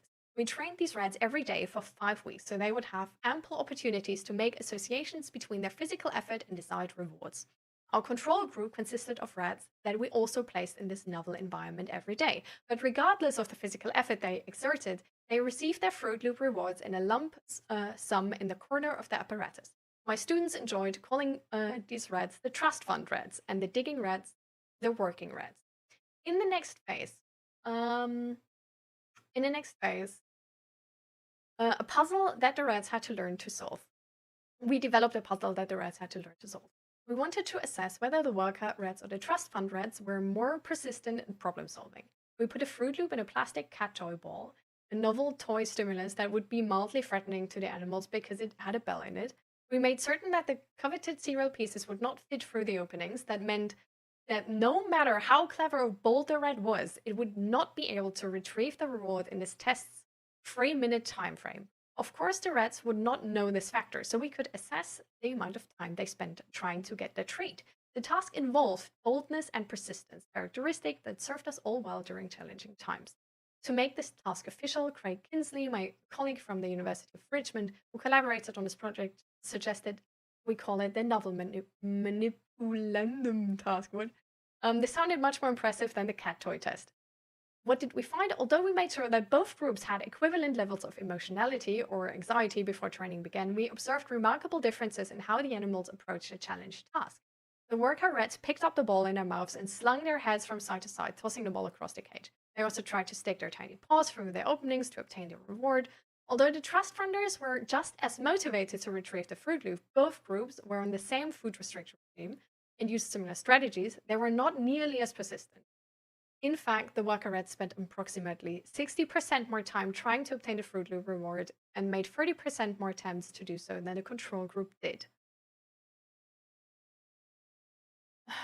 In their own way, the worker rats were telling us that their prior training sessions had made them more confident that they could overcome the challenge and retrieve the reward.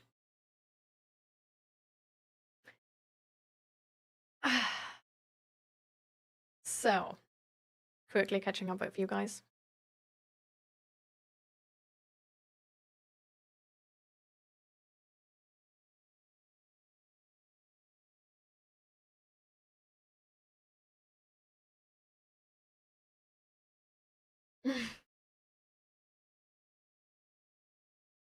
Oh, Fluffy.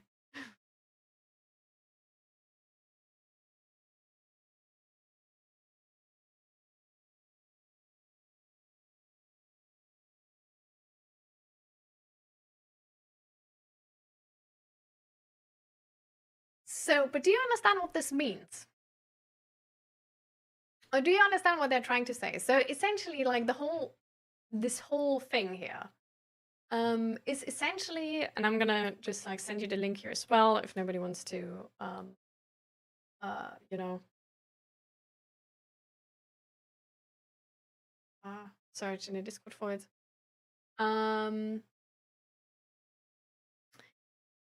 But the entire point of this is that maybe the older generations actually had less depression than the newer generation.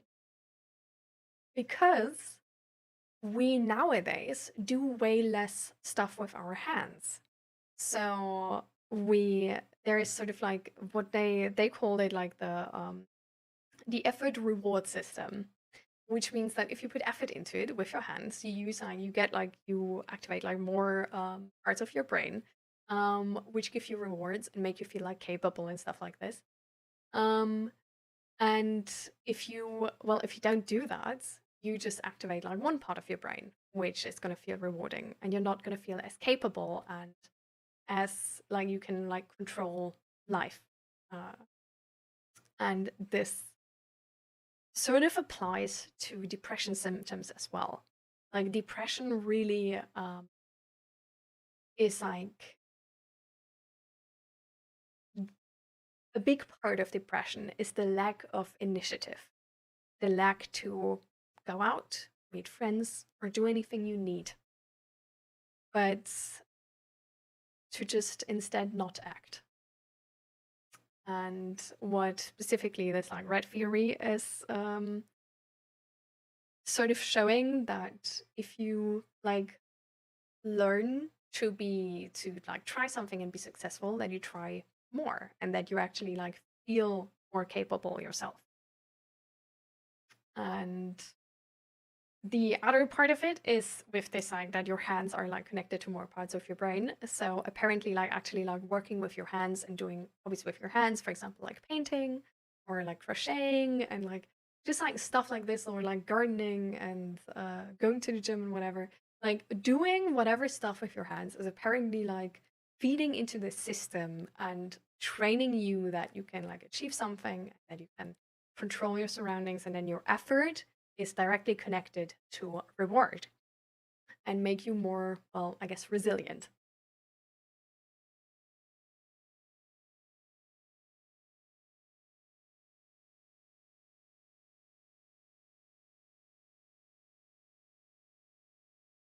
I move the mouse with my hand. You do move the mouse with your hand, but like depending on what you do, right? But it's not the effort from like back then, which is like directly connected to the reward. Like with crocheting, like I move my hand, but I also like directly see that because I move my hand and like do this, like the rows are stacking up, you know? So with I don't know, like holding your phone, you don't connect that because you hold your phone, you now see TikTok, you know, like or you feel happy, but you feel happy because of the like TikToks, for example, you would.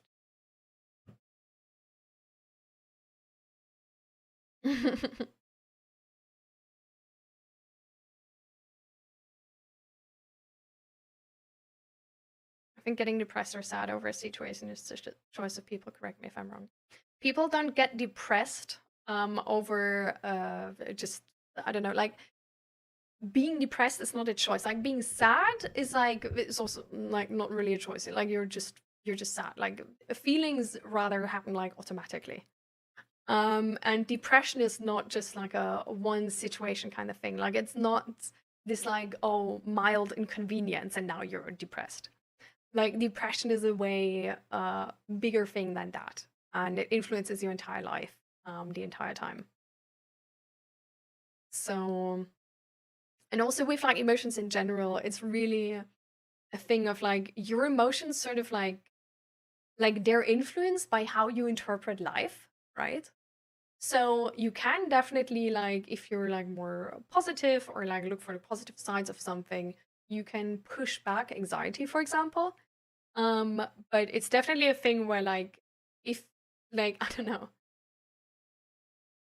like sometimes you're just sad, you know, and that's like entirely fine. And like being sad is not wrong. Like being sad is not unhealthy. Being sad about sad stuff is healthy. That means you're not suppressing your emotions and you're in tune with your body, okay? Um Becoming depressed is a different thing from being sad, and way like more systemic situation.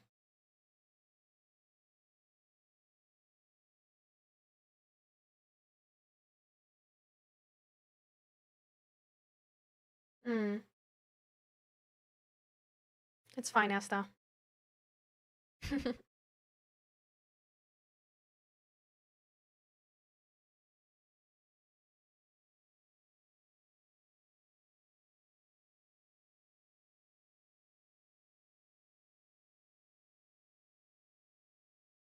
I mean, it depends, Chotru. Like, I don't know your situation, right?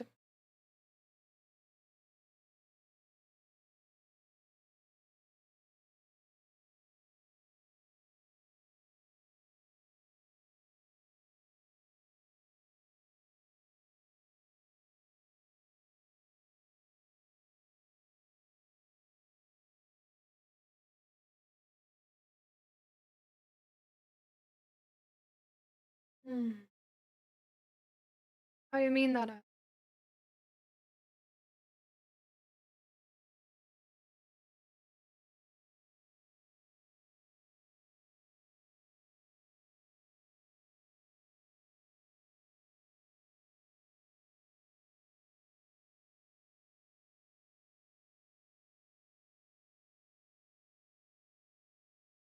Mm.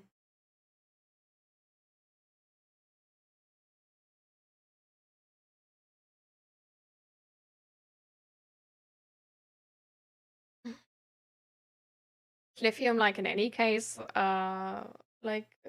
poisonous for your body? Like no matter like how the medication is used or what else is in the medication?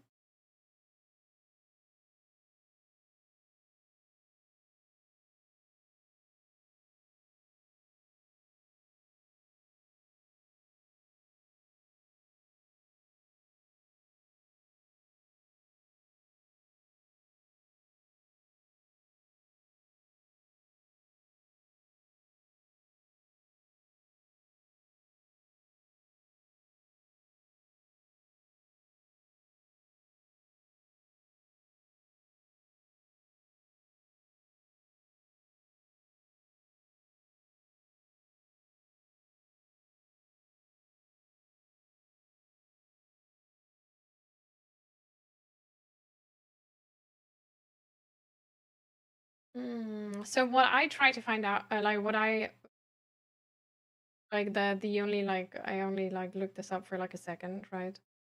Um, but in certain like in low doses, it's like safe, but only in like higher doses, it's not safe.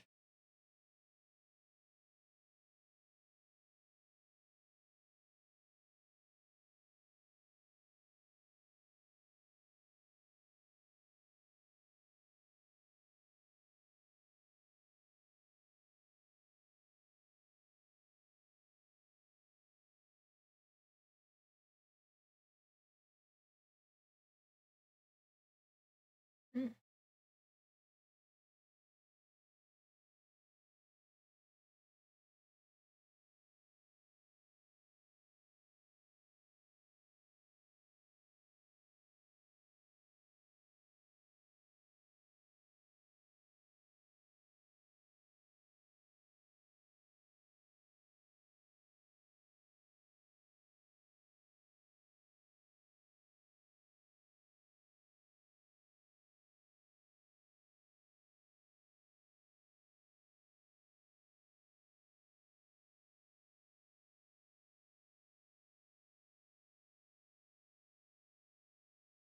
I'm trying to find the answer to it in like the in a study, but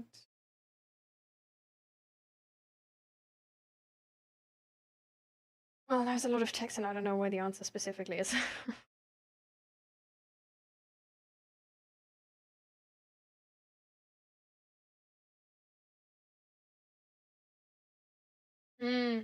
I forget if I take my meds and end up taking a double dose. If I did take them or not. You can only like get yourself one of those like medicine tray things, Asta. Like with the days on top. Like that's really good for tracking like if you've taken your medicine or not. Because I take like supplements and I also like always forget if I have taken them or not, you know? So just get yourself like one of those like med trays and then problem fixed.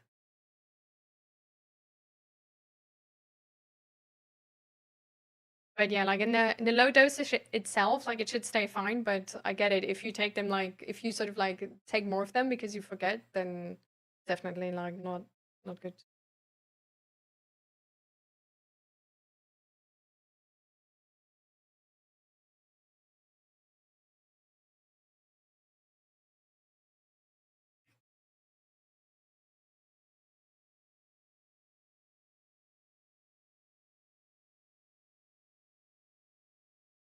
Do wise people get depressed too?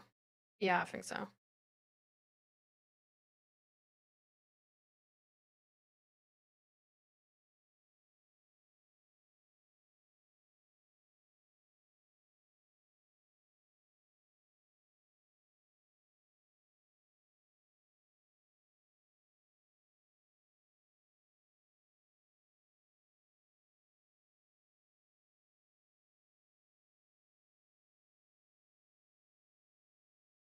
Mm.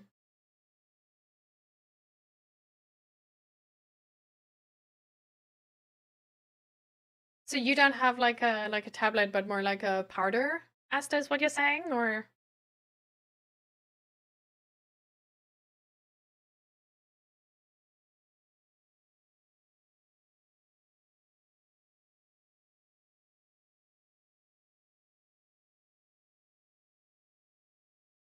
So I feel like people are emotionally wise, or like I would, for example, say like, okay, like it's like then we're talking about like psychologists, I guess, like who just know a lot about like mental health and psychology and stuff like this and emotions in general, right?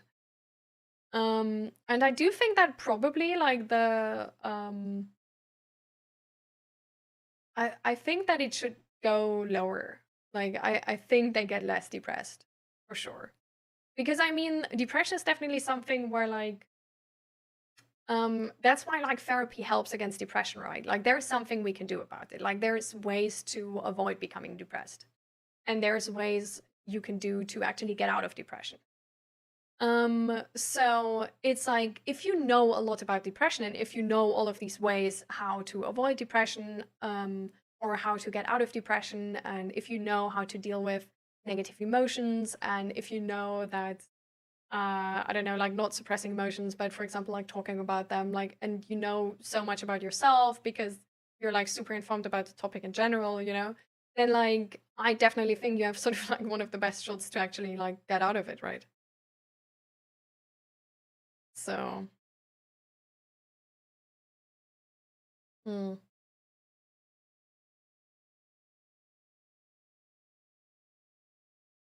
I don't know. It's like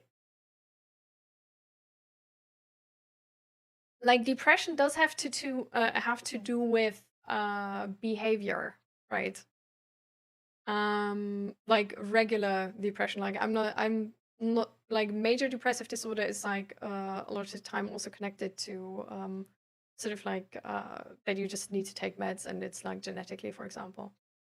But with just like this regular depression, it has to do a lot with like behavior.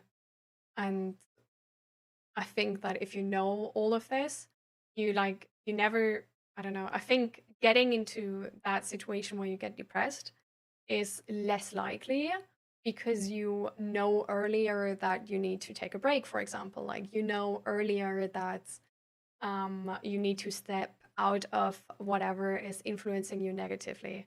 You know earlier how to what you need to do for yourself to feel like your best again. So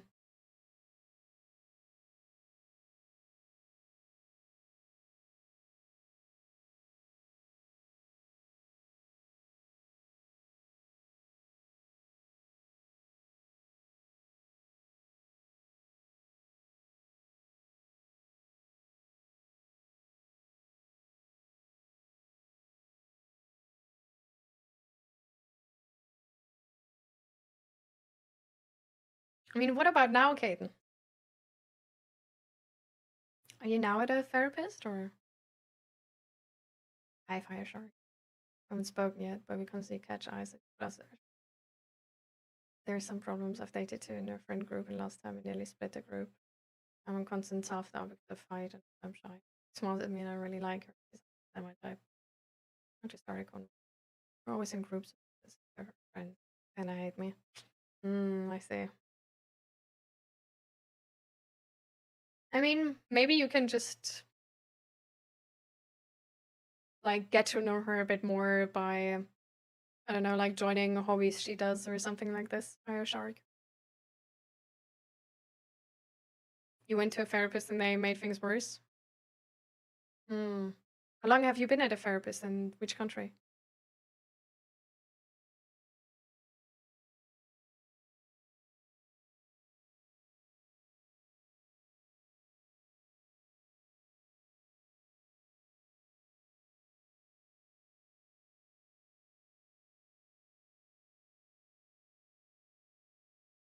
Oh, that was with the other question from chat. I see, Asta. Okay. Yeah, but get yourself one of those like medication trackers thingies where you have like the different spots for like Monday, Tuesday, Wednesday and stuff, then you'll never take double.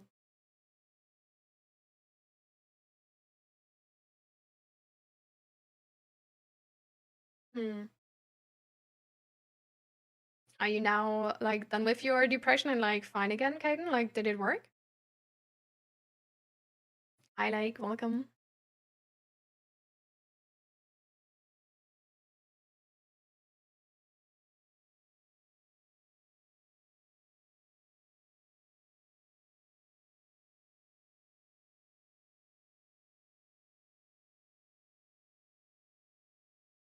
I feel like being spiritual can help, but it's like not necessary. But I feel like it's, I guess, like socially maybe like better accepted or something. Then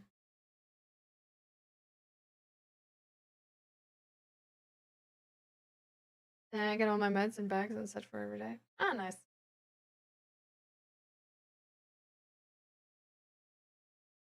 What made me start this?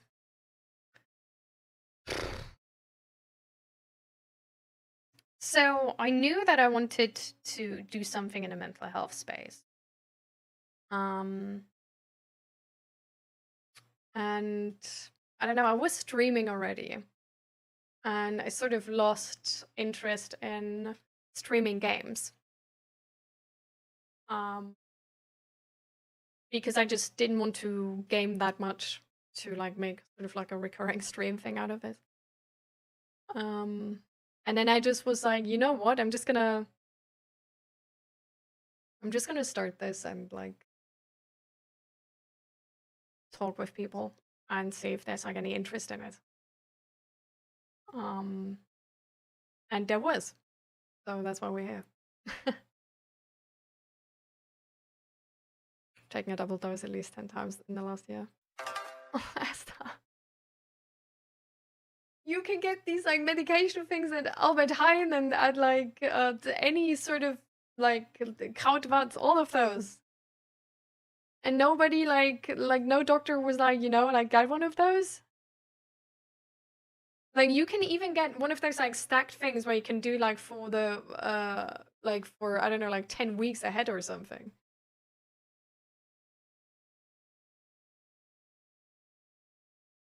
Yeah.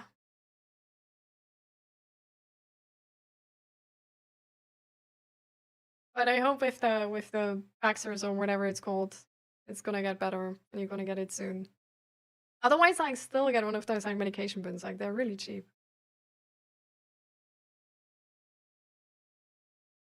Thank you, like, for the follow. Welcome, welcome. My gaming got better anyways. True that. I nearly hit platinum last season.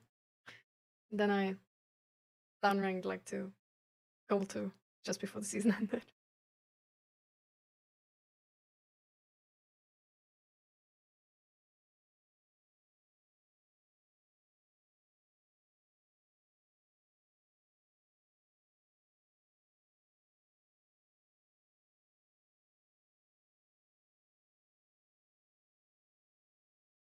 Mm.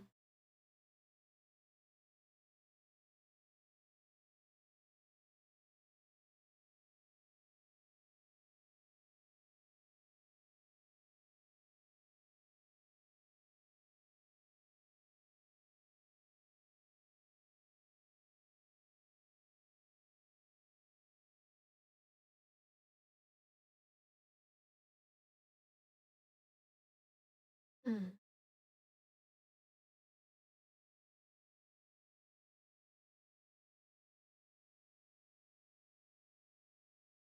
Wait, do you still want her back, Indiana John?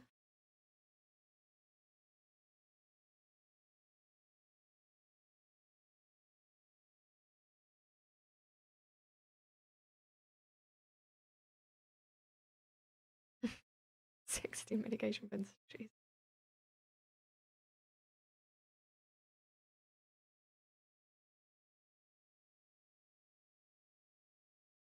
Mm.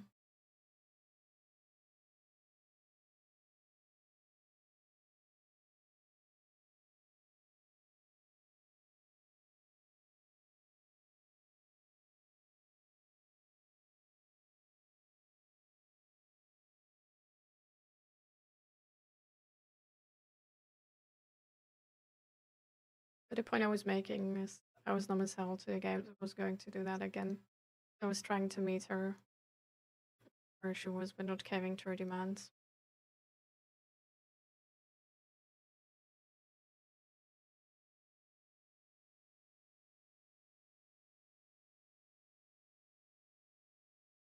I mean, that's good now.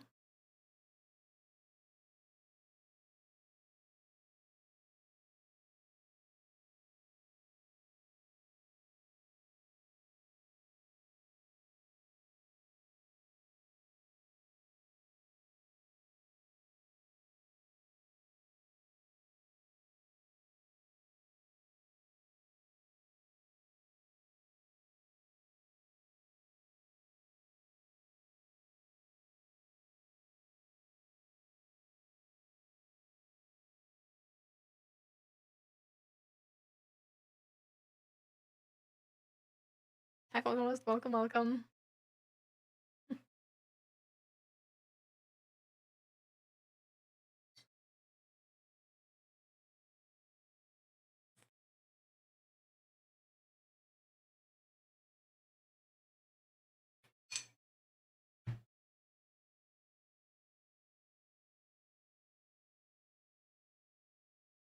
Ah.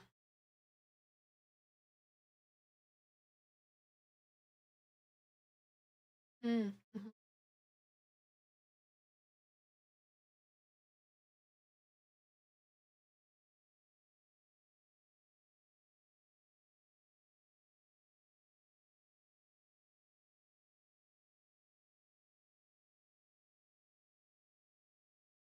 But in what way did you lie then?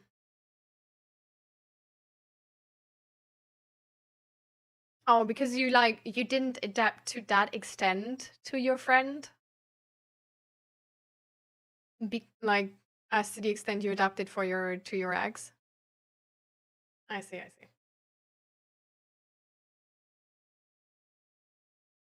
I mean, that also means you didn't want to sacrifice that, right? Wasn't worth the price.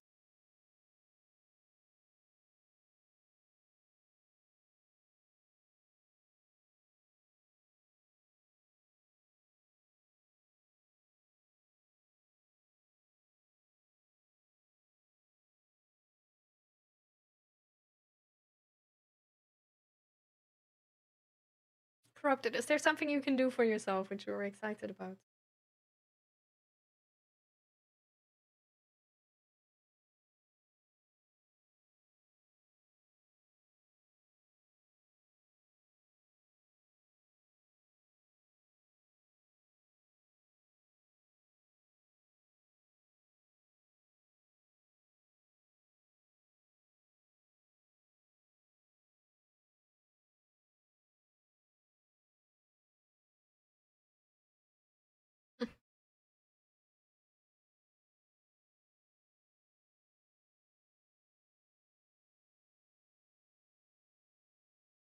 Hmm.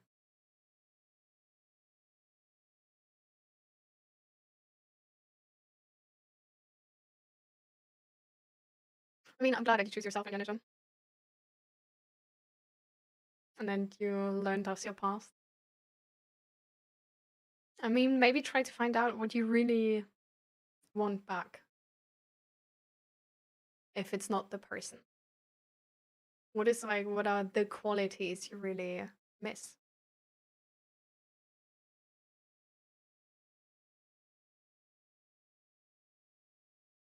To me, crate is better. It's like what I'm more used to, like seeing in chat, so I react easier to it.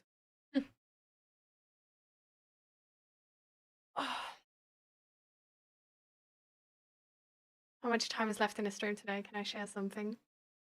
You did join kinda late, so it's not much time left anymore. Because like today there's gonna be like friends coming over. So I would actually like do the sort of like ending stream thing in like 15 minutes or something. So I mean, it's fine. It's like, I mean, I'm like sorry for you, right? But it's still like you don't have to say sorry for me. I just go. Like I don't really suffer because of that. Just, I don't want to be mean here, but also like you don't have to say sorry. It's like yeah. But yeah, so and next Monday, just FYI, is actually like the stream is gonna be cancelled, but I'm gonna be here next Thursday again. And then the 26th is normal stream, and then the 29th, so the week after that, I might stream or I might not stream because the 29th is actually my birthday. And on the 31st, people actually come over for my birthday party. So I might stream or not, depending on the plan Zach has. Like, I don't know if he has like a secret plan or anything.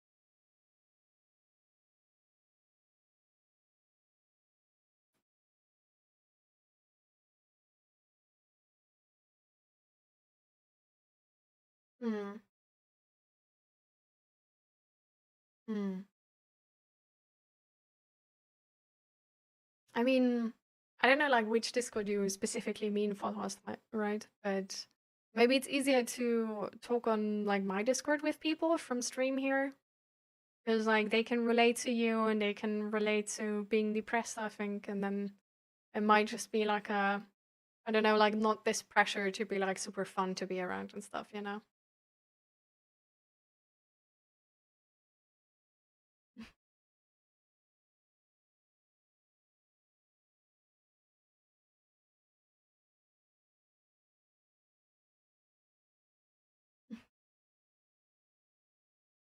Yeah, okay, then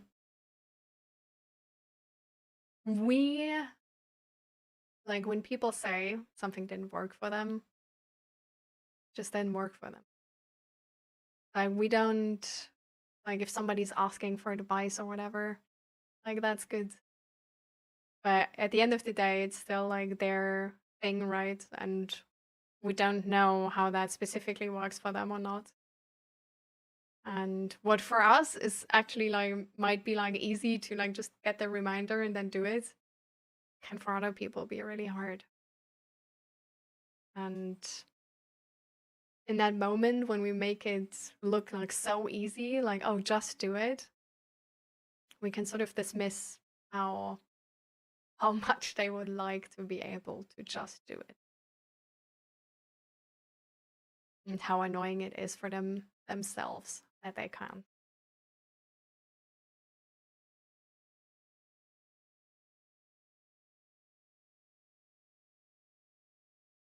I wanted to choose myself and still have my friend though. I'd rather even your thing, the friend and moderation thing, but I don't want the 18 friendship. Just go that. I mean, you did sort of say that like your friend still cares, right? So like what is the like why does the friendship actually like don't work? Like what is actually not working? My B-day is on the 29th of January, so in 2 weeks.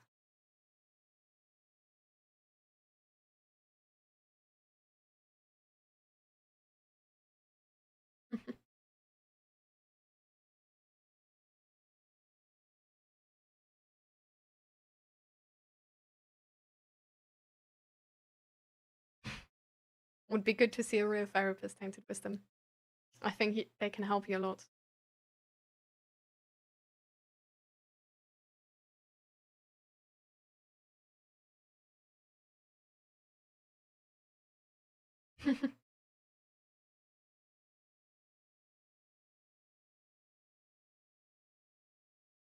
Ooh, corrupted, I didn't even know. Nice. Let's go.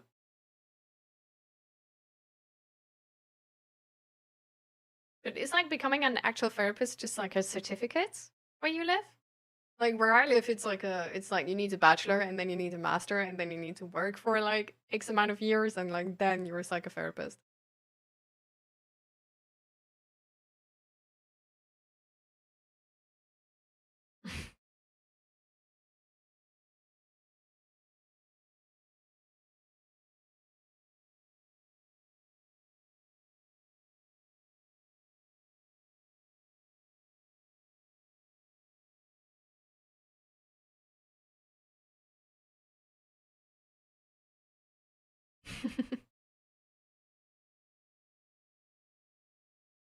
Going to be the longest 2 weeks of my life. It's like, no, it's not 2 weeks. Like, I'm back on the 22nd. Like, I'm like only next Monday is cancelled. The 22nd, I'm streaming. The 26th, I'm streaming. And the 29th, I don't know. Because I don't know if Zach has anything planned. And Monday the 2nd of February, I might also not be streaming because I know that some people stay till Sunday already. And there might be people staying till Monday, I don't know. Did a master in psychology a few years ago and trying to get to be a therapist for a while. Ah, what are you not doing, by the way, Corrupted? Like, excuse me? You're like, what grandmaster in like the chess and doing all the things. Yeah. Oh, that's really cool. So then we're gonna have some like professional opinion here in the stream. Let's go. Oh, I'm spilling the tea here.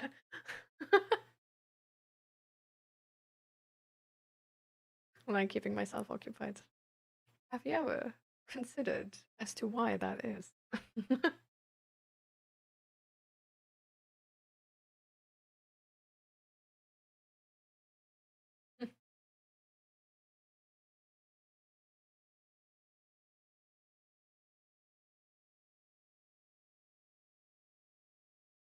Ah. Sorry, guys. I'm looking at the food thing Billy Blee sent. They make it look so easy, bro. What the fuck?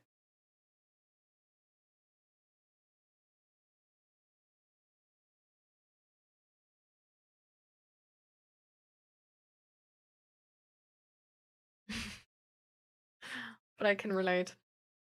I also have like Corrupted. Were you there when I actually like was still like showing like at some point I showed like my list of things I want to do? I took that list in the new year, by the way.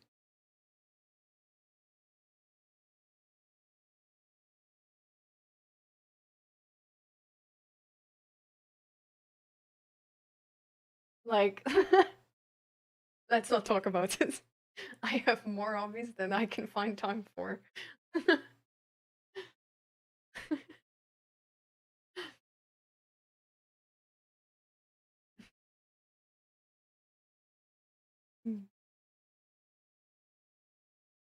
But yeah.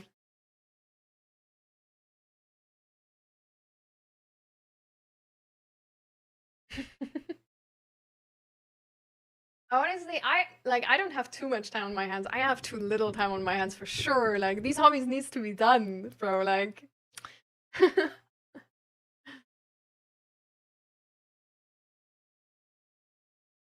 yeah, I was about to say like carrying the weight of the world like here, not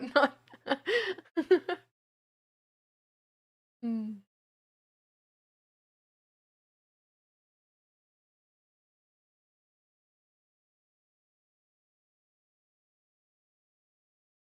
Hmm.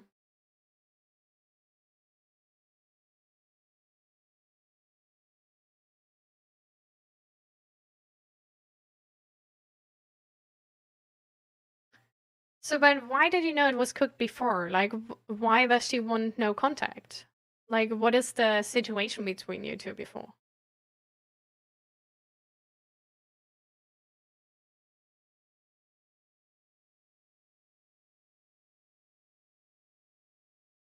The thing on your phone just makes it look very smart.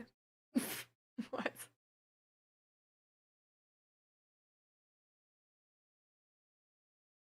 Well, okay, I can see hints why that makes me look smart because I'm color coding my tasks or my goals, I guess. But apart from that, I like really like guys. Honestly, I can only recommend use like try journals. Like literally, like I'm not saying try journals in terms of journaling. Okay, like I don't do journaling myself. Maybe would be good. I don't know. I haven't needed it so far. Don't do it. But try like a journal. Like get yourself, like there's many like free journals you can just like pop up in like some app on your phone, on your, if you have an iPad, or on your PC, it doesn't even matter. With like 2026, and like then like plan your year. It's so nice to just have it black on white what your priorities are and what your priorities aren't. Because then you're not gonna be like, oh no, it's already February, I don't even look like a supermodel, because you know, like, I didn't write it down. Like, for sure I don't. I don't spend time of it. Like, it's not my goal. That's why I don't. Like, you don't give yourself shit for goals you haven't prioritized and then didn't achieve, because you're like, well, this is the natural consequence. You know? Like, it's really, I don't know, and there's like habit charts and stuff like this. And also, our mind is looking for evidence. And what I mean by this and why this is important is because if you feel shit about yourself, if you feel, for example, lazy or like you don't do anything, your mind is making these assumptions based on the evidence it has, okay? So for example, my mind is always sort of like easily thinking like, oh, I don't do shit. Like I'm just like lazy. I'm just like sort of like staggering around, not really doing anything. Having just like a calendar where I like every day like note down what I do and what I did is proving to me black on white and reminding me, because that's where the sort of like how the evidence then like doesn't work, because my mind doesn't properly remember stuff. Like I'm all over the place, like low-key like ADHD symptom type, you know? Like I can't remember if I did anything today or yesterday or whatever, and like if I actually like how much time I spent on it. Like everything seems like 5 minutes. 5 minutes, 5 minutes, 5 minutes. And like once I've done something, it's like, oh, it was so easy, it's not even worth like consideration. You know? Writing it actually down what I did, and then being like, oh, true. Yeah, and I did that. And then I achieved this actually, and then I did this. This is correcting wrong evidence for my brain. And because this is correcting the wrong evidence I have, I now have proper evidence and can properly make that decision when I'm lazy or not, or like when I like don't do enough and I'm just like sort of like stumbling around in life like a jellyfish, you know? But yeah, like since I had this and did this, like this seriously helps. And I notice once I don't do this anymore, then it gets worse again. And then I feel more like I'm just like swimming around, like not really achieving anything. And like weeks just go by and go by and go by. And I don't even notice how time flies. Because this is holding you accountable. This is if at the end of the week you didn't achieve anything, you see, okay, there's 2 more weeks in a month and I had these goals and I didn't do it yet. So now I need to start, because otherwise this is not gonna happen, you know? So like this can really like help to stay on track. Like if your track is leading towards like becoming, for example, like mentally healthy, or like for me, it's sort of like leading towards like building more knowledge in like the mental health space. This is keeping me on track and reminding me of my priorities. And every time I have another goal, which is like, oh, this would be so fun, haha, I know that, do I actually want to do this now, even though my priorities lay somewhere else? And if it's really something worth, then I still do it. But if it's not something worth it, I don't get distracted from my actual goals.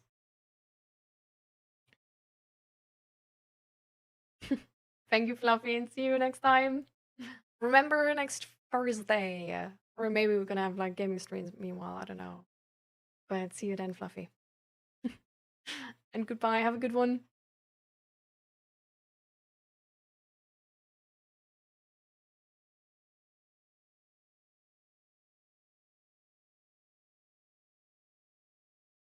Great, I do that. How do you think I have so much done? Exactly, right? Like, this is legit. It's a cheat code. I don't know.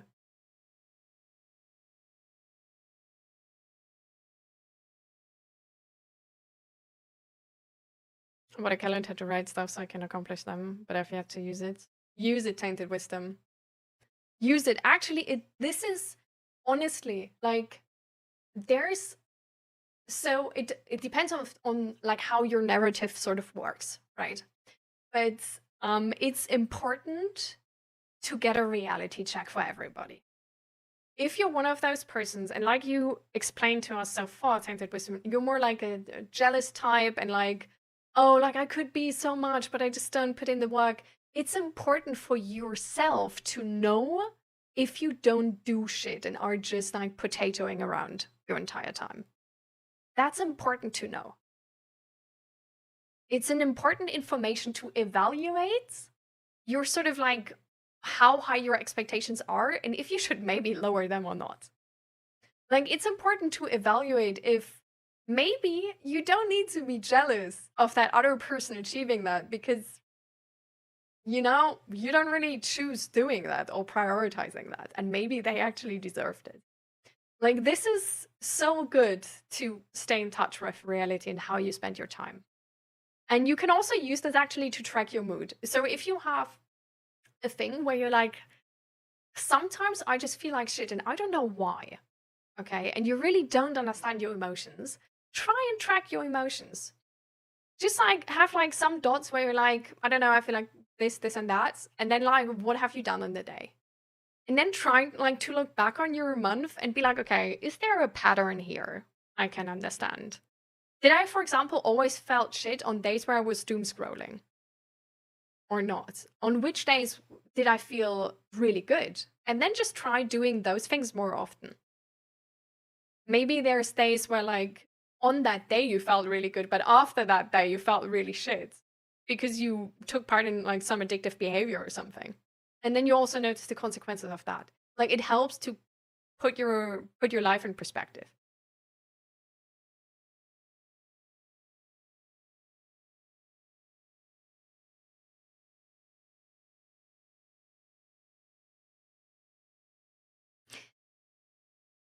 Indiana John.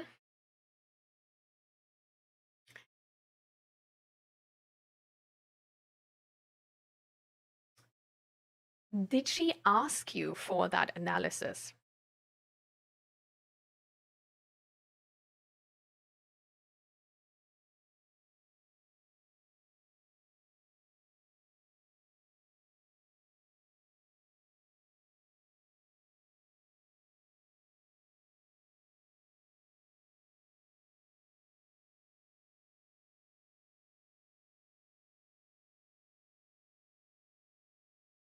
My reminder rounds and 5 million post-it notes and scripts of my paper and death. That's exactly the thing you don't want to have. You want to have a proper one page, you can see the information. You need the information in a way where you can digest it. If the information is all over the place and you never look at it and you can't even make sense of it afterwards, it's useless. You don't even need to do it. It's like you're not going to do anything with the information anyway.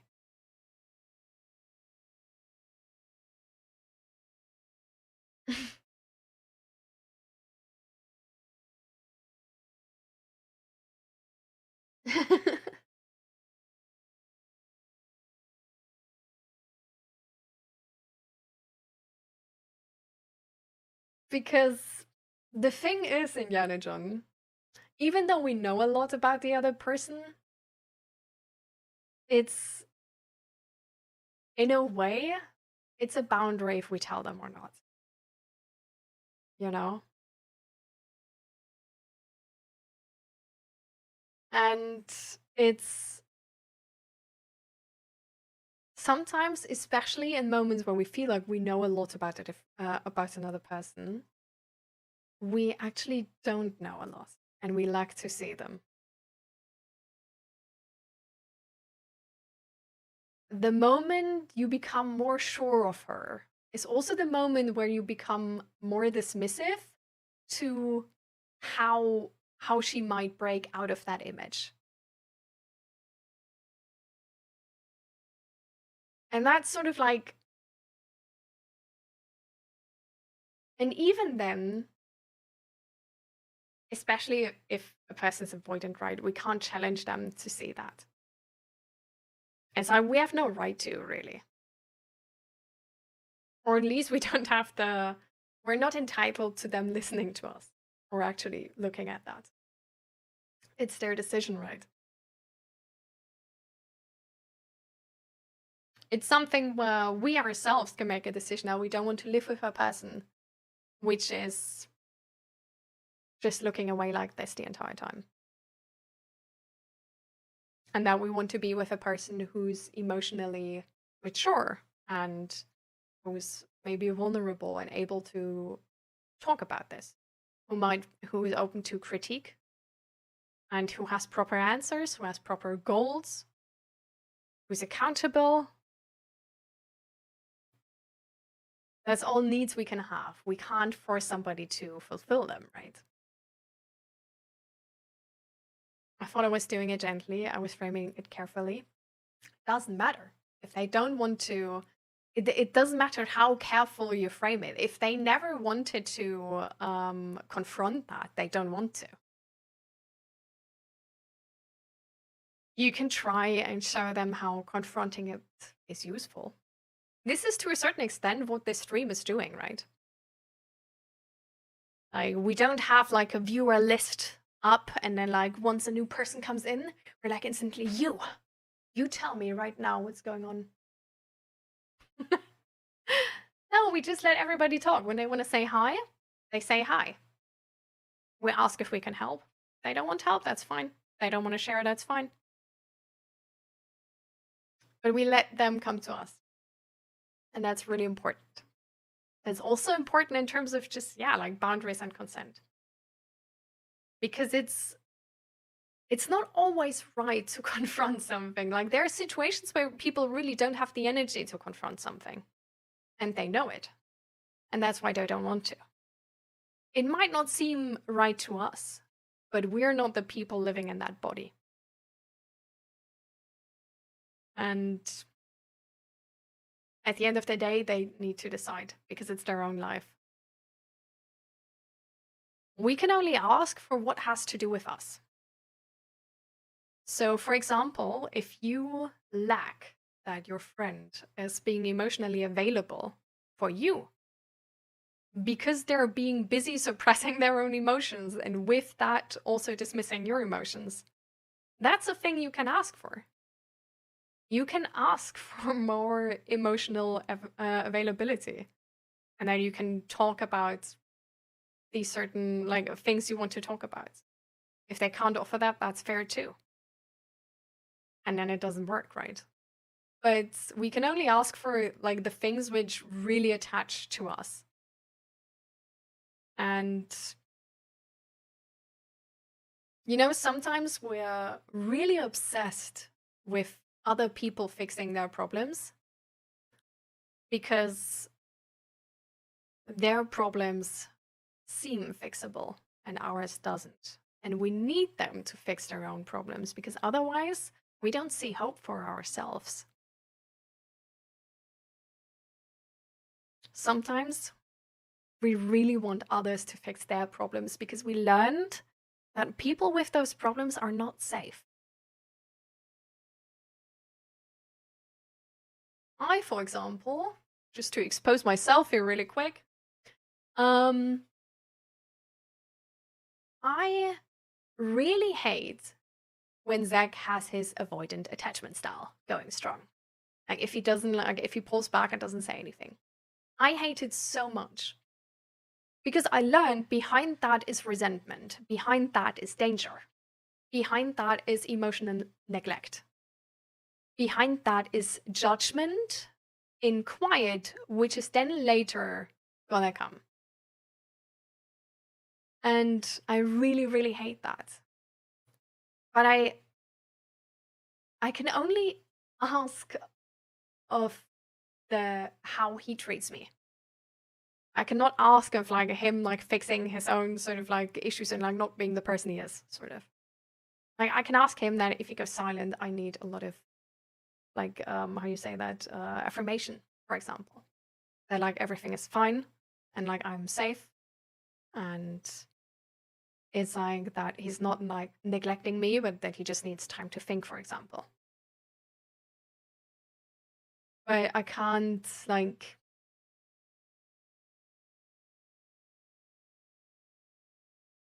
ask him to like not that like avoidant attachment style anymore, right? Like I can ask him to work on it because it doesn't like properly like work together well or whatever, right? He can always say no.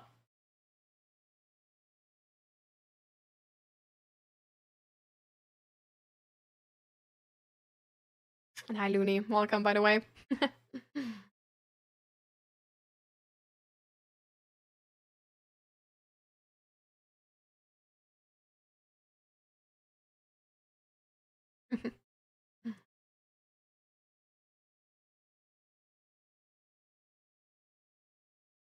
I thought I was fraud. I was being a bad person by not getting back to her. Like she was ignoring me. I was matching the energy.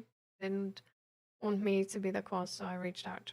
Staying up all night, writing a thesis of a message, not sleeping, and then having an exam that I well and truly flunked.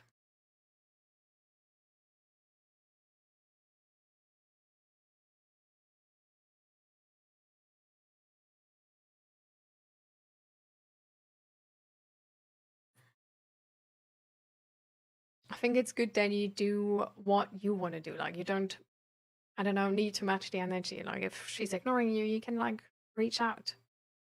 But yeah, it's most of the time it's actually easier to stay short and ask for what we need. Or tell the other person that we want to support them and what they need. We want to be a good friend.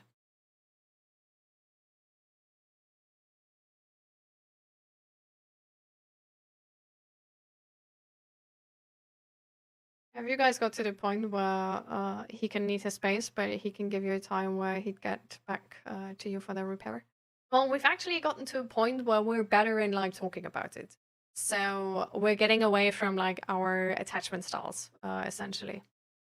So I'm getting less anxious and sort of like can give more space in that regard.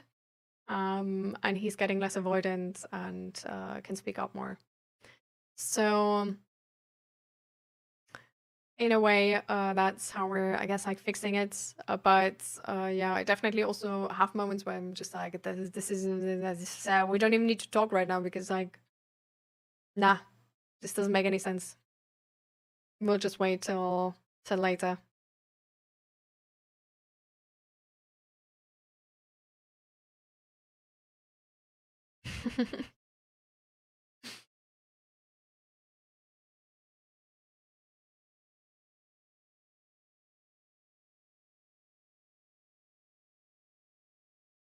Yeah. Oh, guys, we're getting over the time. People are coming soon. I just wanted to start with the like going offline routine like 16 minutes ago.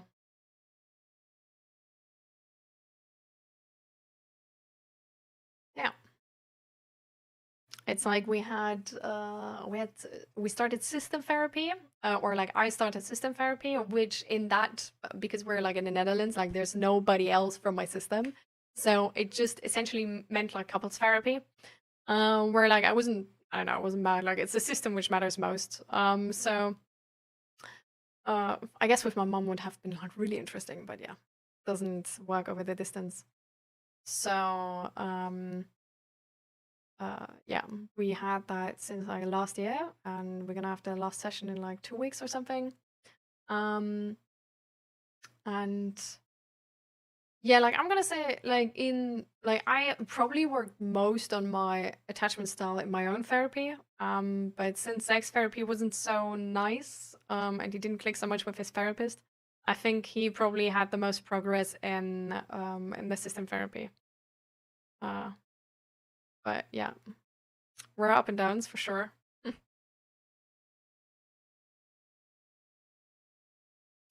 don't know if I should say the news to chat, what I spoke to you about, Craig. I mean, you gotta know, you know? Whatever you like, Corrupted. Hi, Donut. Welcome, welcome.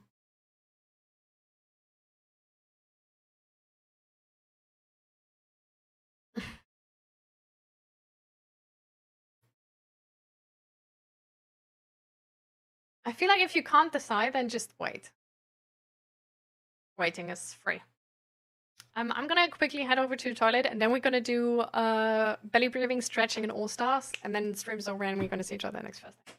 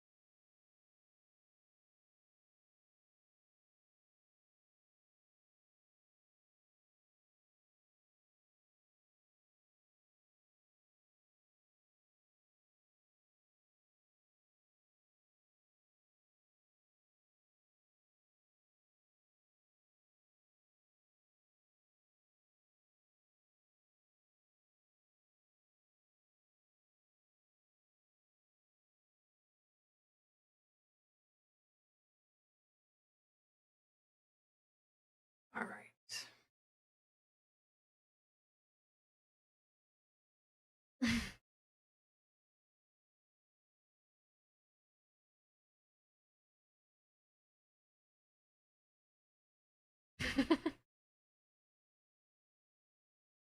Well, can I ask you guys for a favor actually? Because I always need to like give these like streams like a YouTube name afterwards, with like sort of the most important topics of the stream. So, what are the main topics of the stream in your opinion? How would you phrase that?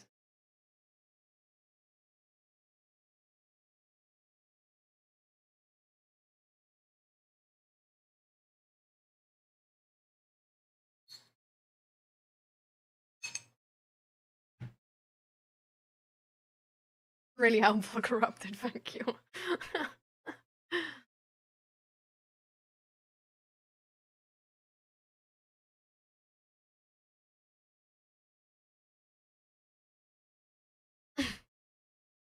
Guys, it was a serious question.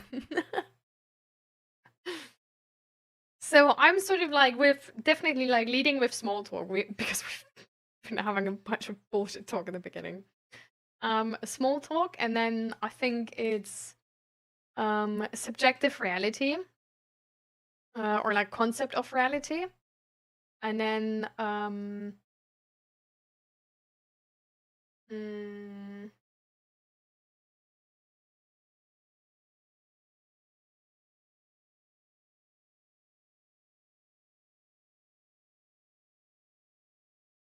maybe concept of therapy.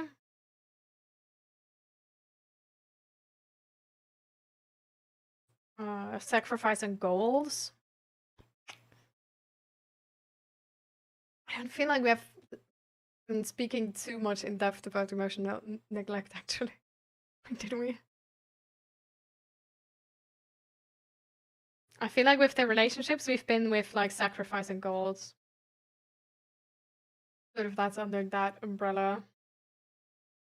I guess, well, maybe an easier phrasing would be nicer. Something like that. What have we been talking about like just now, sort of?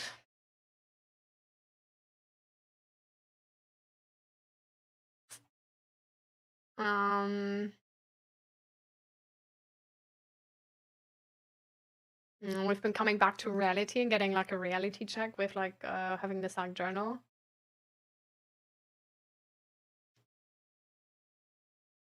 Reality check.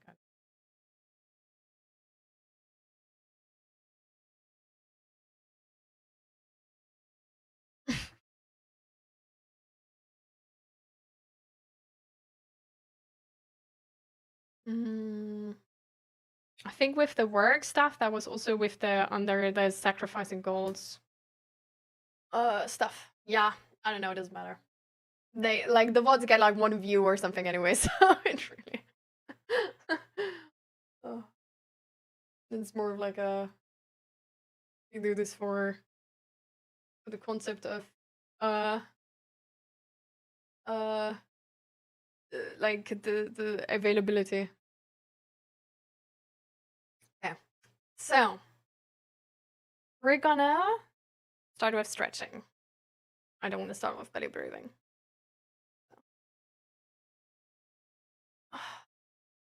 Are you all taking part? I have so much muscle pain. It's crazy.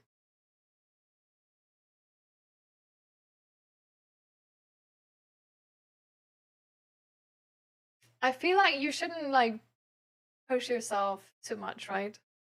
Like you can't take it back if you said it once. I feel like just wait till the next stream. See what the night does to your decision. Oh, from the gym. Yeah.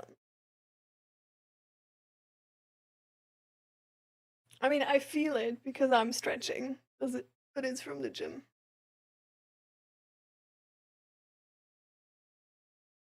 Are you all stretching with me? Oh.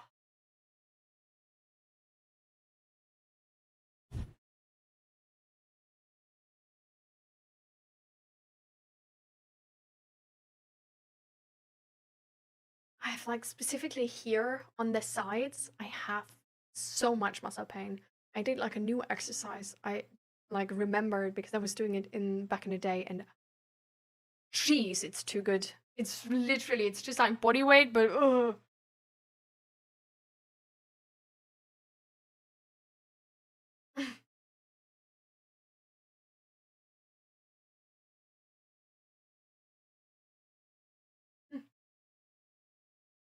that's fair.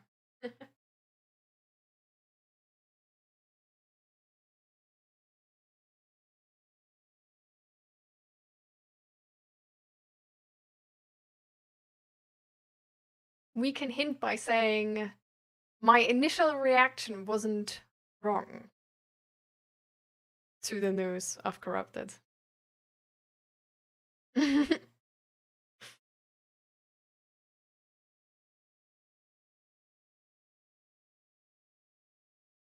Mad back pain. Oh, is your kitchen too low? Like our kitchen is like extra high because like usually kitchens are too low. I don't know. I know why, but that's just a thing.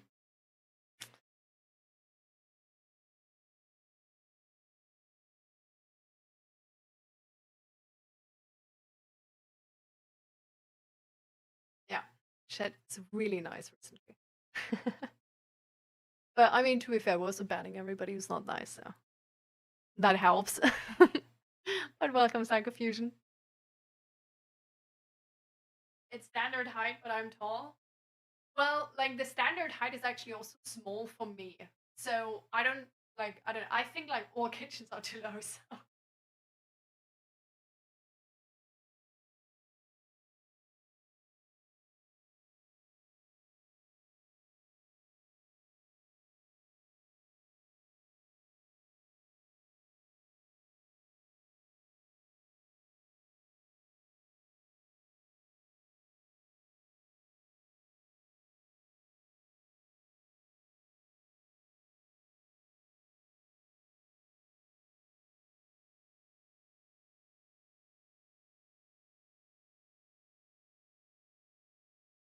since you're stretching, that must be stream's over. Yeah. Sorry, buddy. Oh, muscle pain.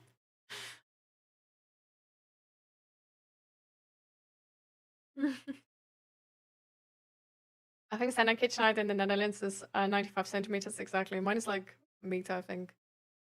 Or like 1.5 meters or something. Yeah. Being in California, I've been missing it. Oh, wait, what's your time right now? Like, you mean because of time or? 8 a.m.? I see. That is indeed a bit tough. Hmm. When I started with, that was like 5 hours ago, so that would be 3 AM. Jeez, oh my lord. Yeah. Yeah, that's tough. I mean, I guess the only thing is then the VODs. Then just, I don't know, like asking me whatever questions in Discord, I guess.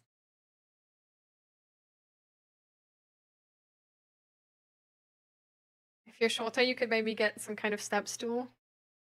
Why would I not just make my kitchen higher? Or like lower? Like if like, you know, like just adjust your kitchen. Like it's not hard to have a different sized kitchen, actually.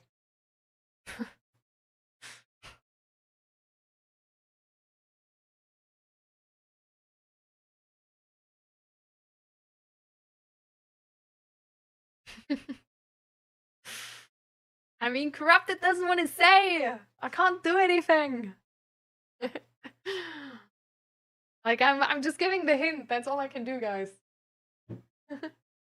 I already told her like she should just like think about it and then make a decision next time.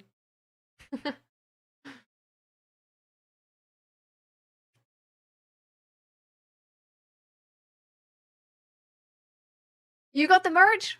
Yes. How is it? Is it good? I've never like it never went to like anybody like overseas. So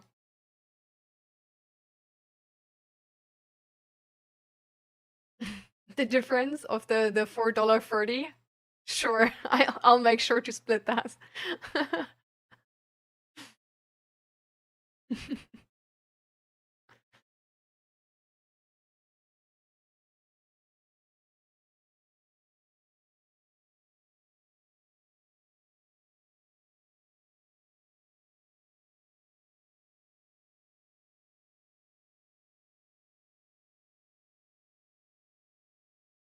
They're really fake. I was surprised by the quality.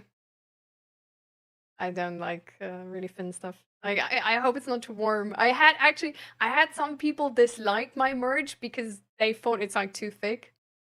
So I'm like, sorry guys, but like I want to have like proper cotton and like an amount of stuff so it doesn't like fall apart easily. So yeah. Also, like we never like we don't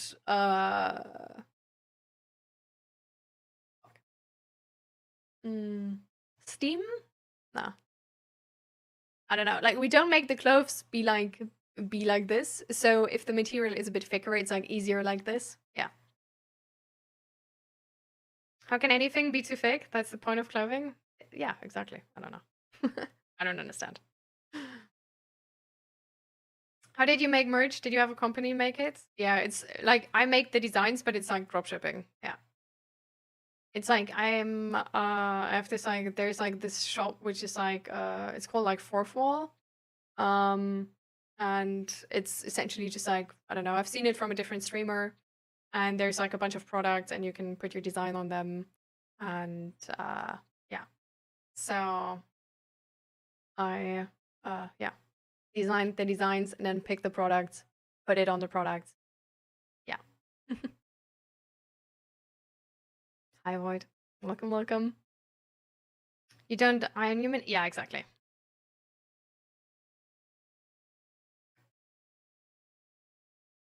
All right. I don't think I have no idea where Forful is coming from. I just know they're also like they're not the company making the products, but they're a company putting putting this like the platform in place so you can have like a website and then use the products of a company I've used for all my merch. Because like my merch is usually always made by Printful because I like the company, but they don't have like they don't give you like a website or anything. So yeah, Forfall is sort of like the website for that.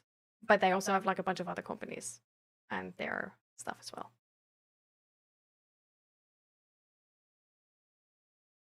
Oh. Thank you for the bits, Whiten. And don't worry, Automod held it.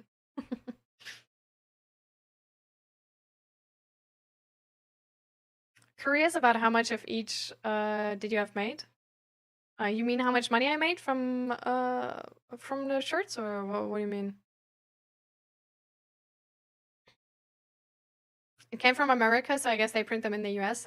They actually, like, I sort of checked that the items I pick have print sites in the EU and the US, and maybe even like Australia, some of them. But yeah, that's less common. But yeah, so that it's like EU and US. So it makes sense that yours came from the US. Had from a Swedish streamer. They had issues with delivery because personnel. Okay, interesting. I don't know. 7th stream, let's go. You feel sick? Aw, I hope you feel better soon, Void. Get well soon.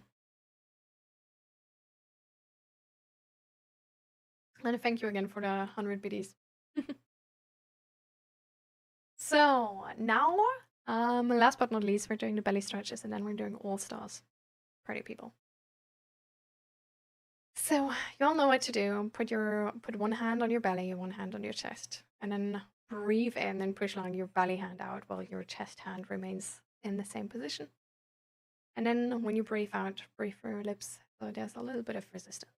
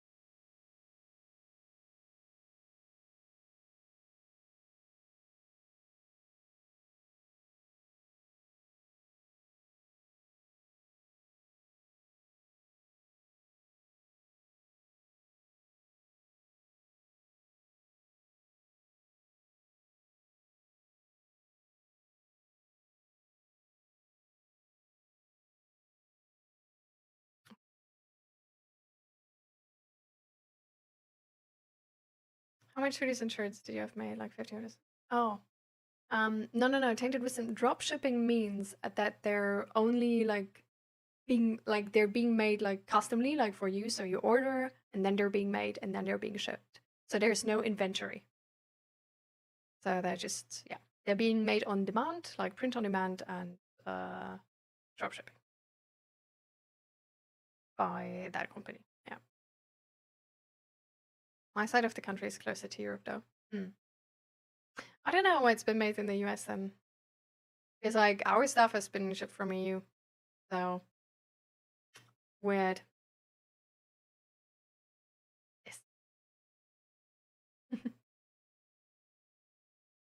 Definitely let me know how you like them, by the way. By the way, with that, that's actually something I wanted to ask. I have put in a design for the like this like dice design where dice are like all in the different colors, and there's like two different like hoodies which I really like. One of them is definitely like more in like the affordable side. It's like $35. and the other one would be like way more expensive. Like, let me check. Right.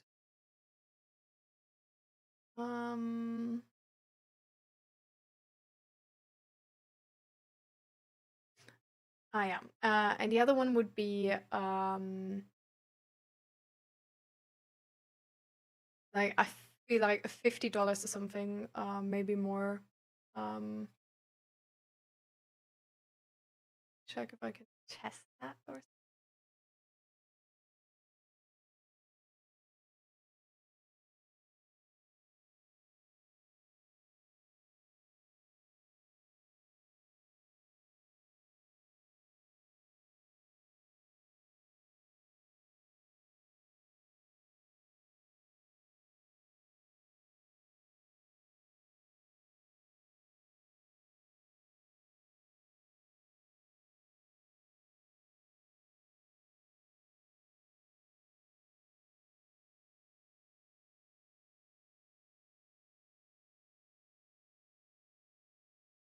Oh, okay. So the other one would more so be like $55 or something. But the advantage of that is go back to the product page again.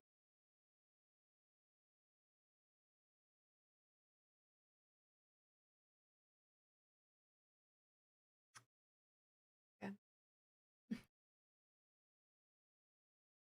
It's like heavier. It's heavier material and it's more ergonomically sourced.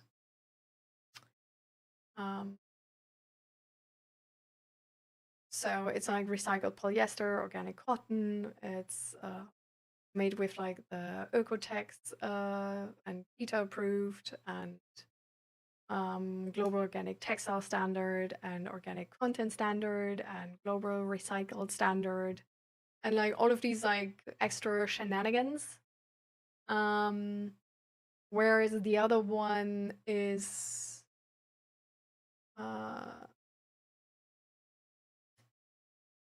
normal cotton and normal polyester.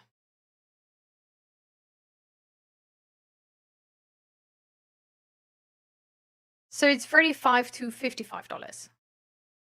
Just to make sure we're on the same page here, right? So that's $20 difference for me.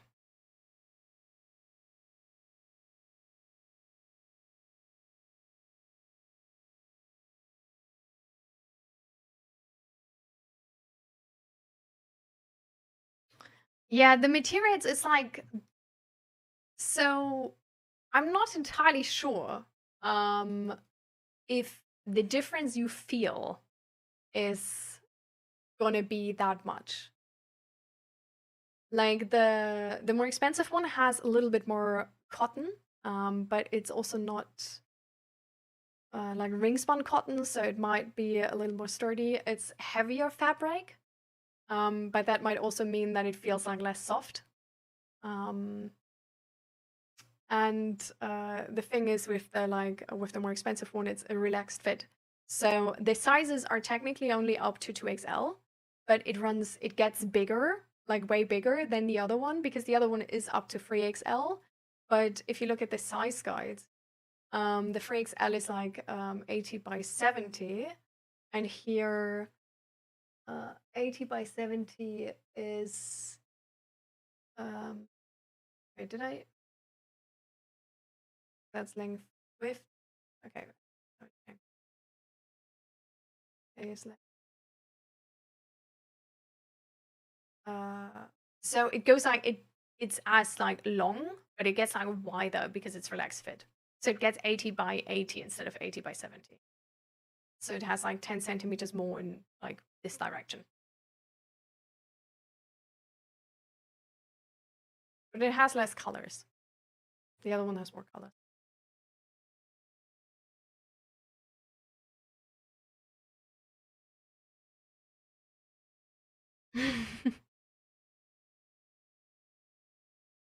This American dollars? Yeah, it's American dollars. So it would be, yeah, from like 35 to 55. So I've been like, yeah, I've sort of been, I couldn't really like make a decision. I don't know. I feel like they look both really high quality. Just one of them has more of these like Oeko-Tex whatever stuff. But I honestly like, I have one hoodie which is like which is as heavy as the other one here, and that one is honestly like it's lacking the soft part because it's so heavy. So I might prefer actually the like less heavy one. Yeah, hi. Ja. Nee. Bist du gar nicht.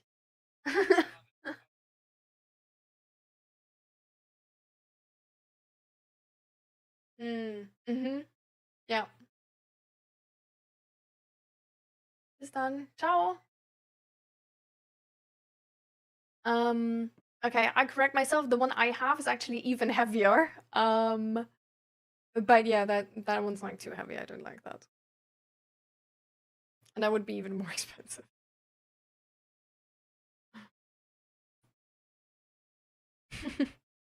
So what would you prefer? Like still the heavy one? Or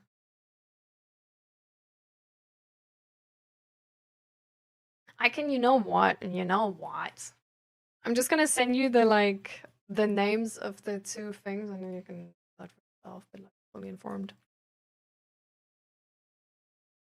So these are the two different products we're sort of talking about. And yeah.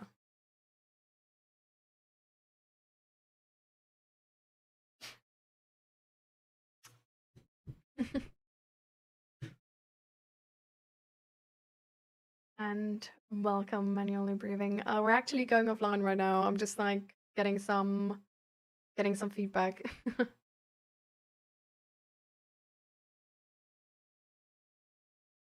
you have to pay monthly to have that link up? No, I don't.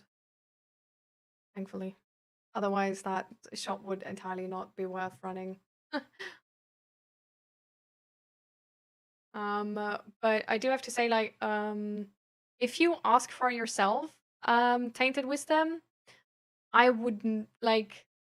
If you make a website on your own, you need to advertise on your own. Otherwise, nobody's gonna ever freaking click on that website. So if you just want to make like products and sell them, I don't recommend making your own website. I recommend using, I don't know, for example, something like Etsy, like to have your products on some marketplace where they're gonna get exposure naturally. Yeah, I technically had like a line break in it. So the one is like Cotton Heritage, whatever, and then the next one is Stanley Stellar, whatever. And these are the two different ones. Yeah. As of now, I felt like I opted for the Cotton Heritage one. Because I just felt like having that like a little bit more I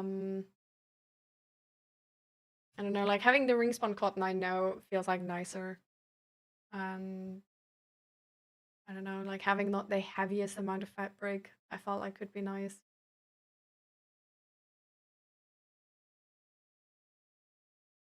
But I was like the biggest sort of argument for me for the other one is actually the sizing.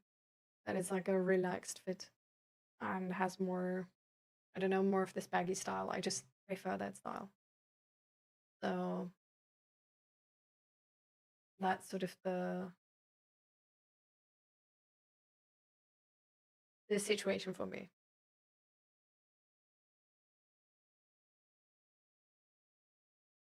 And that it has like that the cheaper one has like more colors, just sort of in case.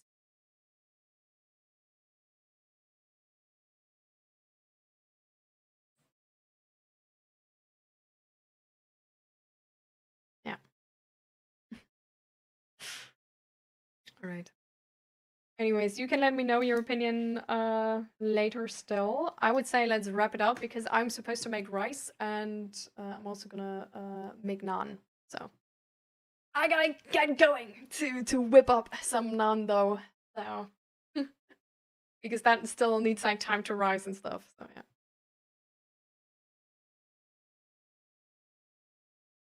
Hmm. So, what was your all-star moment today, guys? What was your favorite moment of the stream?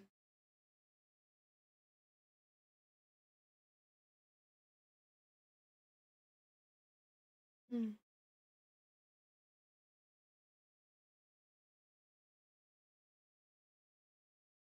Oh, I mean of the I mean of the stream actually, not of the merge, but I'm glad you like it.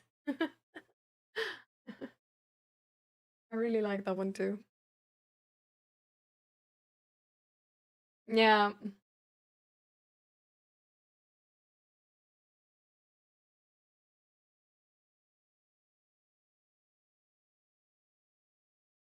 And just like how the like because it's just like a more baggy style. I don't know, I just prefer the baggy style for like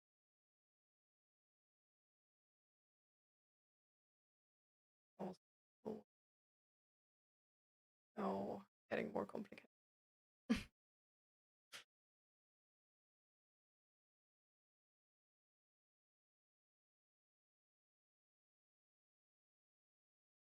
That was this one. There's one hoodie where I feel like that one looks really cool, but for whatever reason they have like a disclaimer that there's apparently it has like brushed interior and it tends to shed. Where I'm like, I'm not gonna get a hoodie which is shedding. Like, are you crazy?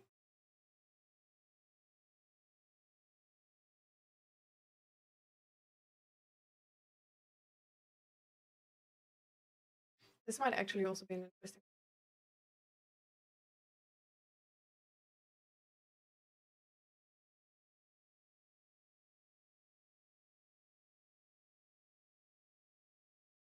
Hmm.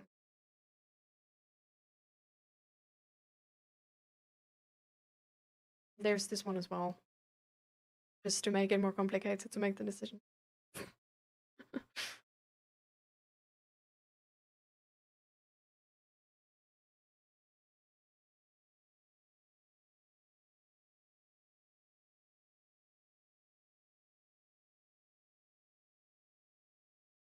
What do you mean? What chaos, by the way, Navandro?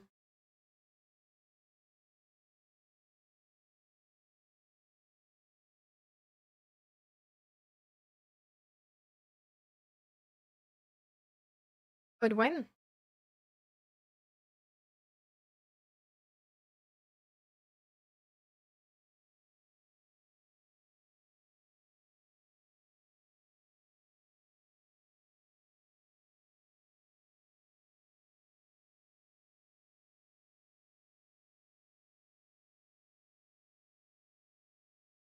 Oh, I do have to go. So my favorite moment, I think, was so multiple. So the first favorite moment was in the beginning of the stream that you guys were already here. That was really cool. That was really nice. I was, yeah, I really, really appreciate that. Um, then the second thing is just a moment where I felt like a little bit famous because I was like, okay, um, because like when Anonymous gifted Asta a sub, I was like, I'm getting anonymous subs. Are you insane? I just felt like a little bit like this, like, oh my god, I'm a big streamer now. um,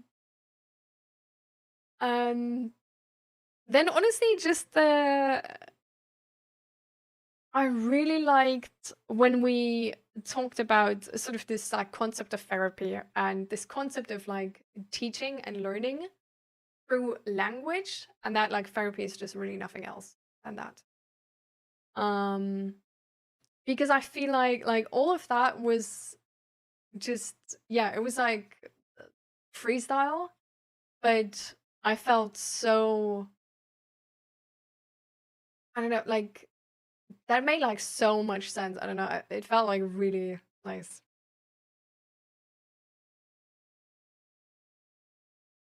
No, the person is anonymous.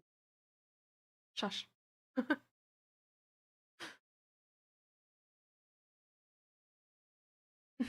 Don't take this away from me.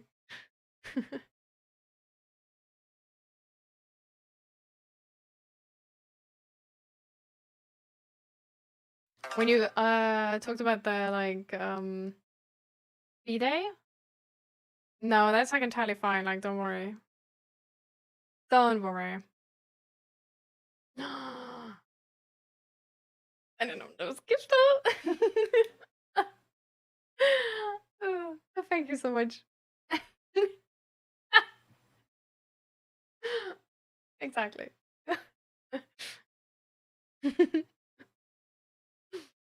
I hope you enjoyed the gift sub, manually braving. I hope you enjoy the emotes. And thank you so much for the support, guys. Thank you for the gift sub.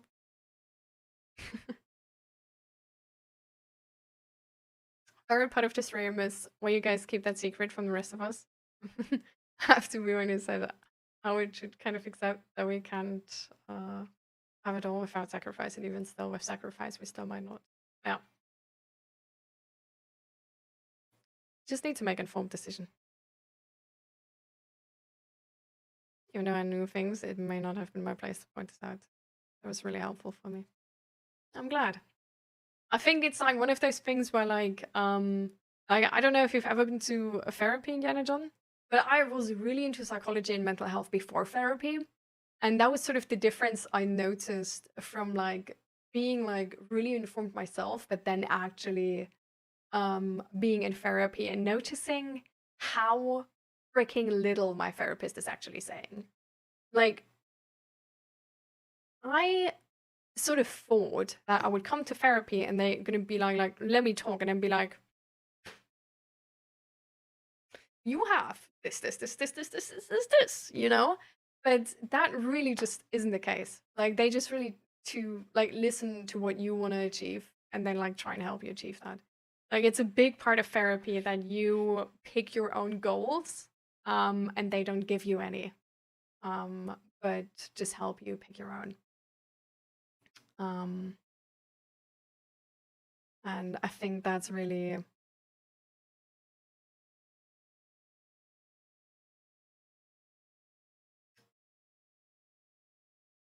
I feel like that's a really big part of why therapy is actually so successful.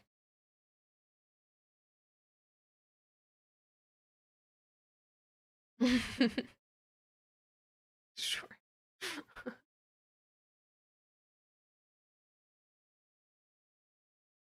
No, it's okay, Navandro. I would tell you if something is not okay. It's fine.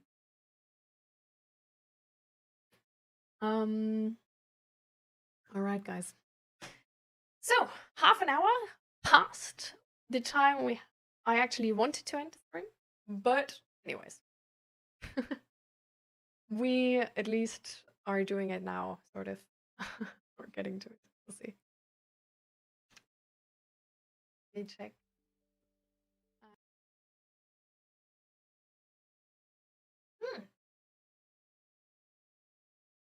All right, we're just gonna host Jim the mental health coach.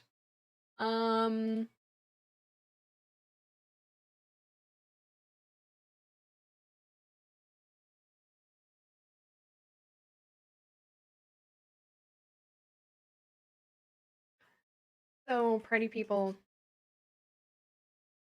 these are all the important links you need. I hope you're gonna have a great rest of the day. And then we're gonna see each other next Thursday. Remember, next Monday the stream is gonna like this. There's no stream, but next Thursday I'm gonna stream again, and I'm gonna be there for you guys until then on the Discord. And yeah, if you want to support me, check out my shop, and otherwise join the Discord. That would be really good. I hope the stream was nice. I definitely had a blast. I thought our topics were really, really amazing. And I can't wait to have some more nice topics. So yeah. It was really great to see everyone again, yeah. I mean, just remember that like Jim's stream rules might be different to mine, okay? So be aware, like check out those stream rules first, alright? And then we're gonna see each other